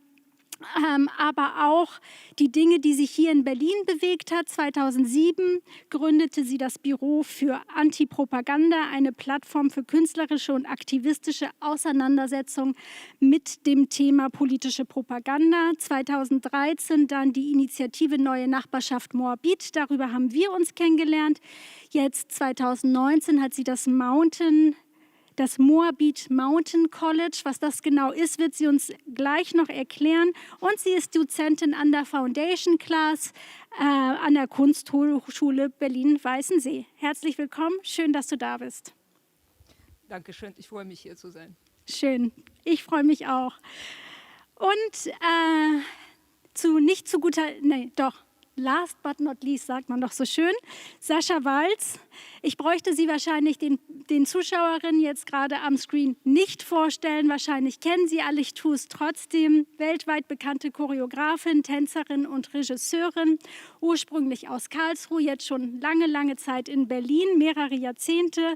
Gemeinsam mit Jochen Sandig hat sie vor über schon 25 Jahren die Tanzkompanie Sascha Walz and Guests gegründet. 1996 gründete sie die Sophienseele als Spielstätte für Tanz, was heute für viele Berlinerinnen und Berliner wissen, das ein Mittelpunkt der freien Szene geworden ist. Von 2002 bis 2004 Mitglied in der Leitung der Schaubühne am Leniner Platz. Und worüber wir heute auch mit ihr sprechen werden, neben sozusagen Spielbetrieb, Gastspiele, Repertoirepflege, macht Sascha Walz and Guests, die Tanzkompanie, auch im Bereich Education und Community einiges. Und da hat sie 2017 die Plattform Zuhören gegründet. Über die werden wir heute auch mit ihr ins Gespräch kommen. Sascha, schön, dass du da bist. Herzlich willkommen. Vielen Dank für die Einladung. Ich freue mich. Wunderbar. Wir würden jetzt in ein Gespräch kommen in 3 Runden. Ich würde ganz gerne, weil wir uns alle mindestens über ein Jahr nicht gesehen haben, gerne erstmal so ein bisschen reinhören. Wir haben hier Theater, bildende Kunst, Tanz auf dem Podium. Wie sieht eigentlich derzeit so euer künstlerischer Alltag aus? Wie findet Kultur überhaupt noch statt? Wie erlebt ihr gerade die Situation? Wir haben heute Morgen sehr viel auch mit einzelnen Künstlern über ihre konkrete Situation gesprochen. Ihr seid in verschiedenen Kontexten auch in Betriebe involviert. Über den Kulturbetrieb als solches haben wir seit heute Morgen noch nicht gesprochen. Wenn ihr uns da ein bisschen mitnehmt in eure Alltagspraxis. Wer möchte gerne starten? Shermin, du sitzt so direkt. Sascha, du sitzt Sascha mir gegenüber. hatte schon das Mikro in der Hand. Ich kann gerne anfangen. Ich bin im Moment ganz bei meiner Kernaufgabe, nämlich ich choreografiere ein Stück bzw. entwickle ein Stück. Es ist eine neue Form, die ich entwickelt habe, durchaus auch der Situation geschuldet, dass wir Abstand halten müssen. Das Stück heißt In C, ist ein Stück von 1964 von Terry Riley, eigentlich so dem Vater der Minimal Music. Und das ist eine ganz spannende Komposition, weil sie hat 53 Figuren und die dürfen aber in unterschiedlichster Länge und ja, die Reihenfolge ist festgelegt, aber wie oft man die einzelne Figur wiederholt, ist offen gelassen vom Komponisten, sodass immer neue Verschiebungen entstehen und das Stück auch unterschiedlich lang sein kann. Das Ganze ist ein wahres Ensemblestück, wo es wirklich darum geht, dass man aufeinander hört, dass keiner wegläuft der Gruppe, dass keine solistische Erscheinung ist, sondern dass man wirklich ein Zusammen, ja, ich würde es mal zusammen hören. Man muss natürlich bei der Musik immer hören, aber dadurch, dass man in unterschiedlichen Figuren zur gleichen Zeit ist, also es können 4 bis 5 unterschiedliche Figuren gleichzeitig stattfinden und dann habe ich als Schritt, also in den Tanz, das Übertragen auf die Bewegung. Das heißt, es sind also 4 bis 5 unterschiedliche Figuren gleichzeitig im Raum. Wir haben diese Dimension des Raumes noch. Und das ist sehr, sehr spannend, gerade in den Diskussionen, die wir jetzt auch erleben als Gesellschaft, wo wir das Wohl aller im Blick haben müssen, aber doch auch unsere eigene Entscheidung, unsere eigene Meinung, unseren eigenen Weg, unsere eigene Freiheit bewahren oder wie weit können wir das dehnen, um trotzdem nicht das große Ganze aus dem Blick zu verlieren. Und ja, ich bin insofern sehr glücklich, dass ich das machen kann. Wir machen das allerdings mit einem sehr strikten Hygienekonzept. Also wir testen 2-mal die Woche, Montag und Donnerstags und sind ein Cluster, eine kleine Gruppe, die auch tatsächlich, ich glaube, das ist wirklich fast das erste Mal, dass ich in einer Runde außerhalb meines Clusters, ja, wir sind ja alle getestet, aber mich aufhalte. Unser Team, Sascha Walz und Guest, sind vor allem im Homeoffice, aber ab und zu in den unterschiedlichen Räumen kann schon eine Person arbeiten, weil es auch gut ist, manchmal auch von zu Hause rauszukommen. Wir haben so einen regelmäßigen Rhythmus, ich denke, das werden wir alle teilen, wo wir über Zoom zusammenkommen, einmal die Woche das gesamte Team versammeln, um so ein Gefühl des, was passiert für alle und auch so ein Stimmungsbild zu erhalten und zu hören, dass nicht irgendjemand, dass irgendjemand plötzlich ganz schlecht geht. Das gab es durchaus auch diese Perioden im Winter. Aber wie kann ich mir das vorstellen? Nur eine Nachfrage. Gerade in Berlin wird es ja viele sicher, gerade minimal elektronische Musik auch interessieren. Ihr probt gerade, aber ihr könnt ja nirgendwo eure Arbeit in einem Haus richtig mit Publikum zeigen. Wie kann man diese Arbeit sehen? Ja, das wird die erste Livestream-Premiere jetzt für mich. Wir haben ja im Sommer auch Auftritte gehabt, unter anderem werden wir später drauf kommen, im Freien. Also das war eine Möglichkeit für uns aufzuführen. Jetzt habe ich mich entschieden, wirklich einen Livestream zu machen, weil ich einfach auch nur Proben für ein unbestimmtes Ende ist auch sehr schwierig, die Tänzer und überhaupt alle dafür zu motivieren und dass das nicht irgendwie...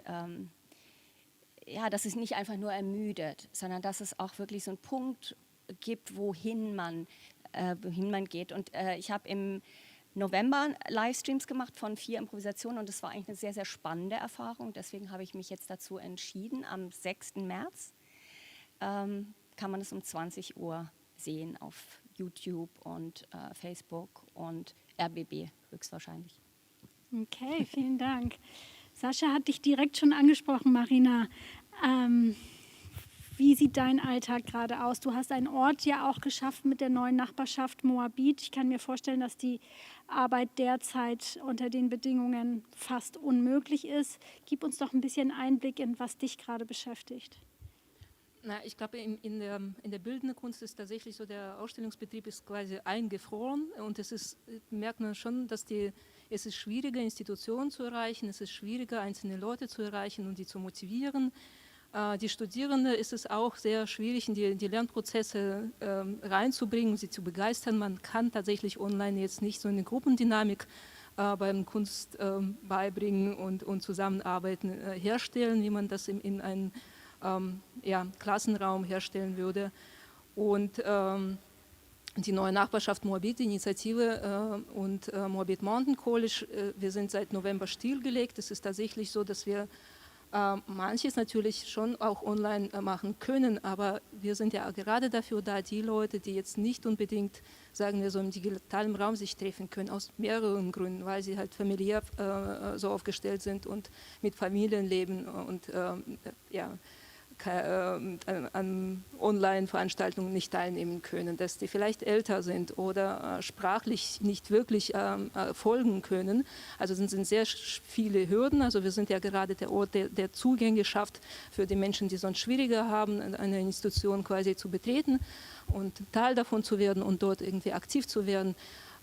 Und seit November ist es still und es ist tatsächlich, tut weh und wir hoffen natürlich alle, dass das bald irgendwie wieder dass wir einander sehen können und miteinander wieder arbeiten können.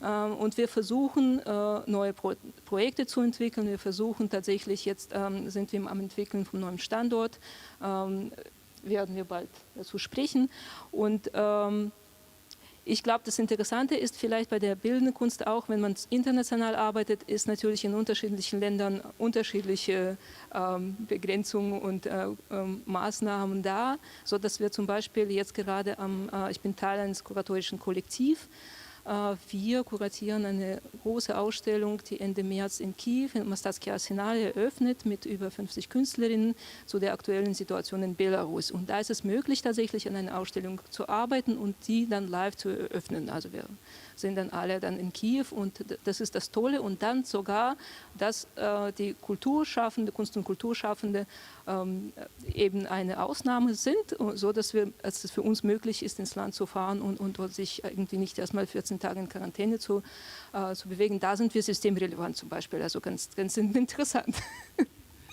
Das ist wirklich in der Tat interessant. Über Belarus sprechen wir gleich noch, aber vielleicht erstmal Shermin Langhoff. Ja, ich glaube, ich kann an beiden natürlich wahnsinnig gut anschließen und wir hoffen ja auch, dass zumindest bei einer 35er-Inzidenz die Ausstellungsräume auch hier geöffnet werden. Und tatsächlich haben wir die letzten Wochen damit verbracht, eine Ausstellung, die im Rahmen dieses Festivals Rewriting the Future eröffnen sollte, analog, trotzdem fertigzustellen.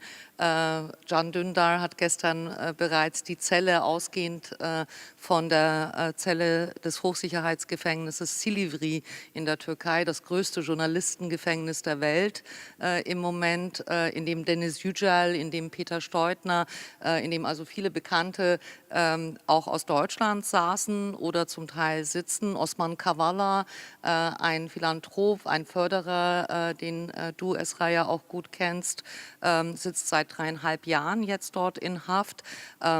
Und es gab reges Interesse bereits gestern von den Medien. Also Einzelführungen sind gerade möglich, da es auch im Garten des Gorki steht. Ansonsten hoffen wir tatsächlich auch mit dieser Ausstellung, an der nicht nur Can Dündar mit der Zelle, sondern auch Zehra Doğan, die zuletzt auf der Berlin Biennale mit einem Werk vertreten war, einem Graphic Novel, in dem sie 3 Jahre knapp Gefängnis, das sie einbüßen musste, für ein Bild, das sie gemalt hat, nachgezeichnet hat. Und jetzt ist ihre erste Einzelausstellung im neuen Gorki-Kiosk zu sehen. Auch da kann man am Schaufenster vorbei flanieren, sozusagen hinter dem Gorki auf der Dorotheenstraße, einen Großteil der Werke sehen. Das ist das Angenehme an dieser Galerie, dass von außen sehr viel einsichtbar ist. Wir hoffen aber, all das natürlich bald öffnen zu können.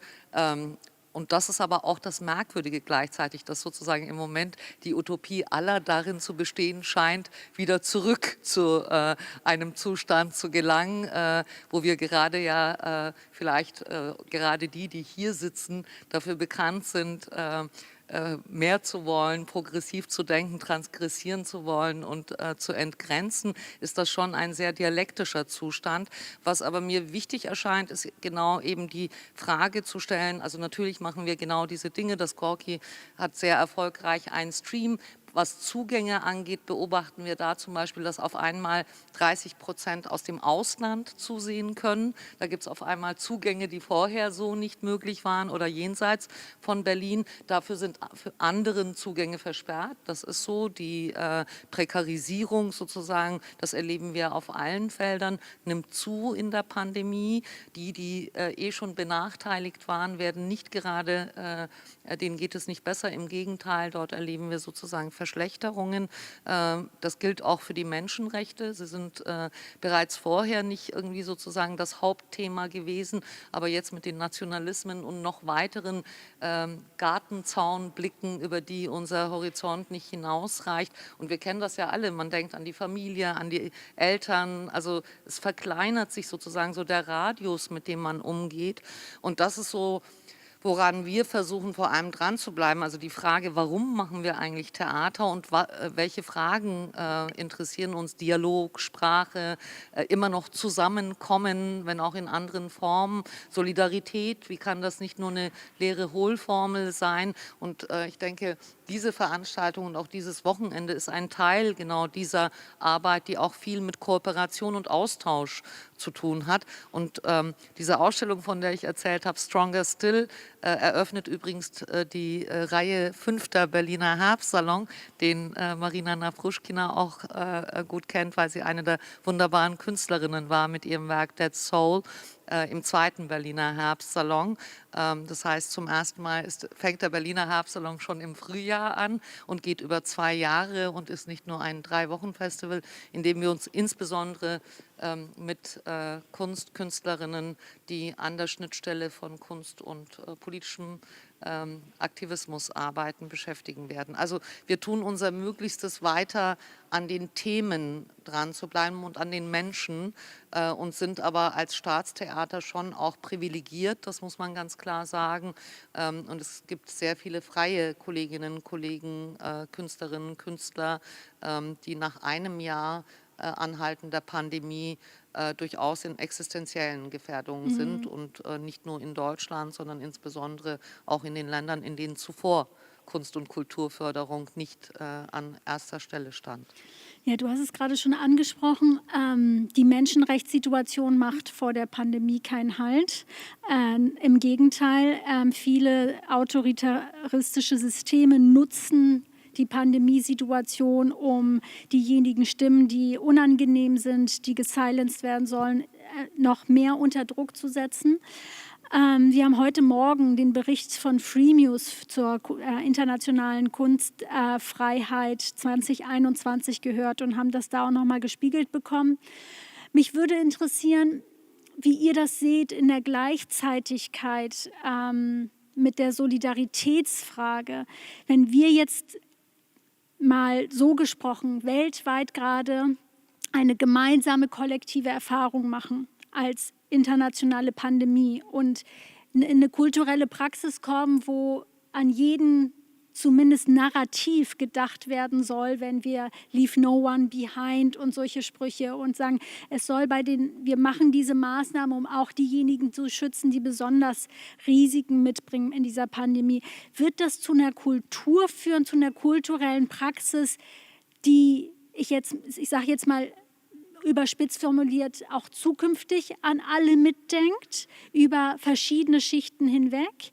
Oder entwickelt sich derzeit eher ein Überlebenskampf, sage ich jetzt mal, weil es wirklich in der Kunst und Kultur, du hast es gerade angesprochen, auch die Kollektive, die nicht das Privileg haben, an einer abgesicherten Kulturinstitution zu arbeiten, wird es sozusagen eher rauer werden? Oder entwickelt sich eine Art Kultur der Solidarität, weil wir jetzt alle auch die Erfahrung gemacht haben der eigenen Verwundbarkeit? Ich will jetzt nicht den Flur komplett übernehmen. Marina, vielleicht hast du Lust, was zu sagen. Ich hätte auch sonst was zu ergänzen. Naja, ich glaube, das ist ja insgesamt jetzt natürlich, die Menschen reagieren langsamer, weil die selber, also wir sind jetzt alles, also die meisten in schwierige Situationen. Und wir sehen, dass das so diese Pandemie-Bekämpfung oder sagen wir so, wie das organisiert ist, staatlich nicht wirklich gut ist, dass wir sofort, also wir sind gleich in so einem Krisenzustand 2015, also wenn die Leute über die Grenze kommen und wir hier viele Menschen plötzlich hier hatten, dann hieß es Krise, ja, Flüchtlingskrise. Das wird schon alles so quasi versetzt uns in so einen Krisenzustand. Und ich glaube, wer am schnellsten immer reagiert, das sind tatsächlich also Initiativen, Menschen, die beweglich sind, schnell reagieren. Bei den großen Institutionen ist es etwas schwieriger, ja, bis Kulturpolitik sich dahin bewegt hat, bis die Institutionen reagiert haben natürlich die Menschen quasi von unten schon sehr viel weiter geschafft. Und ich glaube, dann spielt zum Beispiel, jetzt habe ich gesehen an der Situation mit Belarus, wie wichtig das ist, die Kontakte, die vorher da waren. Ja, und die Menschen, die hier sind und die über Netzwerke verfügen, über bestimmte Möglichkeiten haben. Leider haben ja sehr wenige Leute davon. Ja?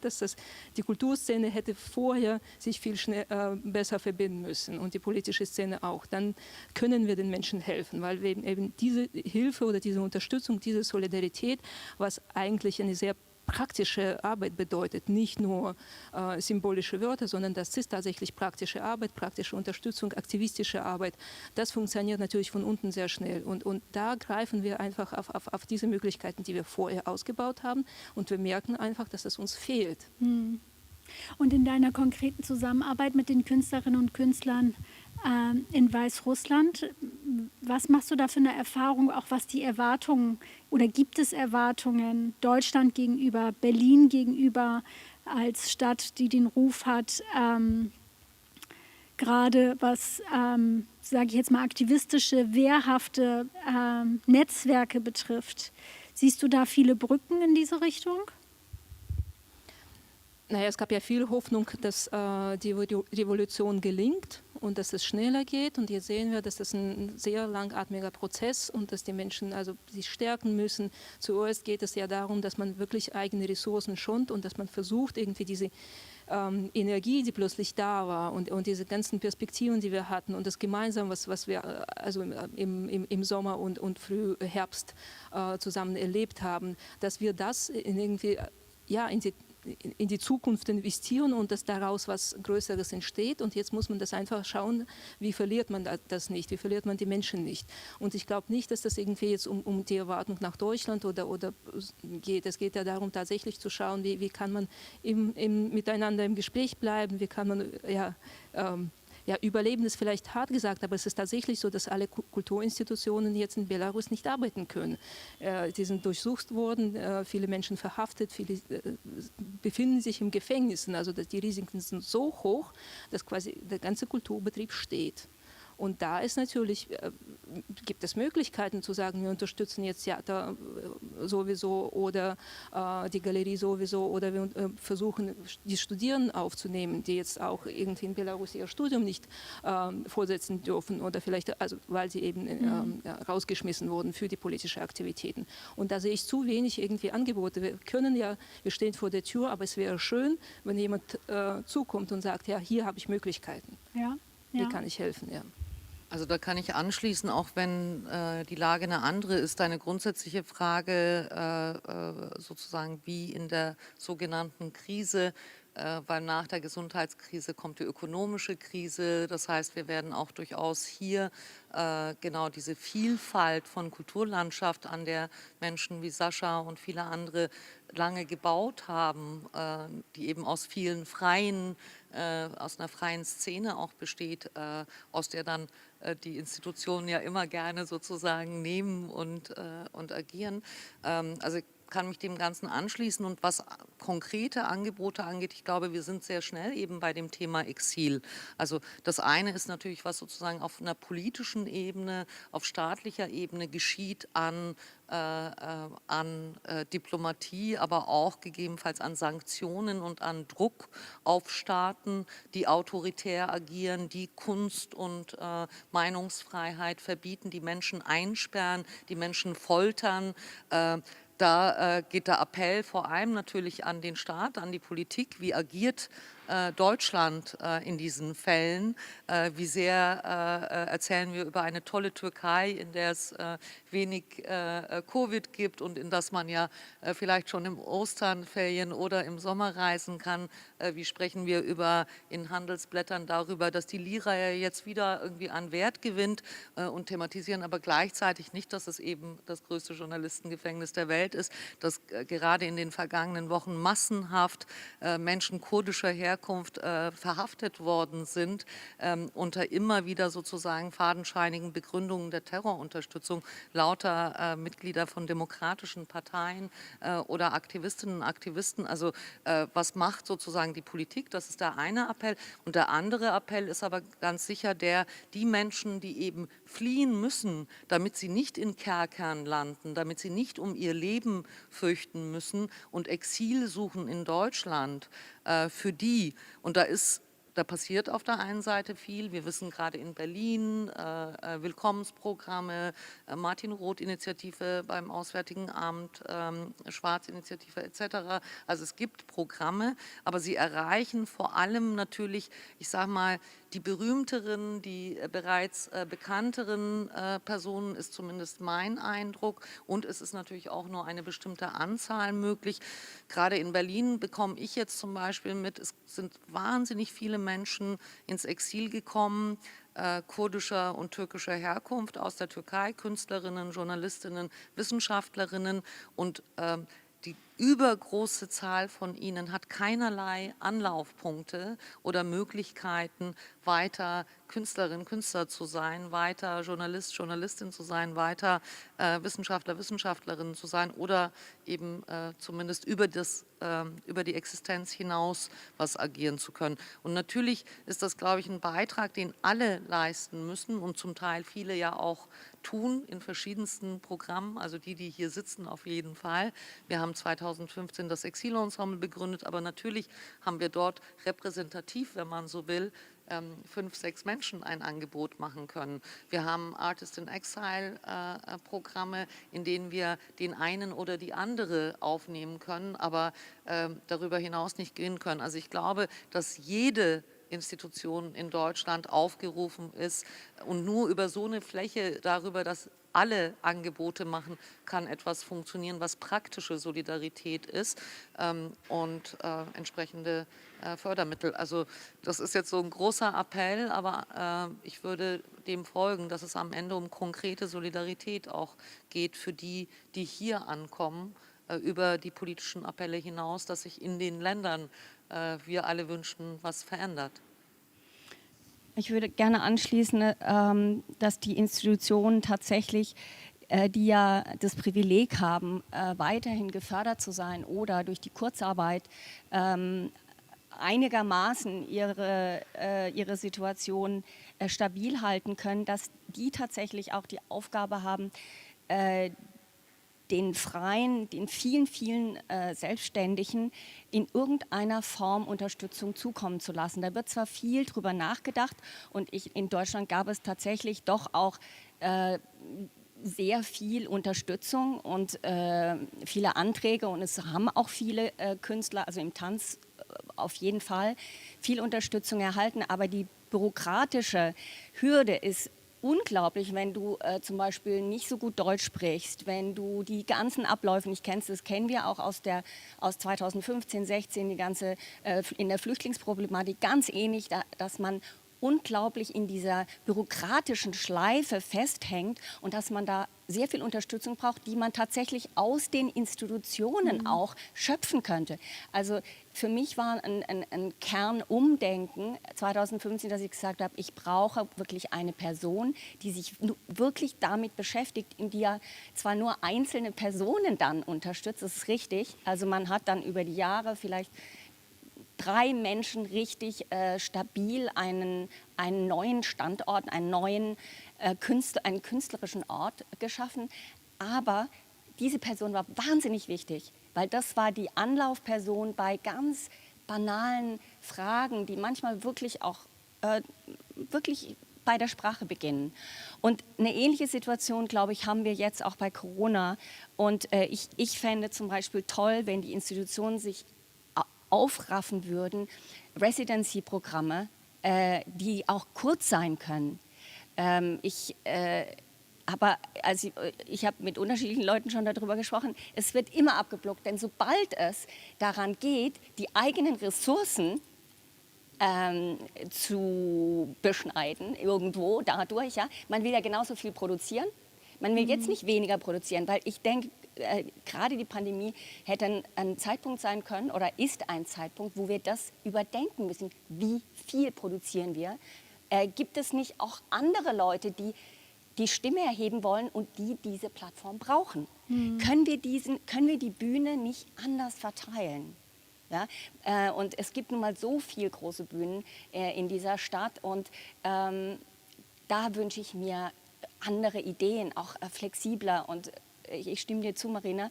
Ich habe auch die Beobachtung, dass die kleineren Strukturen wesentlich schneller reagiert haben und irgendwie auch konstruktiver. Also es gibt zwar, ich möchte auch nicht ganz negativ reden, weil es gibt neue Netzwerke, es gibt Initiativen, wo sich Institutionen in der Stadt zusammengetan haben, die normalerweise nicht kommuniziert haben.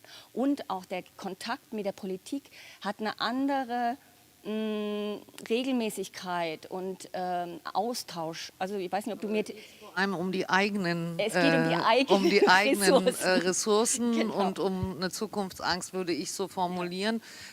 Das liegt natürlich einmal im Systemischen begründet, oder? Also sozusagen eine gewisse Konkurrenz genau in dieser Stadt in der viele Bühnen da sind und auch eine Gewachsenheit. Ich würde mich dem anschließen, dass sozusagen, wir sprechen schon lange von Entschleunigung, aber wann findet sie statt? Also diese Zäsur auch zu nutzen, tatsächlich Dinge zu verändern und nicht nur für die kommende Spielzeit ein paar Produktionen abzusagen, sondern gegebenenfalls längerfristig. Das hat aber auch wieder Auswirkungen. Also das heißt, es betrifft dann durchaus in unserem Fall zum Beispiel, die wir kein Riesenensemble haben, betrifft das durchaus dann sehr viele freie Kolleginnen und Kollegen, wenn wir gerade eben so die Extra-Projekte, die absagen, wenn wir mehrere Produktionen canceln, dann hängt da mindestens 30, meistens 50% Freiberuflerinnen dran. Also es ist schon in der Dialektik, ne? Also das wird auch nicht von heute auf morgen gehen, aber ich finde den Appell absolut richtig. Also auch es fängt ja beim Kleinsten an. Wir haben, als wir mit dem Stream angefangen haben und das auf YouTube präsentiert haben, noch gar keine Gagen bezahlt. So, jetzt, wo wir auf einer Plattform sind drin geblieben, haben wir mit kleinen Gagen angefangen. Jetzt haben wir nochmal ein System gefunden, das nochmal eins drauflegt. Also man kann auch sozusagen, es kann vielleicht nicht alles von heute auf morgen passieren, aber die Verantwortung zu empfinden, Prioritäten zu setzen.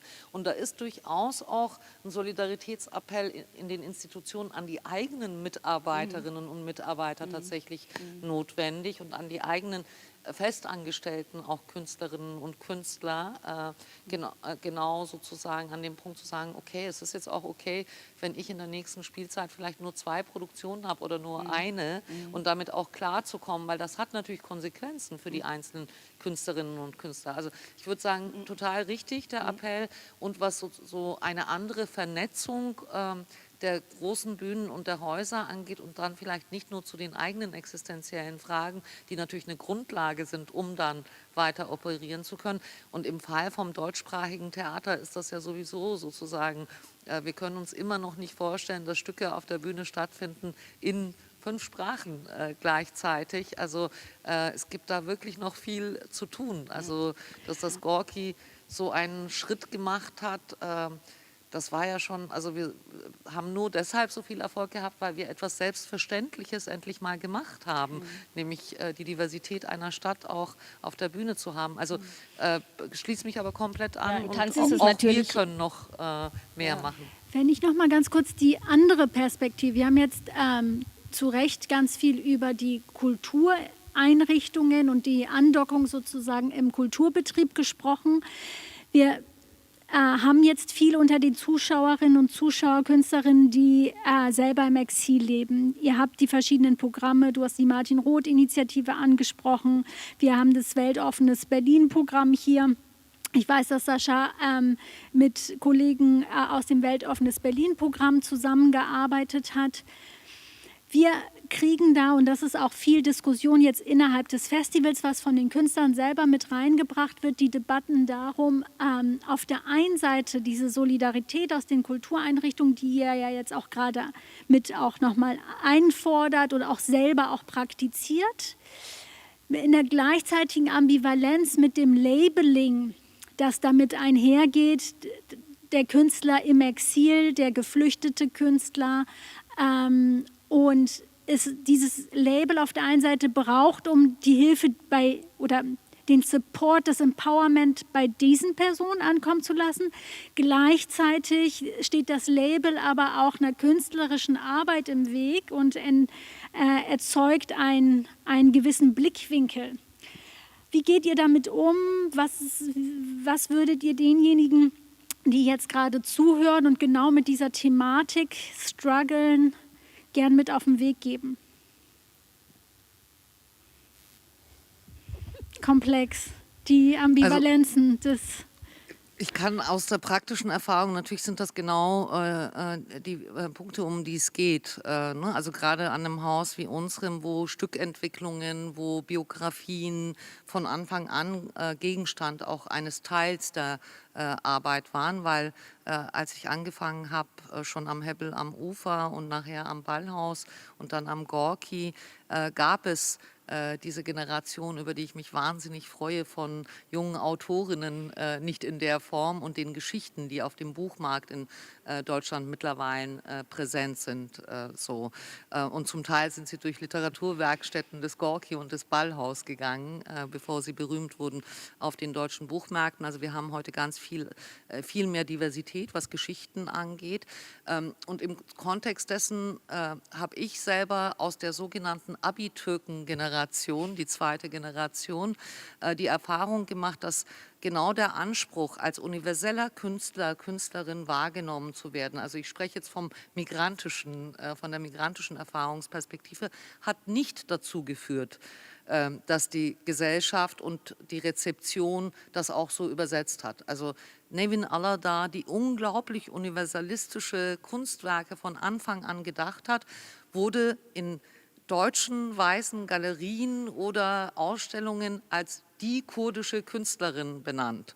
Das heißt, die Zuschreibung findet statt von außen. Und was im blödesten Fall passiert, ist sozusagen, dass Künstlerinnen und Künstler, die zum Teil ja genau aus einer subjektiven, aus einem Schmerz, aus einer Lebenserfahrung auch Impulse schöpfen für schöpferische Arbeit, für gestalterische Arbeit, diese unterdrücken oder nicht mit ihnen arbeiten, um ja nicht in eine Ecke gestellt zu werden. Und in dieser Gesellschaft, wir haben einfach ein gesellschaftliches Problem von Konstruktionen, von Identität, von Zuschreibungen, von Schubladen, in die gesteckt wird, bringt es, glaube ich, nichts. Deswegen habe ich das postmigrantische Theater ausgerufen, zu sagen, nee, ich bin das aber nicht, ich bin universell, sondern zu sagen, nee, ich werde nicht von außen konstruiert, sondern ich konstruiere mich selbst und ich nehme diese Zuschreibungen auseinander und diese Geschichten auseinander. Es ist gleichzeitig aber auch eine reaktive... also ein spielerischer Umgang. Ein spielerischer Umgang, ein Gegenschreiben, ein Überschreiben, ein Dekonstruieren, wie es ja heute Max Czolek, Sascha Salzmann und so viele andere tun, es queeren und tatsächlich sich nicht einlassen auf diese einfachen Zuschreibungen. Ich glaube, anders geht es nicht. Und in der Gleichzeitigkeit, glaube ich, sind es wichtige Narrationen, die es zum Verständnis, zum Dialog auch braucht. Also es ist richtig, dass wir Geschichten erzählen. Die müssen nicht immer essentialistisch und repräsentiert von dem der Geflüchteten sein, dass diese Geschichten erzählt werden, weil natürlich eine Gesellschaft auch darüber und eine Gemeinschaft darüber entsteht, dass wir uns unsere Geschichten erzählen. Also ich glaube, in dieser Dialektik gilt es, Geduld zu haben und mit der Kunst zu brechen. Genau um dieses Überschreiben geht es ja auch in diesem Festival, darum auch der Titel Rewriting the Future. Und da, Marina, würde ich ganz gerne, du hast ja zu Beginn schon ganz den Spannungsbogen aufgemacht und Sascha hat den auch schon eben aufgemacht. Wir arbeiten da gerade an was. Wenn wir uns an dem Überschreiben von Orten. Du bist jemand, die hat verschiedene Orte kreiert in dieser Stadt. Was würdest du uns mitgeben in der Frage von Rewriting?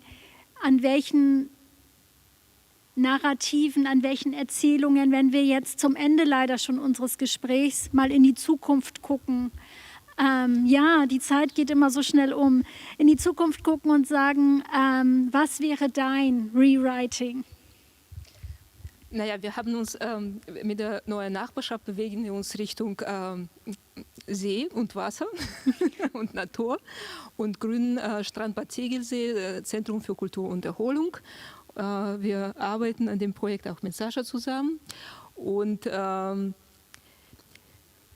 also es ist schön, ein bisschen in der Natur zu sein. Von der anderen Seite ist es ja so, dass wir tatsächlich in der 8 Jahren unserer Arbeit immer noch prekär sind und prekär finanziert sind. Wir sind immer noch nicht staatlich finanziert. Wir sind zum Beispiel im größten Teil von einer amerikanischen Stiftung finanziert worden. So viel zur Anerkennung der Arbeit. Aber ist es tatsächlich so, wir sind dadurch wahrscheinlich müssen wir schon sehr, sehr viel umplanen und schauen, welche Möglichkeiten gibt es und sie dann sich nehmen.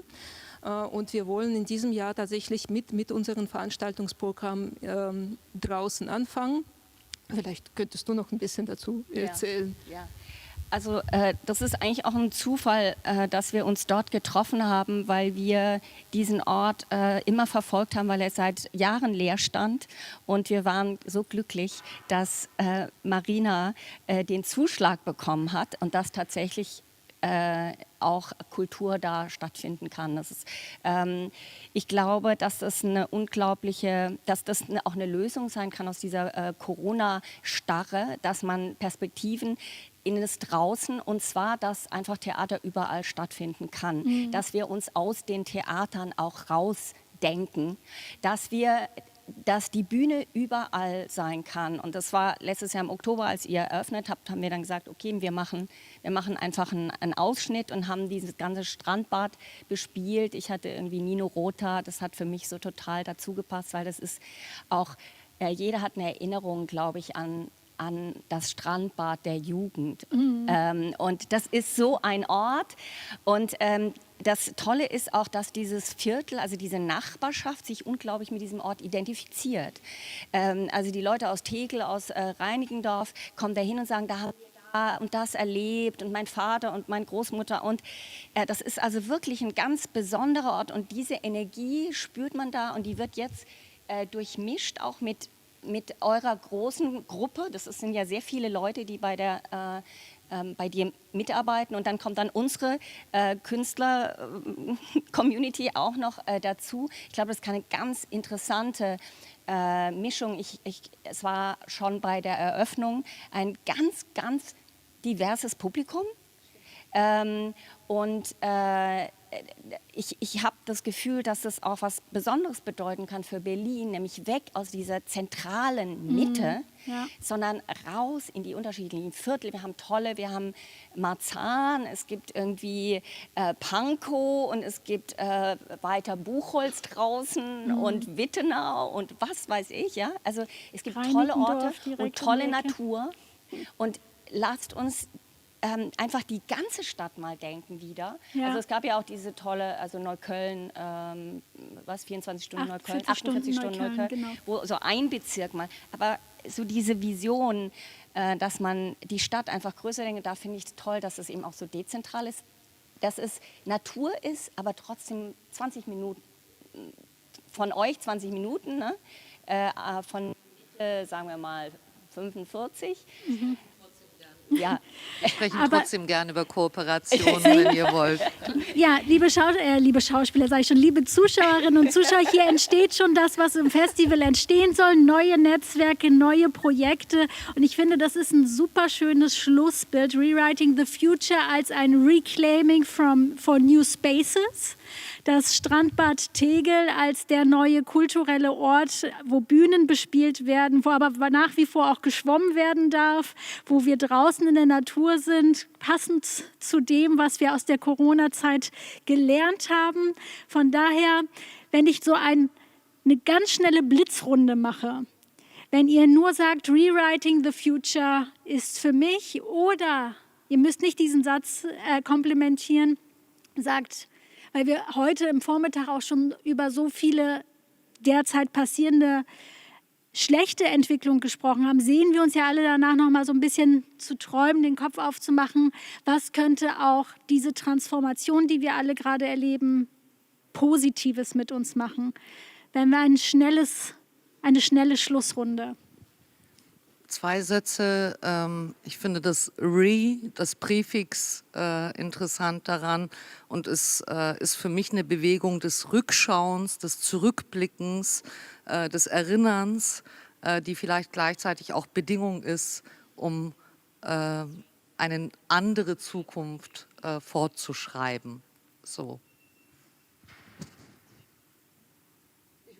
Räume entdecken, aber auch die Arbeit aufteilen, auf mehrere die anderen ranlassen, auch was zu machen. Also dass die Türen für viele geöffnet werden können. Also das ist ja nicht nur, was wir machen, sondern wer macht das, mit welcher Perspektive, mit welcher Energie. Und wir wissen, dass wir schon auch sehr, also von der Pandemie, also wir arbeiten immer im Anschlag, also bis zum Limit. Und das wäre ja ganz gut, dass wir also das irgendwie miteinander, dass viel mehr arbeiten können. Und für Berlin kulturpolitisch, ich glaube, das muss einfach mehr Finanzierung her, weil die Leute leben prekär und das ist keine Arbeitsbedingung so. Für mich, ich würde nach wie vor sagen, radikal Utopie weiter spinnen und alles möglich machen. Gerade in so einer Krise muss man das Unmögliche denken, um danach bereit zu sein. Ich fände es das Schlimmste, wieder dahin zurückzukommen, wo wir herkommen. Also ich denke nicht sondern ja, vielleicht. Das ist auch ein schönes. Das heißt, unser nächstes Festival machen wir zu dem Thema Transwriting the Future. Herzlichen Dank, schön, dass ihr 3 hier wart und dass ihr direkt hier schon die ersten Netzwerke weiter am Knüpfen seid. Wir werden von euch an der einen oder anderen Art und Weise noch in diesem Festival hören. Shermin Langhoff hat es schon gerade angedeutet, am Gorki-Theater geht es heute Abend weiter. Liebe Zuschauerinnen und Zuschauer, da können Sie sich und ihr euch um 19:30 Uhr einklicken. Da werden wir aus der Gorki-Bühne aus streamen. Und zwar sind da zu Gast die 2 Literaturnobelpreisträgerinnen Herta Müller und Svetlana Aleksejewitsch, die genau über die Praxis von Rewriting the Future, nämlich das Überschreiben, das Geschichtenerzählen von denjenigen Stimmen, die oft ungehört bleiben, sprechen werden. Das Gespräch wird Jens Bisky moderieren. Und um an dem Thema für all diejenigen, die jetzt gerne mehr gehört hätten zum Thema Weißrussland, Belarus, es wird morgen auch einen Workshop geben mit Svetlana Aleksejewitsch und Raw in War, ein Kollektiv von Menschenrechtsverteidigerinnen, die da zusammen sozusagen über verschiedene Regionen und Cases sprechen werden. Schaltet gerne ein. Und jetzt machen wir hier, und Sie werden das direkt mitbekommen, einen direkten Umbau. Ich sage euch 3 Tschüss. Es gibt leider keinen Applaus, weil wir ganz alleine hier sitzen, aber den denken wir uns jetzt dazu. Schön, dass ihr da wart. 1000 Dank. Und jetzt kommt ein direkter Wechsel, meine Damen und Herren. In der Zwischenzeit, während wir hier aufbauen, Sie kriegen das hier direkt mit, wie das funktioniert, erzähle ich Ihnen ein bisschen, was Sie heute noch alternativ auch anschauen können. Falls Sie nicht in das Gespräch mit Svetlana Aleksejewitsch und Herta Müller einschalten, haben wir während des Festivals jeden Abend um 19:30 Uhr einen Livestream bzw. ein Streaming von Theaterstücken. Da haben wir das Exile-Ensemble. Heute Abend spielt um 19:30 Uhr Hamlet-Maschine von Heiner Müller. Morgen können Sie da Futureland sehen, ein Stück von Lola Arias, eine Science-Fiction-Doku, die mit Jugendlichen im Alter von 14 bis 18 Jahren, die gerade neu nach Deutschland gekommen sind, aus ganz unterschiedlichen Ländern, aus Afghanistan, aus Syrien, aus Somalia, aus Bangladesch und so weiter. Das ist dann morgen um 19:30 Uhr. Ich schaue mich hier mal im Allianz-Forum derweilen um und schaue, ob meine nächsten Gäste schon bereit sind. Ich glaube, das ist so. Sie kriegen hier gerade wahrscheinlich mit, dass wir einen Umbau machen. Ich werde jetzt gleich ins Gespräch gehen mit 2 Künstlern, die in Berlin ansässig sind, Khaled Barakeh und Ali Hasan, die mich jetzt hier auf der Bühne joinen. Normalerweise würde man ja sagen, einen lauten Applaus, das kann ich jetzt nicht sagen, sondern sagt, kommt zu mir, join me on stage, come over, Ali Hasan and Khaled Barakeh. Hi, welcome, nice to see you. Nice to see you too. Come in my living room. We are streaming from one living room to the living room of the people who are watching us. It's very cozy here. Thanks a lot for the invitation. Nice to see you in person. Yes, we are likewise. switching into English. For all of those who just joined the German session, I will just say in German. Jetzt wechseln wir ins Englische, meine Damen und Herren, und werden jetzt diesen Bereich nicht ins Deutsche übersetzen. Das ab 19:30 Uhr stattfindende Programm wird dann ins Englische, Deutsche und Russische übersetzt. So, nice to have you here. Thank you so much. Thanks for the invitation. First of all, I would just a little bit present who is sitting here, and then we would directly jump into our conversation about your concrete artistic practices at the moment. I just had the pleasure to speak to Shermin Langhoff, Sasha Walz, and Marina Naprushkinova, who gave us a little bit impression of their daily work from cultural institutions, but also from artists not involved in cultural in institutional practices. And with you, I would like to speak a little bit more about independent artistic works. So, but first of all, next to me is Khaled Barakeh. He's a Berlin-based Syrian artist and cultural activist. His work often reflects the power structures in context of identity, culture, and history. He graduated from the Faculty of Fine Arts in Damascus and the Ständler Schule Art Academy in Frankfurt am Main. He had exhibitions, if I do now the list, it will be too long, but all around the globe in a lot of cities around the world.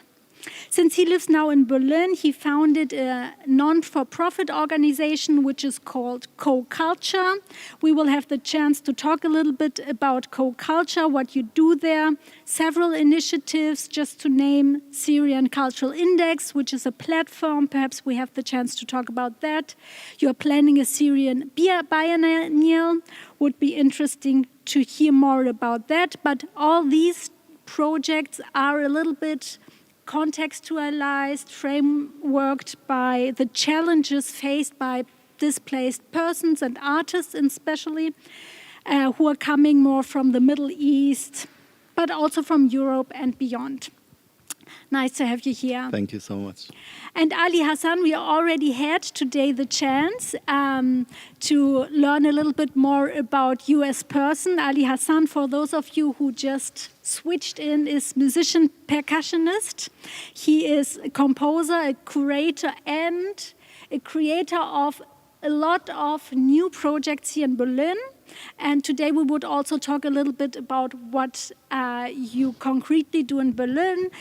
Sasha Walz just mentioned that you have also a common past. You already worked together with Sasha Walz and Guest. Would be interesting to learn a little bit more about that. Yeah, definitely. Of course, yeah.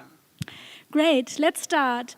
What are you involved in at the moment? What are the challenges you are facing due to Corona, but perhaps not only due to Corona, also to sneak a little bit in your daily business? Khaled, would you like to start?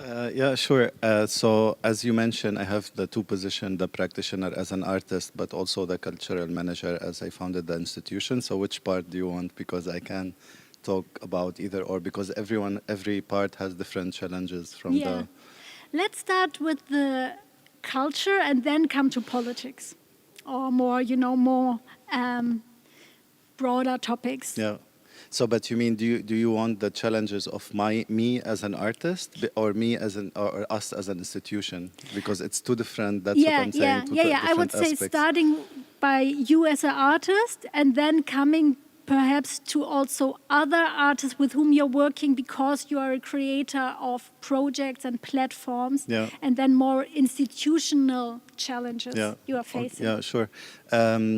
I think we all know the challenges, or there was a lot of discourse around a new artist arriving to a new place. In this specific case, Syrian artists arriving to Germany, not to talk about other also nations. So there's the challenges that face displaced person before even being an artist or not, that with everything comes with this. On top of this, there's the challenges that comes specifically when you lose your instrument, you lose your network, you have everything behind you, and you arrive to a new place where you don't understand its system, its language, how it functions. Even artistically, maybe you speak another language that it's appreciated where you are. It's not very Western-centric kind of point of view, but every nation has different culture rooted in their history that is not related to the contemporary art world, how we understand it today in the Western world. So that's one aspect. The other aspect is Corona, right, which become a new lens that allow us to see things more in depth about challenges that we are facing.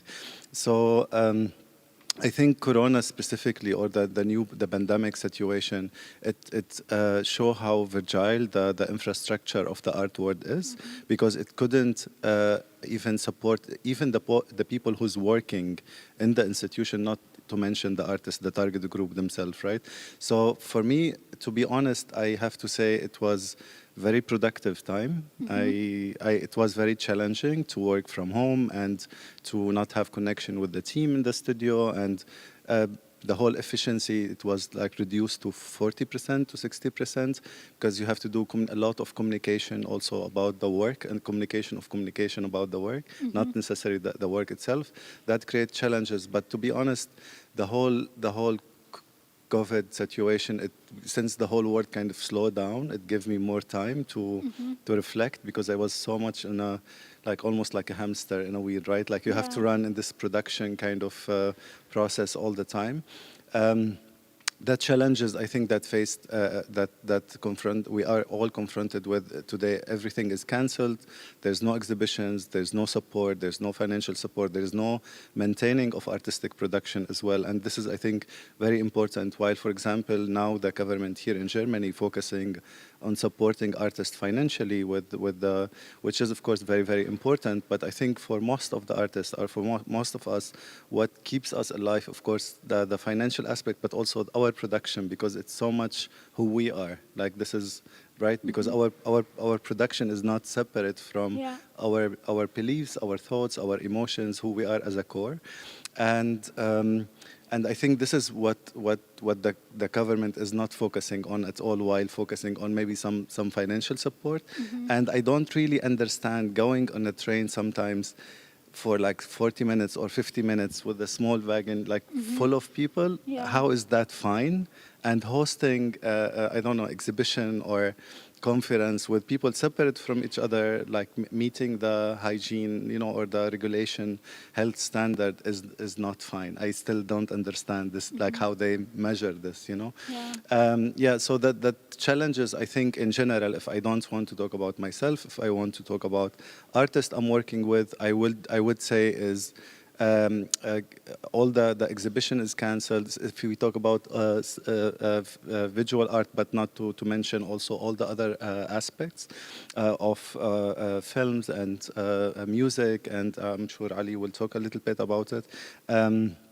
So all of this, it doesn't give us a purpose, because we need deadlines. We need as an artist, I mean, we need a project to work towards. We need a presentation of our work. We need a space to present our work. While everything is shut down, you feel almost trapped in your very small house, and you don't have something to look forward to. So the production mechanism, I think it gets kind of stuck because of the regulation that we have today. I will maybe mention a little bit later about the institution, but just to give also space to Ali to present his point of view. Yeah, thank you very much. But this is also something Sascha Walz mentioned before, that now we have also the intellectual space to reflect on this hamster machine you just mentioned, right? That having next production, having a next production even bigger, and so on. That for me it would be interesting also to see what transformation the cultural production scene will have also with this experience now, that we reflect on perhaps the not so healthy situation before. Yeah, I think you're asking me or both of you, but so I think it reflects a lot on, if we think, for example, the whole situation of not only producing, not only presenting the work, but also connecting with the audience that doesn't exist, or we try to make it like try to channel it through other platforms. It's still, I think, broken with the whole this like hamster kind of wheel, what I was mentioned of the production process. But for us, or at least as an institution, we tried to keep this going by keep creating a project that reflects and resonates on the with the situation that exists today, that exposed the difficulties, not the difficulties, the broken, I wouldn't say system, infrastructure we have. And to be more precise, just to make it less abstract, for example, the museum roles and or cultural institutions roles, or the funding systems that we have, or the funding purposes that we have today toward artists, it doesn't so much, I think it's still kind of turning around the art market. And I think it's so important today to create projects that support artists who do creative activism, who do socially engaged work, because COVID-19 put us in a situation where we all live more and more individual from each other, where our core kind of become thread. So if you walk in the street and you see someone, you kind of, go away from each other because, you feel you are threat and feeling threatened by others. And so our sense of understanding of community has been changed a lot. We are not a community anymore, and the definition of community, even with this, in this sense, I think it has been changed. So I think focusing as institution in this aspects to rethink of the post kind of pandemic situation, to recreate or rethink first what the community is, and reconnect us and with social engaged project is very important. I don't know if I answer your question or I tripped a little bit away, but yeah. No, it's very interesting. I just bring Ali in. Khaled mentioned as well that he had now the time to concentrate more also on his projects or on his artistic work. For me, it would be interesting, would you say that people who challenged in their life much more challenging situations than just being alone at home at the moment, I reduce it to that point, can cope with the situation at the moment better and even have more, space to concentrate now as the world is coming to a slower modus on their artistic work? Or how would you perceive the... I think from my perspective, it's like diamonds, more pressure, more become diamonds. So this time has been really an important time for us to look exactly the purpose of maybe the art we wanted to give, or at least what I want really to reach with my art, what I really want to produce, So in a time of a pandemic like this, it has been really difficult for, as Khaled has covered it all, I would say, from all the perspective, how it was hard time, how it is really now uncertain, exactly what can we do, what cannot we do. But what I do feel that from my little group of friends, that everyone has a little bit better aim into their own artistic visions, and to everyone wanted, okay, I'm gonna do this and this and this, and there is not any more random activities, So there's everyone is start to become have a shape. Everyone has start to have kind of an identity. Everyone starts to have their own really individual things. I do agree totally with Khaled that yes, now we are in this community sense, we don't have it anymore. But I will just go back a little bit to talk with Esra that it's I think it's a matter of patience a little bit, because now every one of us is a beautiful individual, strong artist, know exactly what he has or she has inside and what can be given into the community once we are able to communicate again. So this year, as an example, I had this project Dream of Belonging. It has been really difficult for me. And for Midhat also, for Ksenia, for all the group, as it was a continue of We Belong to Music, where we wanted to do really a community thing, that we bring people to teach them dance and music together. To find a place and not to find a place, to put it on Zoom, to teach online, to not teach online, okay, where to do, what to do. But the thing that it really, in a sense, we got close to each other in a new form.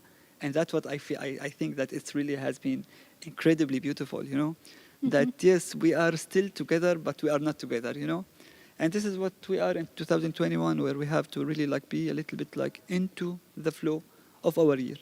So this is like from my perspective, I see the alone but not lonely. Yeah, alone but beautiful one, yes. But also, I don't know if your question connected to artists and Syrian artists in exile or in Germany or in Berlin, or it's general about art and culture. Because while I agree with Ali with what he mentioned, also let's not forget the fragile groups that have different challenges and problems. Maybe we are a little bit more privileged being here now. For example, if we talk about another group of artists, if we talk about the same group of artists, of Syrian artists who doesn't live necessarily in Germany, but they live in somewhere around Syria, in camps, or in Syria as well, we talk about complete different set of challenges as well. If we talk about other artists, even here in Germany, who also maybe facing some difficult times and not necessarily have the maybe again privilege or the luxury that Ali or I have, the creative luxury and not anything else to be productive and kind of push ourselves. Because I know a lot of people, they even quitting art, or they want to have the life challenges that comes with Corona that put them in front of really hard decision about how to continue, or is it worth to continue. And that's what I was trying to mention when I said that the whole pandemic situation, it becomes lens that expose all the deep problems that we haven't come across before. Yeah, if we talk about more international landscape, would you say that the current situation is enforcing also translocal cooperation, as it is via digital tools easier in a way to connect, but at the same time you need all this technical infrastructure. At the same time, you cannot just move. When it comes to international solidarity, or also to work together cross-border, did that come more to a standstill at the moment, or it's becoming more? I don't have the feeling for that, because in the beginning, during the first lockdown light in Germany, I had the feeling there was a lot of international collaboration starting and creative ideas how to work also artistically with the situation. But now, as the situation is coming already to the 12th or 3rd month, I have a less enthusiastic perception. What about you two when it comes to international collaboration? Yeah, so first of all, let's remember, like, there's a lot to talk about here. So I know we have short time, so I will try to make it very short. Because first of all, let's remember, before talk about art and culture, we are a human being. So, and we are heavily affected by the situation, all of us, right, in a psychological level. Living in this situation, it's not how we as a human designed, like it's not our genetic code not to be connect with others and live in this sense of community.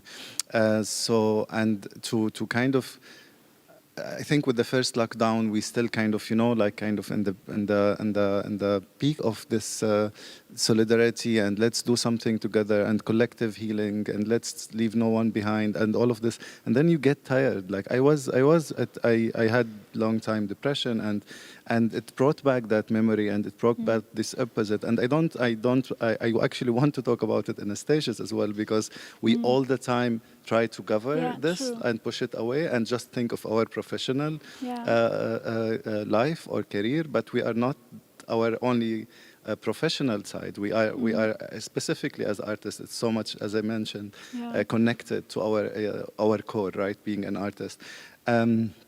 So with this in mind, I think it has been a tough year in general, even for those who were like lucky to have big houses and a secure place and not suffering of lockdown. Because let's also not forget about those who live in the same room, where their studio is, if you are a painter or if you are a musician, you have to work where you live. And really this is like killing for freelancers, which is most of the artists are, and talking about it worldwide, not only here. So there's this aspect of the human aspect of being in a difficult situation, which a year passed, you will feel tired and tired and tired. And I think we all kind of were manipulating ourselves. It will be another month, another 2 months, another 3 months, and I think most of the institution didn't want to make this major shift of strategy and planning to step into digitalization. I hope not, or thanks God they didn't yet, because I really, from the bottom of my heart, I hate the whole shift of, the digital world, and let's rethink of, I mean, let's use it, let's be smart and use it as a tool, and the infrastructure that exists. It creates many new platforms like the Clubhouse, where now, for example, you can host for zero cost, you can host like something like this, but in a different sense, with your friends, and you don't know how many, sometimes 6,000 followers or whatever, or at the other platforms as well. So what I'm trying to say, that of course it's tools that we can use it to recreate or to create and rethink of communities and of solidarities, of coming together, but also it has, I think, its negativity when it comes to, for example, I'm someone I want to feel, I'm for materiality. I want to see the artwork. I want to sense it. I believe in power of objects, and I'm just so tired of screens. I feel like I'm living in a ghost city. In my house, I just talk to people. I shift from work to my mobile phone to connect with my family, to know what's happening in Syria, to be politically involved, then Zoom meeting, then teaching, then what, and then at the end you are just by your home, and then thinking of solidarity. Of course, it's very, very important, and sorry if I make it a little bit long. And I think one thing, there's nothing to like about the pandemic situation, but there's a few things that I like about it. One of these aspects is actually that But before you say what you like about it, I would like to stay with this topic of vulnerability and the human aspect of the pandemic, and then to the end I come to the positive thing, to have something positive to go out with, okay? So let's bring in Ali with the topic of vulnerability. Khaled told us about the psychological aspects of the pandemic. Will it become more normal to talk about our vulnerabilities now, or is there still not the room really to share these parts of life? I think it's totally okay to share these things. Like the one who didn't go in a weak situation cannot really feel the strong situation. If you are not sick, you will not feel or like understand or like appreciate to be healthy. So definitely, like we all, from my side or perspective, my psychological health was number one priority for me in the 2020, because I know that once I fall, I will fall. Like, everything will fall again. So take care. Be a little bit like calm. Hold on. Look exactly where you are, who you are. Then start like to work and like start to create, start to do like art, I highly appreciate what Khaled was saying, or like what he mentioned, because this is a very a blind spot. No one really speak about it. And this is like the main important thing if we want really to speak about a healthy society, if we want to really like work about a better future, a better like city, a better whatever thing.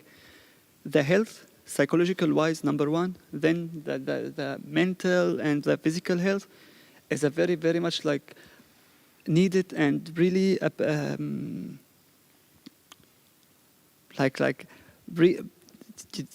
if you are not well health wise, you cannot do anything.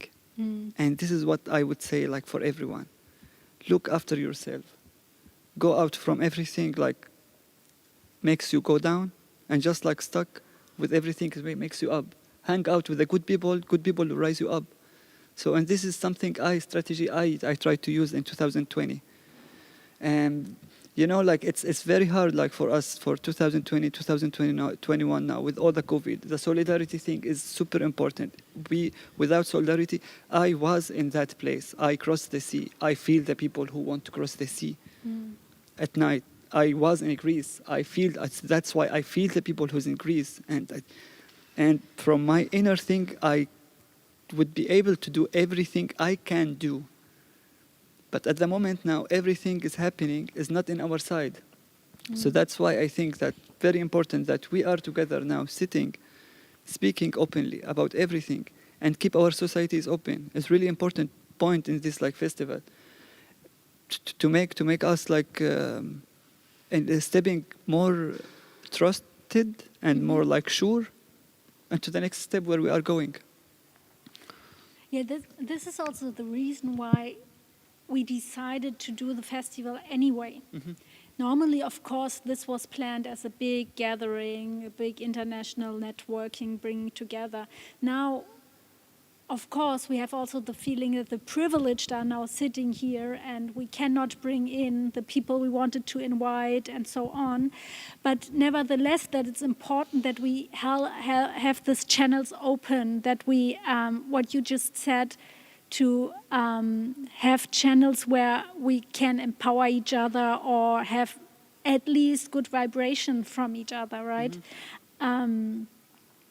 This would be also a question, if we have at the moment people watching our channel, would you have like concrete, you know, in rewriting it's also about the voices that are not so much heard. Would you bring in concrete advices like, which music would you like, which musician would you like to state here to say, hey, hear his or her music, or which book you would say, this is an author not so much known, but he or she is really great, to bring in a little bit some concrete people you would like to mention. And then we will talk about the positive things I didn't forget. No, never mind. The positive also was connected to the idea of solidarity. But you mean like in general, like from, or like specifically connected to the region, or like because there's like long list of amazing musicians, writers, the books, and so. I mean, like the last month when you were alone at home and perhaps also sometimes a little sad and you had enough from the situation. Were there a book you were just grabbing and say, afterwards I felt better, or the music you heard, or whatsoever, film or a discussion you followed? Is it okay not to make it as colorful as you describe it? Because when I feel like down, I just feel down. Okay. I just go dive with my downness. To be honest, I took the last year, I really didn't have time. We were very, very busy at co-culture and at the studio. It has been an incredible year for us in terms of production. And on the other side, when I come back home, I just really dive deep into myself and get more and more sad and depressed and connected to my emotion, because either we are in a being phase where we are in love, depressed, in grief, whatever, or in the doing phase when we are working, going out, meeting friends. And I try to shift all the time between the doing and the being, not to be stuck into this capitalistic, again, wheel where I have to produce, and being vulnerable and like I am now, and saying like, yes, of course, like I don't want you to see me as only my production, but see me as also, you know, like, I don't know, like as a person with a lot of complexity and emotions and sadness and happiness or whatever. So I didn't really have time to read that much or watch films. I just come back from work deadly tired. I just want to eat and sleep. I would say music that I was listening to, it was helping me mentally a lot. It's Lebanese singer called Hiba Tawaji. For me, she was like part of my healing process. There's also another musician, Norwegian, specific song called House by the Sea. It's also, made me, like, whenever I find myself in a hard situation, it kind of levitate my mood, or yeah, to a better place.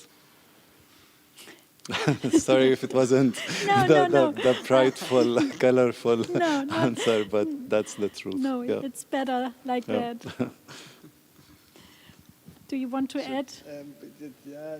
For me, I rediscovered Mozart. Like it was 2020 was like a year when I really rediscovered Mozart. It was really interesting that Tiergarten here in the near, really beautiful park in the city, and I was like kind of trying to take a walk. Usually there, like maybe every 1-2 days, I try to walk there, especially like with these long trees, and to hear the birds, because maybe this is like something I so much like my main hearing or like inspiration is like birds and like forest and stuff. So this led me to Mozart somehow. Don't ask me how, but like I just like started to listen to Mozart, and I started to discover his music and like this intelligence in his music, even so that not coming from a classical background, I never played it even. So this year was like kind of, Mozart was like together with me in 2020. And according to books, I would go to last one, it was from Kafka, The Transformer. No, you know it, The Transformation, I think it's called, yes. Die Verwandlung in Yeah, German. when you read this like book, I never wrote it before, and like you know how bad this like Gregory's life was, you know, so it was like really kind of dark, but like in a way that it brought me in a new like door in my mind, that it really like it made me feel that our life is good, you know, our life is really good. So that was like kind of a way that to balance myself and like so to you see go darker and darker, you know, to so make like the reality challenge less the thing, you know, like just go brighter. to this, so you feel like okay, so you appreciate what you have. Yeah. So yeah.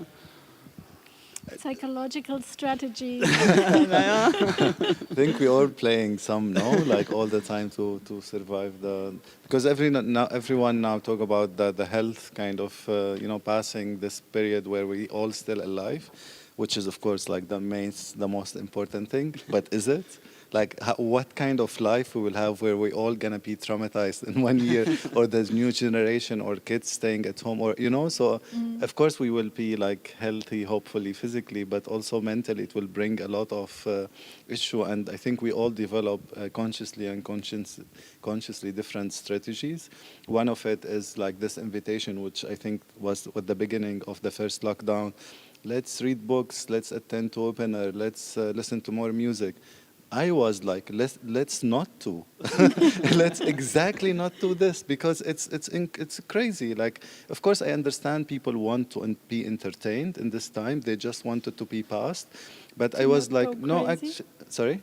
To not go crazy. Yeah, exactly. Perhaps? Not to go crazy. But I think, I mean, with the first lockdown, I was like, yeah, great. Let's just slow down and dig deep. And like last at the end of like with the peak of the winter, I was like, let's not do any more dig deep. Let's actually go the other way around, because it starts being tiring as well. And that's also connected to what you were saying. Also, if I want to come back to the topic of solidarity, which is very, very important, I think. And I'm seeing this shift as well of institution coming together. I mean, the festival as well, it's a great initiative.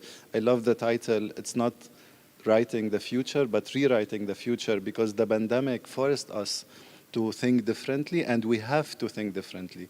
I think one thing, something else I like about the pandemic, not what I want to mention, but something else I liked about it as well, is that put the whole world in an emergency level.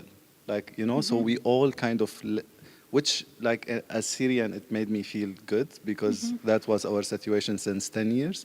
And it put everyone in, and also it shifted kind of the media focus from us. So it gives us a break to breathe, because there was sometimes not necessarily the good media attention, but you know that the whole refugee crisis, which I call it European crisis, was all the time the media was focusing on this, because of course it was also, it brought back the national state, like many questions, right, with people arriving to here.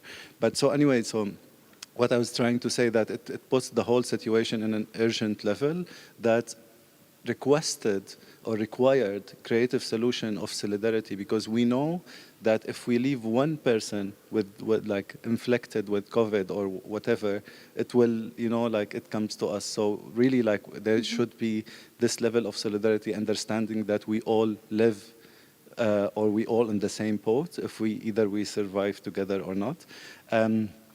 And I think it's also important with the solidarity, because as I mentioned, also the community, redefining the communities, because we are not tied to our local community anymore, right? Like especially with the digital world, we are connected to several communities. So understanding the solidarity from this perspective as well, that what you are doing, what I am doing, what Ali, what everyone, other institution doing, is all connected. And we maybe talked about it, if you remember, also, like we're also coming up with ideas of how solidarity can, this horizontal solidarity, how it should be, Yeah. Before coming to an end, as you mentioned, the Syrian situation, I want to give you also the chance to give us an idea. You will, during the festival, have a workshop tomorrow, right? I had a workshop. I just came from the... Yeah, it's not tomorrow. You just had it. Yeah, I just had it today. What was the workshop about? It was about image importance in political movements, and from documentation to use it for reaching out the ethicality of victim presentation or representation in the media. So it was around image creation in political movements. All right, I wanted to just invite some of the people watching us, but it's over. It's for over, the next time. Yeah. But on the website coculture.de, you can discover the work and the platform Khaled Barake is developing. And on the website www.alihasan.berlin, you can discover Ali Hasan's profile and the projects he is doing. I wanted to talk with you normally about the bibliothek you are doing, about so many projects you are doing. And normally we plan the festival with a Dabke community session in here or somewhere else, but not this time, perhaps next time. Inshallah. We will come together soon. Thank you very much for joining us Thank here. you so much for the invitation. Take care and see you soon. Stay safe, everyone. Thank you so much. Bye-bye. Bye. Thanks.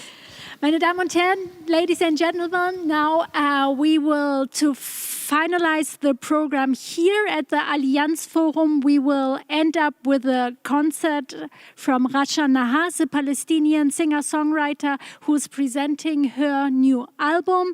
And tonight at 7:30, we are streaming from the Maxim Gorki Theater a conversation between Herta Müller and Svetlana Alexievich. Join us at 7:30. Thank you so much. Bye-bye.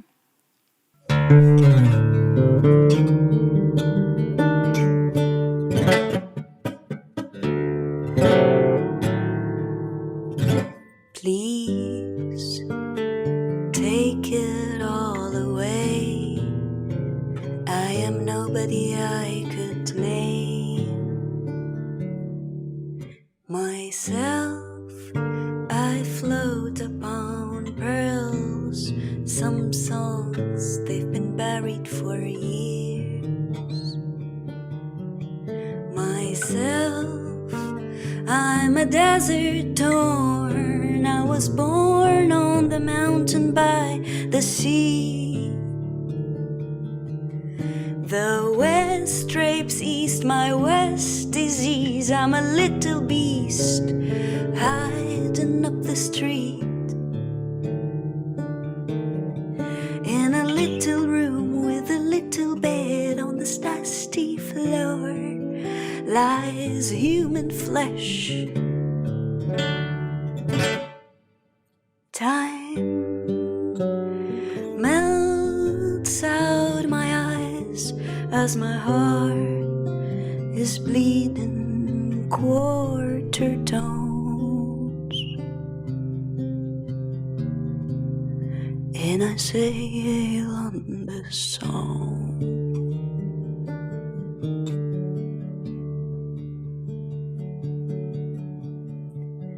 وتمختاري يا حلوة يا زينة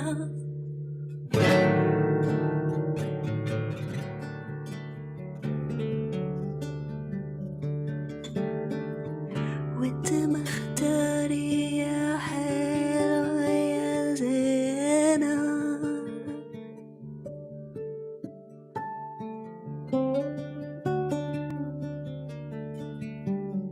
The Dead Sea used to be alive.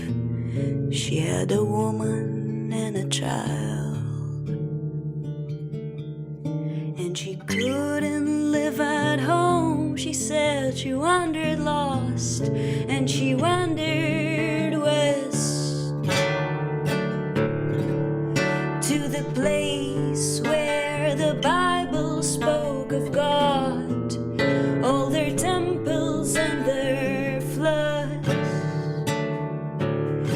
They hung her on a cross. She is a language no one dared to talk.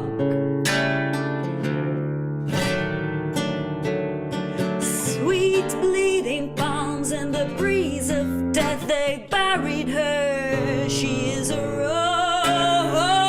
roaring breath. Time melts out my eyes as her heart is bleeding quarter tones, and she sails on the shore.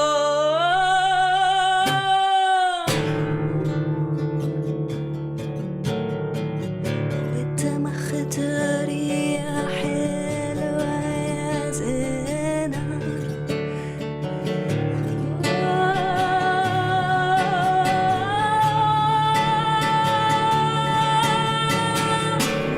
وتمختاري يا حلوة يا زينة. Sweet bleeding palms and the breeze of death, you buried me. I'm a roaring breath. Sweet bleeding palms and the breeze of death, you buried me.